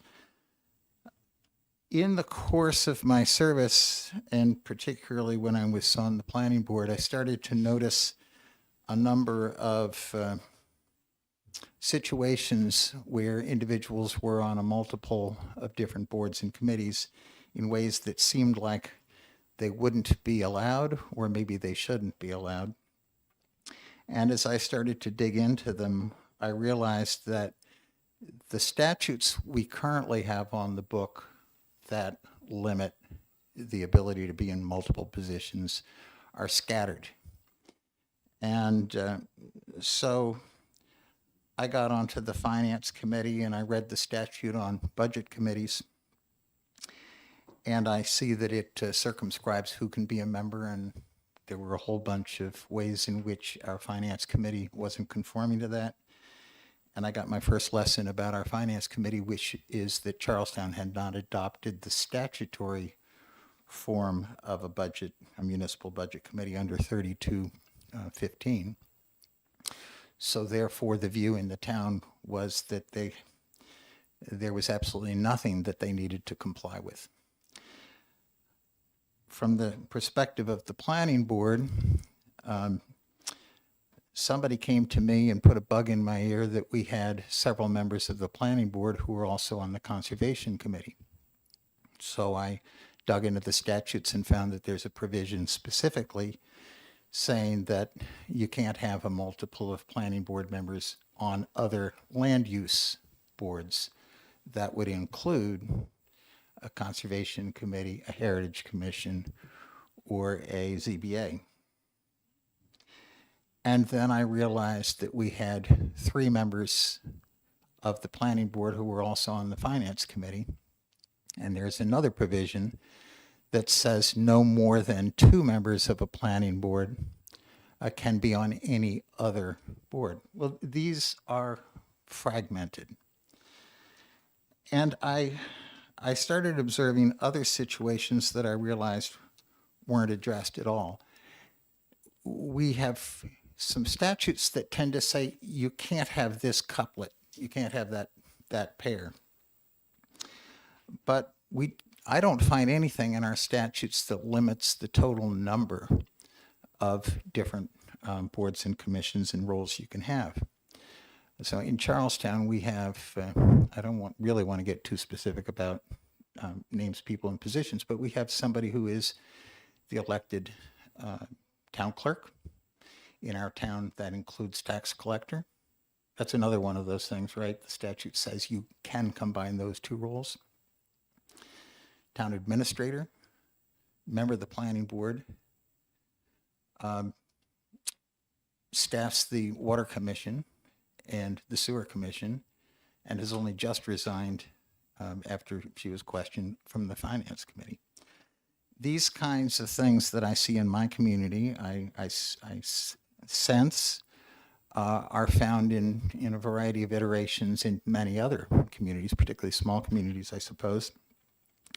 And I recognize that the other side of the coin is that there's always a challenge to recruit civic activists and bring in new talent. But I think that it's absolutely essential to the good governance of our communities that we diversify the voices that are being heard. And so this bill originated out of my asking myself, what do I think we should say about elected officials, about full-time employees or department heads, and about civic volunteers? Thinking about each of those 3 groupings distinctly to see whether they lead to the same conclusion or different conclusions. And so in my LSR request, I basically asked to work to draft for 3 purposes. No individual could serve simultaneously on more than 2 municipal boards or committees, whether elected or appointed. No full-time municipal employee or department head may serve on any budget, finance, planning, or zoning board or committee of the same municipality, nor any other board or committee that has jurisdiction over any subject within the scope of their employment responsibilities. And third, no elected official serving a municipality could be appointed or serve on more than 1 other volunteer position.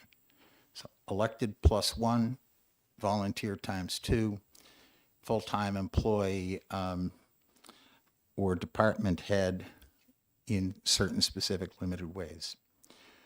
So in working with OLS, I also asked, given the fragmentation, and it's because it's fragmented, there are areas that don't come to people's attention. And in fact, we even have a situation where municipal and county has the jurisdiction over the municipal rules, but we have parallel questions going on in our school districts, some of which are entirely within a community and dealt with in one way, and some of which are regional schools. And those kinds of bills, and I have a couple of those, are in the Education Committee. So it's not only that we have fragmented laws, we even have a fragmented review and policymaking of those laws.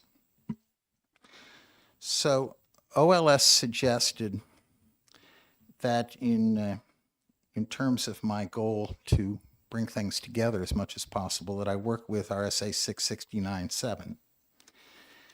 So 669.7 currently has a massive paragraph 1 with 7 sentences, and they're kind of hard to parse out. You have to really get your, for me, reading glasses on and look closely to see where one sentence ends and another one starts. So we decided that the first useful thing would be to just reformat this statute instead of a series of sentences running on into a list. So if you look at HB 1124, what you'll see is that paragraph 1 starts with a direct statement of purpose, which is new language, in order to eliminate conflicts of interest and excessive concentration of power in municipal government, A through F basically represent the individual sentences in this big paragraph in the current law. I'll come back to them because there are 7 of those sentences in the current law, and there are 6 in this bill, and there are a few edits. But moving on, subparagraph, so that's A through F. Subparagraphs G, H, and I represent the language to implement my 3 purposes. Okay? No board or committee member serving on any municipal body shall serve simultaneously on more than 2 municipal boards or committees. No member serving on any municipal body shall simultaneously hold elected or appointed office and be appointed to or serve on more than one other volunteer board or committee of the municipality. And finally, in I, no full-time municipal employee or department head shall serve on any budget, finance, planning, or zoning board or committee of the same municipality, or any other board or committee that has jurisdiction over any subject within the scope of their employment responsibilities. So you've got 3 groups there: volunteers, elected officials, and full-time employees. You've got 4 concepts. That's what's new to this law. There is another provision that is new, but it's kind of incidental, and that's paragraph 4, Roman numeral 4. This is just simply saying that to the extent there are conflicts between this statute and those other fragmented elements, that this one is paramount. That's a preemption clause. So if I can then take you back to 1A through F. A merges the first 2 sentences of the current law because they are virtually redundant, and it's the same list as is in the first sentence, except for 2 things. It brings in head of the town's police department on full-time duty, which is currently in the second sentence of the law. And second, it introduces town manager or other administrator, which is not currently in the law. So the purpose of this is just simply to say each of these items in combination with any other item is verboten. In B, this more or less tracks the third sentence of the current law, except it broadens it. Instead of just limiting to town clerk, it says or deputy town clerk. Deputy town clerks serve very much, they're selected by, live by the same criteria and will sometimes step in and fully perform the role of a town clerk. So any conflict involving a deputy, it should be equally concerning to the town clerk as it is with the town clerk. The other thing that it does is that the current statute in the third sentence simply precludes a town clerk from also being a town treasurer.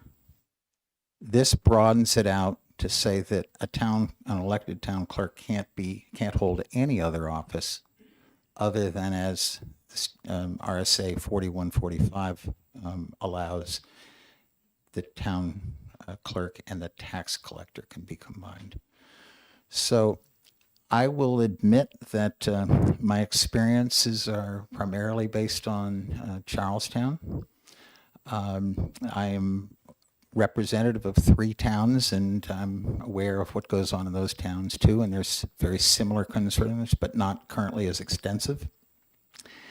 And so I suspect that these kinds of issues occur in many communities. At the same time, I don't have your experience and wisdom in municipal and county law, and I don't presume to know how this plays out in other communities. So I just want to offer up that I think this is a very severe problem. I think it requires legislation. And if you think that there are changes to my bill that would make it better or solve some problem you see, I would very much like to remain engaged and help in the preparation of any amendment you might think is wise. Thank you. Thank you, Representative Savis. I'm assuming you'll accept questions. Please. Thank you, I'll Mr. be honored Chair. by them. Thank you for taking my question. I have 2 questions, which I'll phrase as one and a follow-up, if with the chair's permission. Just generally overall, RSA 669 governs elections. Many of the positions that you outline in your proposed bill are appointed positions. They're not elected positions. So I question the law that you're trying to Sure. amend here. I think that's an excellent question, and I raised the same question when OLS pointed me to this statute as the one that we should work with. Okay? But I would point out, while you're generally correct, that is not entirely correct. This deals with selectmen who are elected, treasurers who I believe are usually appointed, moderators who are elected, trustees of trust funds. I'm not sure if it's uniform. They're elected in my community. Collector of taxes, which can be appointed or elected depending on the choice of the community. Auditor, which is certainly appointed.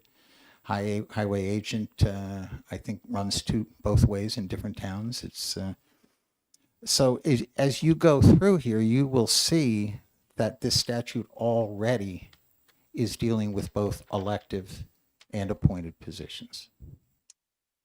Follow up. In line 20 of your bill, no member serving on any municipal body shall simultaneously hold elected or appointed office.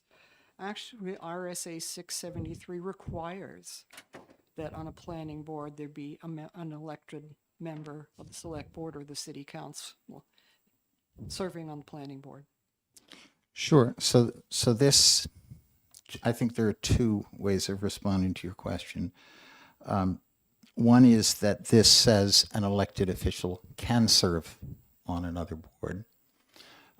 Second of all, I think it's entirely possible that you might fashion an amendment that deals with the ex officio status.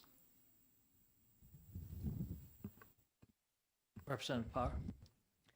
Thank you, Mr. Chairman, and thank you for taking my question. I appreciate you filing this bill, as well as giving your bill introduction. So I understand that you worked closely with OLS to draft this.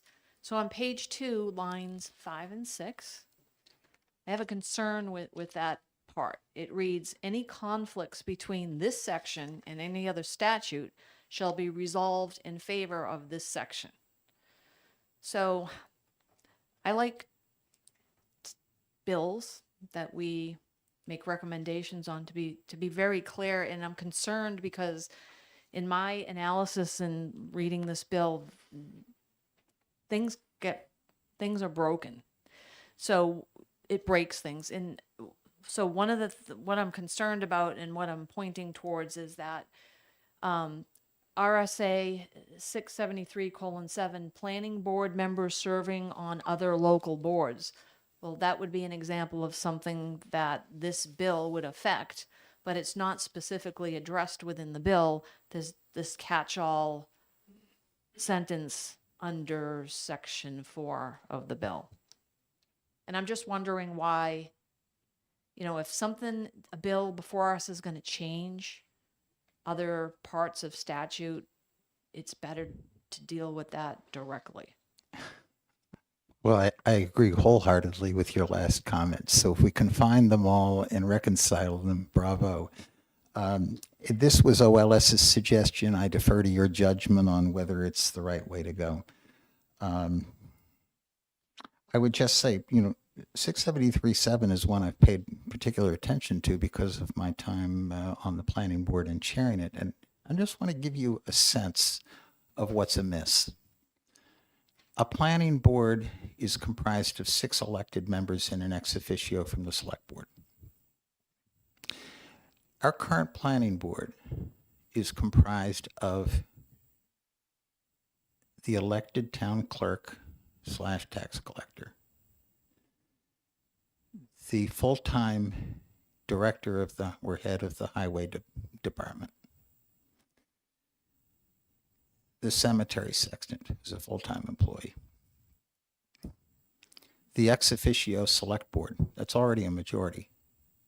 And oh, by the way, the other 3 include the chairman of the school board. Do you sense a problem? And what I sense when I raise issues locally is that there is an overt effort to read our statutes as literally and narrowly as possible and look for any opportunity to say, oh, that doesn't apply to us.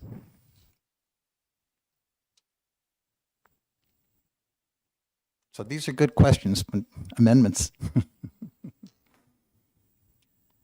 Representative Gilman? Thank you, Mr. Chair, and thank you for taking my question. I'm sort of on the lines of Representative Powers' question, that there are many sightings of different conflicts or not conflicts requesting or saying that somebody from, like, for example, the HDC can serve on 2 other boards. So I understand your restriction that they can only serve on 1. But do you, given the problem that a lot of towns have with finding volunteers to sit on their boards, would you say that this helps you fill the boards or keep that problem of finding volunteers? I think that the hurdle of finding volunteers stands on its own. And my mother, who was a 50-year plus Democratic committee woman, mayor of our village, involved in many different civic activities, impressed upon me over and over again that her number 1 job was recruitment. So in whatever activity she was ever in, she was always looking for new blood, recruiting. Our communities should be required to make that effort. They should not keep on looking inwardly at the same half dozen to 10 people that they're familiar with and appoint them to this, and then that too. So I think the challenge, it's there with or without this bill, and maybe this bill will even help to sharpen the sense that somebody has to take up the challenge. Thank you. Follow up, Mr. Chair? Follow up. The other concern that I have is that it's very effective when, your situation is quite unique to me in my experience. But the the question is that can't these different boards and commissions benefit from the crossover by giving the opinion of how one affects the other? Okay, I think that's a very subjective question that may play out differently in different communities. I would just give you my personal judgment is that it plays out negatively far more than it plays out positively. Thank you. Representative Holland. Sorry. So I'm trying to, in my community, the governing body, the town council, really requires that a counselor be on all of our committees. We find it's really effective to bringing the information back to the council so we work through it. So again, since we have a limited number of counselors and a lot of positions to fill, it's kind of challenging. Why are you legislating? Why not allow the local municipality to regulate itself and decide what they put on? I mean, there's some obvious conflicts of interest that you've placed in that you're not allowed to do, particularly around fiscal and planning policy. Why extend it to all voluntary? Why not allow the municipality to somewhat decide on its own? So first, I'm sure this plays out differently in different communities. Second, it was not my intention to limit the ex officio type role that selectmen play. And we have the same situation in our community where several selectmen are ex officio to 7 or 8 different boards. That's not what I'm trying to address. And if that's not clear and needs to be made clear, then I think an amendment can clarify that. But as to why not leave it to the local municipality to, do whatever they want? Because experience is proving that it's a very unfortunate situation with very few people holding multiple roles, and the dynamic of how they make decisions is not healthy. Further questions, Representative LaSalle. Thank you, sir, for your bringing this. I notice in your bill you do not talk about relatives of positions or extended family, or I've witnessed in our little town much of what you have experienced, but also like a person on a board having a direct impact on his brother-in-law. And in New Hampshire, I think, particularly in smaller towns, I think that is rather prevalent. And it has occurred for centuries. And I welcome this sort of thing because I think it's very much needed. But I'd like for you to talk a little bit about, you haven't really, unless I missed it, well, it limits conflict of interest, but specific conflict of interest and the whole concept of relatives. Well, I think you're bringing up an extremely important point, Representative LaSalle. It's beyond the scope of what I attempted to deal with in drafting this bill. The inability or what have you to decide how that might be addressed, relatives, shouldn't hold you back from moving this bill ahead. I would just simply echo your comment that, yes, I too could give examples in Charlestown and Unity and Newport where that would be a concern and is currently, we currently have husband and wives on the same board and that kind of thing. But I imagine that if we tried to tackle that issue in the course of this bill, it would bog it down. But good topic for the future. Further questions, Representative Gilman? Thank you, Mr. Chair. Just one very quick one. In line number 3, which explains how to start, in order to eliminate conflicts of interest and excessive concentration of power in municipal government, would you be, would you be willing to take out the end excessive concentration of power? And I ask that only because a negative doesn't often work in passage of a bill. Well, I think it's, well, I think that diplomacy and compromise is the order. If you were willing to pass this bill with that language absent, I'd be thrilled. So no, I'm not gonna pass the bill. thank you. Further questions? Thank you for your testimony. I would also echo your thought on putting too much into the bill beyond what's here, because the more you start loading things down, the more potential Yes. for opposition here or there. So I I think thought you're I was very- going to bring you my 3 proposals, and with OLS's encouragement, we decided to clean up the current statutes. So I hope we haven't already gone a little too far. Thank you, Representative. Okay, I have one pink card. Nate Grace.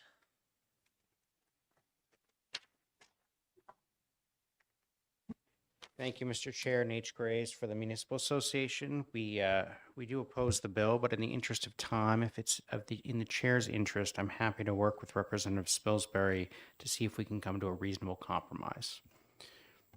That was the best testimony of the day, and I would highly encourage Representative Spilberry work with Nate, because I think this subject of the bill is really, really good, and I would hate to see it not go anywhere. So I would encourage that highly. Any questions for Nate? Thank you. Thank you. Okay, with that, I do not see any more pink cards. I had one sign in on the blue sheet, and that was against. So that will close the hearing on 11/24.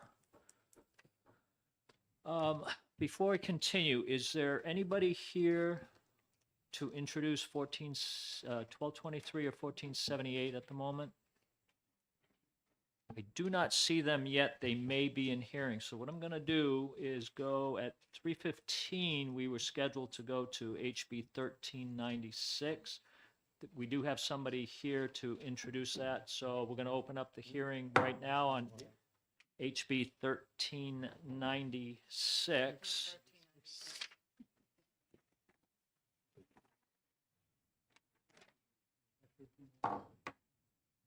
And bear with us one second, Representative. Yep.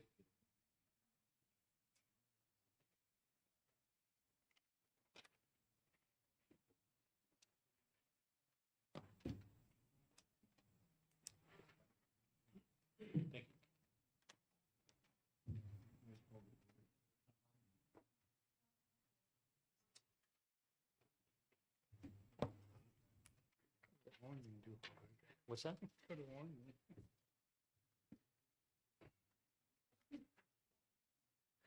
Okay, Representative Alexander, the floor is yours. HB 1396. Thank you, Mr. Chair, for accommodating me. I have to go sling beers in a little bit, so I'm glad that you're able to let me go. So, for the record, my name is Representative Joe Alexander. I represent the town of Goffstown. I'm here on behalf of my friend, Representative Barry, who is unable to be here today. I'm here not as a co-sponsor. I think I missed the deadline on signing up, but I certainly support the bill. HB 1396 relative to prohibiting municipal inspections of owner-occupied units and multi-unit housing. So, Representative Barry gave me a couple things that he wanted to stress. So this committee heard this bill last year. The committee voted inexpedient to legislate outside of committee, but then the House floor has a mind of its own, and they decided to pass the bill as it is. So this is the same exact version of that bill. So the House has taken a position on this. Again, just to reiterate, this bill is for houses with 4 units or less. It only applies to the unit occupied by the owner. So the other areas of the unit are subject to inspection. This to me is a property rights issue. If you own a house and you own one of the units and you're living in the unit, no other single family unit or house is inspected if it doesn't do any commerce. So this is really just a way to keep government out of the out of your house and make sure that your privacy rights are being protected. So with that, thank you for the opportunity and thank you for indulging me, Mr. Chair. And are you open to questions? Yes. Very good. Representative Priest. Mr. Chairman, this is not so much a question to the speaker, but to you. But the previous bill that we talked about, in my memory, and that my memory is going, I've got to admit, it was for duplexes and not for fourplexes. That may be, that's not the subject of this Okay. bill, but that may be. Okay, thank you. Representative Gallagher, you had a question? Well, yeah, but actually, the Representative Priest's question kind of covered it for me. I was wondering how this bill managed to get around the rule against reintroducing a bill in the second year of a term, but I guess if the subject matter is slightly different, No, then that no, probably... the bill is passed the House. We've taken a position on the bill. The Senate decided to, the body on the other side of the wall decided to do something different with it. Plus, those decisions are generally made by the speaker along with the clerk, so. It does look like it's slightly different. I think Representative Priest is correct that it changed from 2 to 4. Any other questions for Representative Alexander? Representative, you got Representative Bauer. Thank you, Mr. Chairman, and thank you for taking my question. So you had mentioned in your testimony that this is a matter of property rights, which I support. My question is this furthermore a matter of privacy rights in addition? I think I hope that's a question, right? Yes, I would consider this a privacy issue too. I own a townhouse in Goffstown, and there are 11 units in the same row, and we own our own unit. We own everything the stud in. Our units are not being inspected. So I don't see this. I see this as being a privacy issue too. I think somebody owns a property, they should be able to have the privacy in their own home. Follow up? Thank you, Mr. Chairman. And to be totally, I guess, fair and impartial, then my follow-up question would be, do renters then therefore, do they not have privacy rights? I think they should have privacy rights too, but I think the subject at hand is the fact that you're owned by the property. I think when you are a renter, there's some sort of liability that's encumbered by the owner of the property. So the owner has an incentive to want to make sure that their property is properly inspected by the municipality to make sure that the safety issues are being addressed. But I would say as an owner occupied unit, it's kind of like at your own risk, like that's your own property. And I think that should be protected. But I think by and large, if the landlord or an owner, they have an incentive to want to make sure their property is safe and secure. Further questions? Representative Gilman? Thank you, Mr. Chair, and thank you for taking my question. If there's a infestation, say, that it is generated or begun in the property owner's unit, would the renters have a right to sue or, request a lower rent or, get rid of it and have the owner pay whatever the process is for removal of some bug or rodent? Representative Alexander, it's perfectly okay to answer, I'm not sure. I'm okay saying I'm not sure. I'm not a lawyer in this situation. Thank you. At all. Further questions, Representative Frye? Thank you, Mr. Chairman. Thank you for taking the question. Are ADUs internal to the structure included in your 4-unit count or not? Well, no. There's other legislation dealing with ADUs and definition of ADUs, so I would say that I don't think that is related to this. Further questions? Representative Priest? Yes, thank you for taking my question and thank you for being here. What if you were a tenant of one of the 4 units now, and you found out that the landlord that was occupying a unit was doing structural things to his unit that might be a fire hazard and might risk your life and the other lives of the tenants. How would you respond? I'm going to let somebody else address that. Further questions? Seeing none, thank you for your testimony. Thank you, Mr. Chair. Next, we will call up, I believe the last name is McKinney, William McKinney.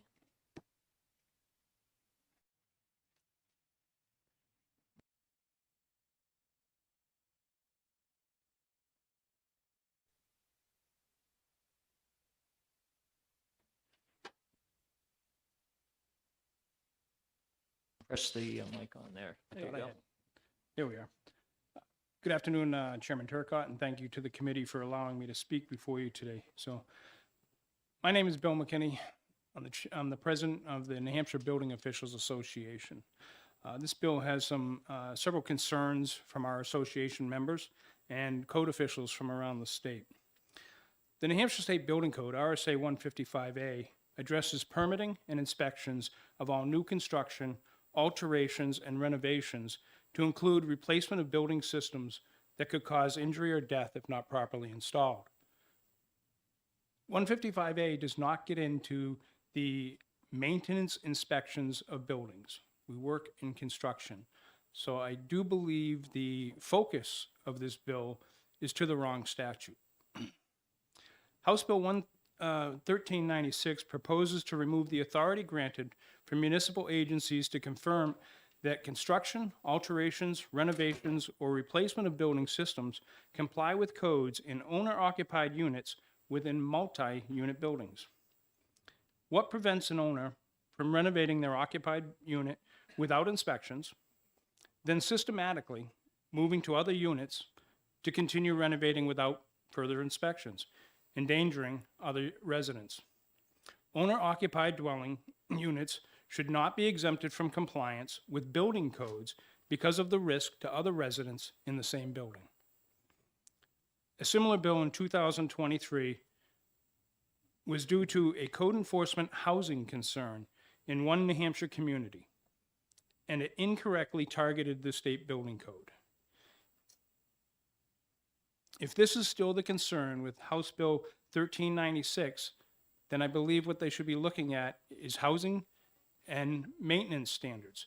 The maintenance code and the housing standards that are adopted by the state are not part of RSA 155A. If the issue is due to local code enforcement and housing regulations, then it should be addressed at a local level, not as a statewide legislation that endangers residents of all multi-unit buildings. RSA 155A, the New Hampshire State Building Code, is intended to protect all those who live, work, and play in New Hampshire, and if amended pursuant to RSA 1396, then lives are put at risk. And with that, I will entertain any questions. Thank you for your testimony. Questions from anybody? Seeing none, I do have one quick one for you. You said that you don't believe 155A is the proper RSA for this. Did you mention what RSA you believe we should be focusing on? I believe in the state of New Hampshire, communities, municipalities have the authority to grant housing standards under the health codes, health regulations. They also have the ability to adopt the property maintenance code.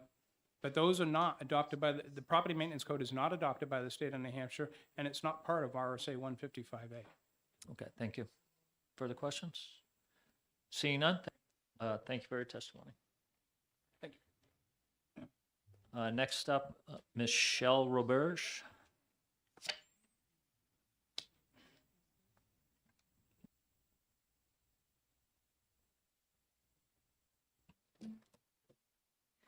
Good afternoon, members of the committee. For the record, my name is Michelle Roberge, and I'm the Bureau Chief for Public Health Protection within the Division of Public Health Services at the Department of Health and Human Services. And with me today is Sophia Johnson, and she's the department's Health Officer Liaison. This bill recently came to our attention, and while the department doesn't have a formal position on the bill, we do have some concerns about any unintended consequences this bill may have limiting health officer authorities for inspection under RSA 147. And with that, I'm going to turn it over to my colleague, Sophia, to kind of give you a little bit more information relative to that. Thank you, Chair and Committee.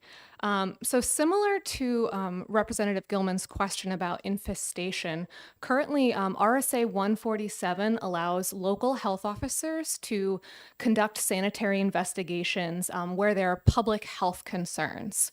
So in this situation, if an owner-occupied unit in a multi-unit building had, let's say, a bedbug infestation, if that owner failed to appropriately address that infestation, those bedbugs could then move to the adjacent units, affecting other tenants. Similar, if the owner was not able to effectively remove trash for some reason, now that odor is going to begin to emanate and impact, again, surrounding tenants. So with this legislation, we're concerned that now the local health officers would not have the authority under 147 to conduct those sanitary investigations that could have public health implications for the surrounding units. Thank you. Certainly happy to answer any questions. Thank you. Representative Priest? Thank you for taking my question, and thank you for being here.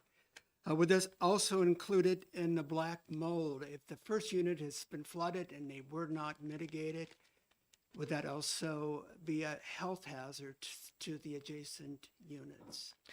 Certainly, depending on HVAC systems and the ability of those mold spores to transfer to other units, it could impact other units, yes.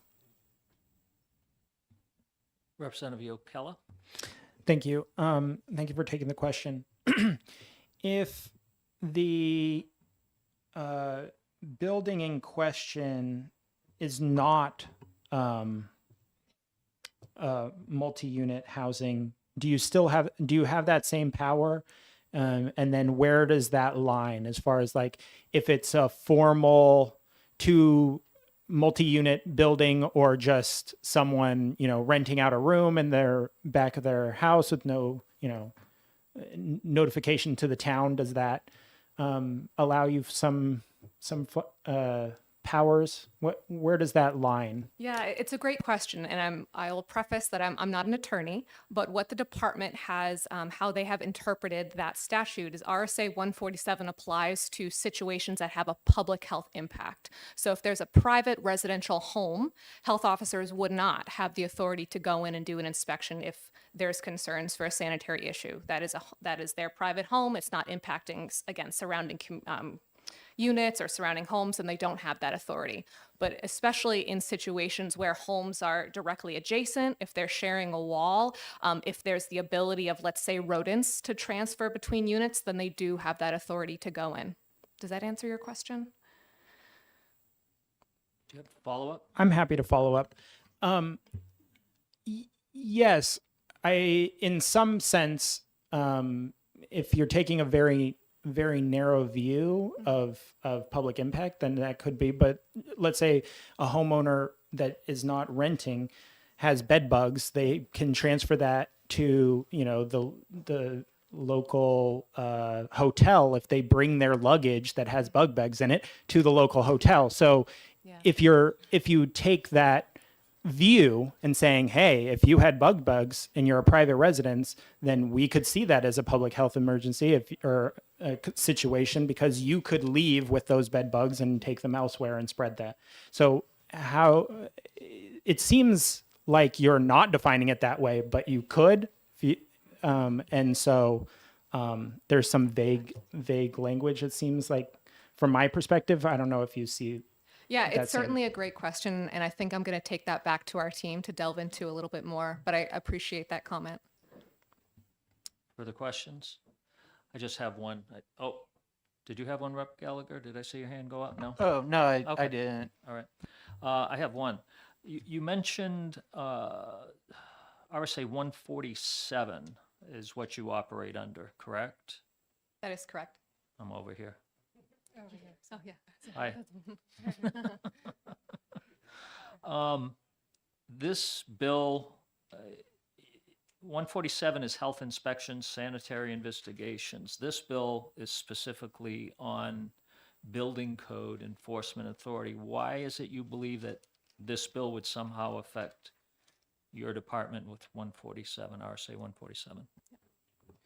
So the concern is around the definition in RSA 155 of local enforcement agency, which includes municipality that's adopted enforcement provisions or additional regulations under, and they cite two things, but they include building inspector, code official, or local government official. And so there was some concern about any unintended consequences that the health officer would be considered a local enforcement under this definition of local enforcement agency. Am I misreading this? It says the local enforcement agency appointed to enforce the state building code. It doesn't say anything about any other.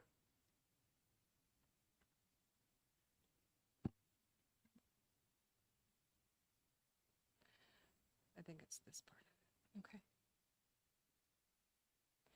I think it's the latter part that says, other local officials qualified and authorized to make inspections and to enforce the laws, ordinances, and rules enacted by the state and by local government that establish standards and requirements applicable to construction, alteration, or repair of buildings. Where are you reading that from? It's the definition in RSA 155A1, local enforcement agency.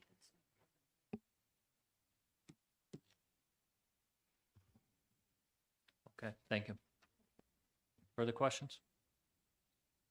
Seeing none, thank you for your testimony. We have one more pink card on here, and that would be Philip Sherman.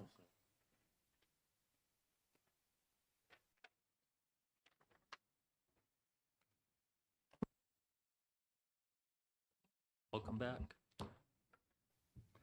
Thank you, Mr. Chair, members of the committee. Philip Sherman, Chair of the New Hampshire Building Code Review Board. This bill proposes to prohibit building inspectors from inspecting owner-occupied units in multifamily residential structures up to 4 units.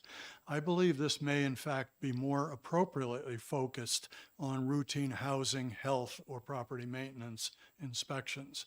The foundation that the building code is based on involves a permit structure, including reviewing project documents, issuing a permit, inspecting the work, and usually issuing a certificate of occupancy or a similar document. In the situation where an owner is doing work that is or should be covered by a building permit, inspection of the work is an integral part of the code system. Especially in multifamily structures, work done in an owner-occupied unit may well affect other units in the building. For instance, as mentioned previously, improperly cutting into a structural member. I respectfully suggest that work that is or should be covered by a building permit be exempted from this inspection restriction. But further, there are cases where the building inspector may need to enter a unit subsequent to structural damage, a fire, flood, or other damage to determine whether the building or unit may be safely occupied. Again, this damage might impact other units in the building. In summary, I feel that this issue is best addressed somehow to housing, health, and/or property maintenance codes, but if it needs to be addressed to the building official, work requiring a permit and emergency conditions should reasonably be exempted. Perhaps the words for cause or without cause needs to get in here so that there's a reason to enter a unit. And again, I'm happy to take any questions, but also to work with anyone who requests assistance on the wording of these provisions. Thank you for your testimony. Questions? Seeing none, don't leave. One question. In 8, 9, 10 of the bill, it basically says that the local enforcement agency appointed to enforce shall not have the authority to inspect owner-occupied units. Would it improve the bill or change your mind if there was an additional few words on there, something to the effect, unless the authority is given by the occupant. You see where I'm getting at? The way it's written, it says shall not, but my point is, I think there are a lot of owner-occupied, the owner-occupied unit, the owners of that unit might not necessarily have opposition to somebody coming in, a building inspector and helping. And I would say maybe even the majority. So would that make the bill any better? I guess I'm not sure I understand your point.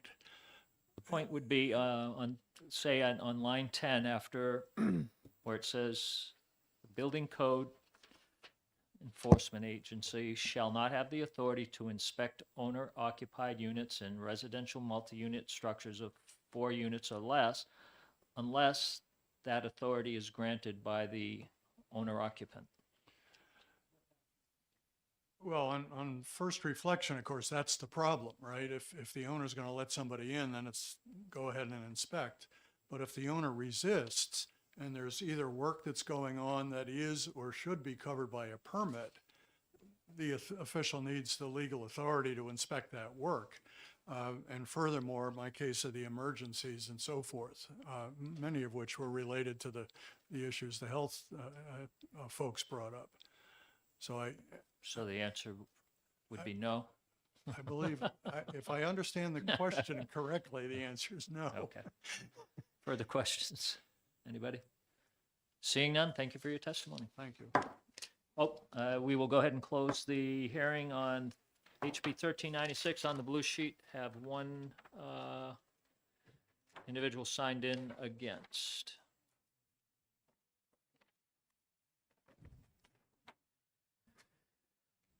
Okay, we have 2 more bills, and I see neither of the sponsors or co-sponsors here. So what we will do, as we do typically in this committee, is we will have somebody introduce. And if there's anybody who wishes to speak for or against, you will be welcome to do that. I will let you know in advance that in general, this committee, if the sponsors aren't here, that we generally do not recommend passage. So with that, we will go ahead and open up hearing on HB 1223 relative to governing body members of the Budget Committee. Representative Brown, while you're up, could you introduce the bill for us?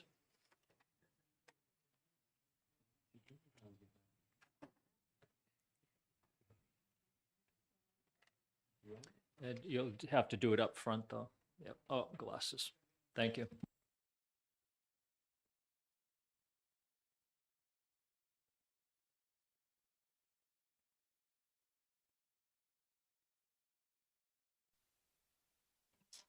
Thank you, Mr. Chairman.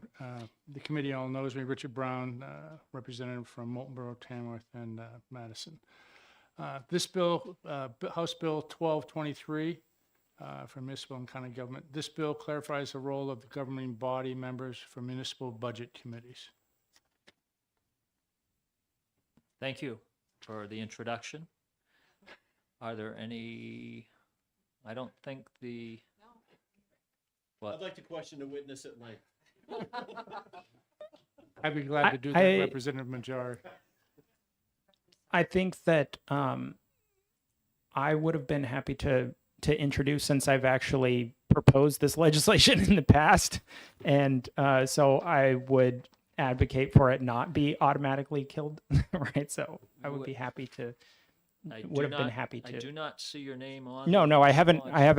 I didn't sponsor this one, but I've proposed such legislation before, and so I already predisposed to support it. So you can make your statements known in the executive session. I don't think Representative Brown is prepared to take question and answers on this on this bill. Thank you for the introduction. I did have one individual who wishes to speak, Catherine Heck.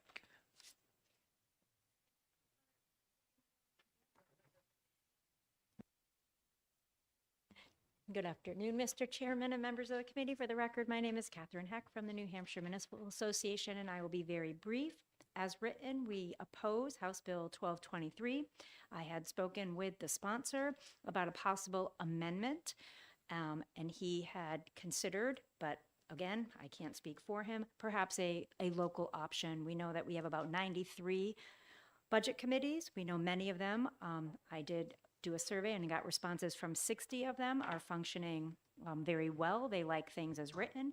So we were hopeful that there would be an opportunity to work together to craft an amendment. But without the sponsor here, I can only speak that we oppose the bill as written. Okay, you willing to take some questions? It's totally up to your time and Representative McDonald. Thank you for taking my questions. As you know, on the Wolfville Budget Committee, we had 9 voting members. And with your guidance, we went up to 10. So now we end up having ties of 5-5. With one of those people that's now voting now as one of the selectmen. And I was just wondering what we can do to this bill that would get your support, so we don't have that situation. as I mentioned, that we, again, had spoken with the sponsor about crafting out a local option that would be a new option and certainly would leave any budget committee that wishes to remain exactly the same intact. So we would be happy to work with anybody on that. Thank you. Representative Yokella. Thank you. So you're hinting at the policy of the NHMA to support any flexibility as far as municipalities having the option to do what they want. And so if the bill was changed in such a way that the local voters would be able to, let's say, put in a warrant article, or the governing body put in a warrant article to change their membership to something approximating this language, that you would be in favor of that change? I think we would be neutral on the change. Okay. But as long as it's clear and enactable and doesn't leave room for misinterpretation, then we do like to support or remain neutral on local options. Thank you for your testimony. Representative Davis. I think this is a question for you, Mr. Chair. Just procedurally, if the sponsor is not present to respond to questions, is it appropriate for other committee members to suggest amendments to a bill if the sponsor is not here? I think that's can be done. I'm not sure that's going to make any difference in the end, but sure. Further questions? Seeing none, thank you for your testimony. Thank you. Close the hearing on HB 1223. Representative Brown here to introduce HB 1478. Thank you, Mr. Chairman, for letting me introduce House Bill 1478 on behalf of Representative Roy. This bill prohibits a person from serving on a local select board or other municipal governing body and the school board in the same jurisdiction. Thank you, Representative. Are there any, I don't have pink cards, I don't have anything on this bill. Permission to treat the witnesses hostile? Yeah, I like it. I will. I'm ready. I will note that the bill that we heard from Representative Spilsbury, I'm wondering if maybe these two bills are possibly already incorporated into his extremely large number of changes there. That might be the case. I know I know Nate is going to be working with Representative Spilsbury, so maybe you don't have to come up. I'm just. Very good, thank you. Seeing no more questions, we'll close the hearing on HB 1478.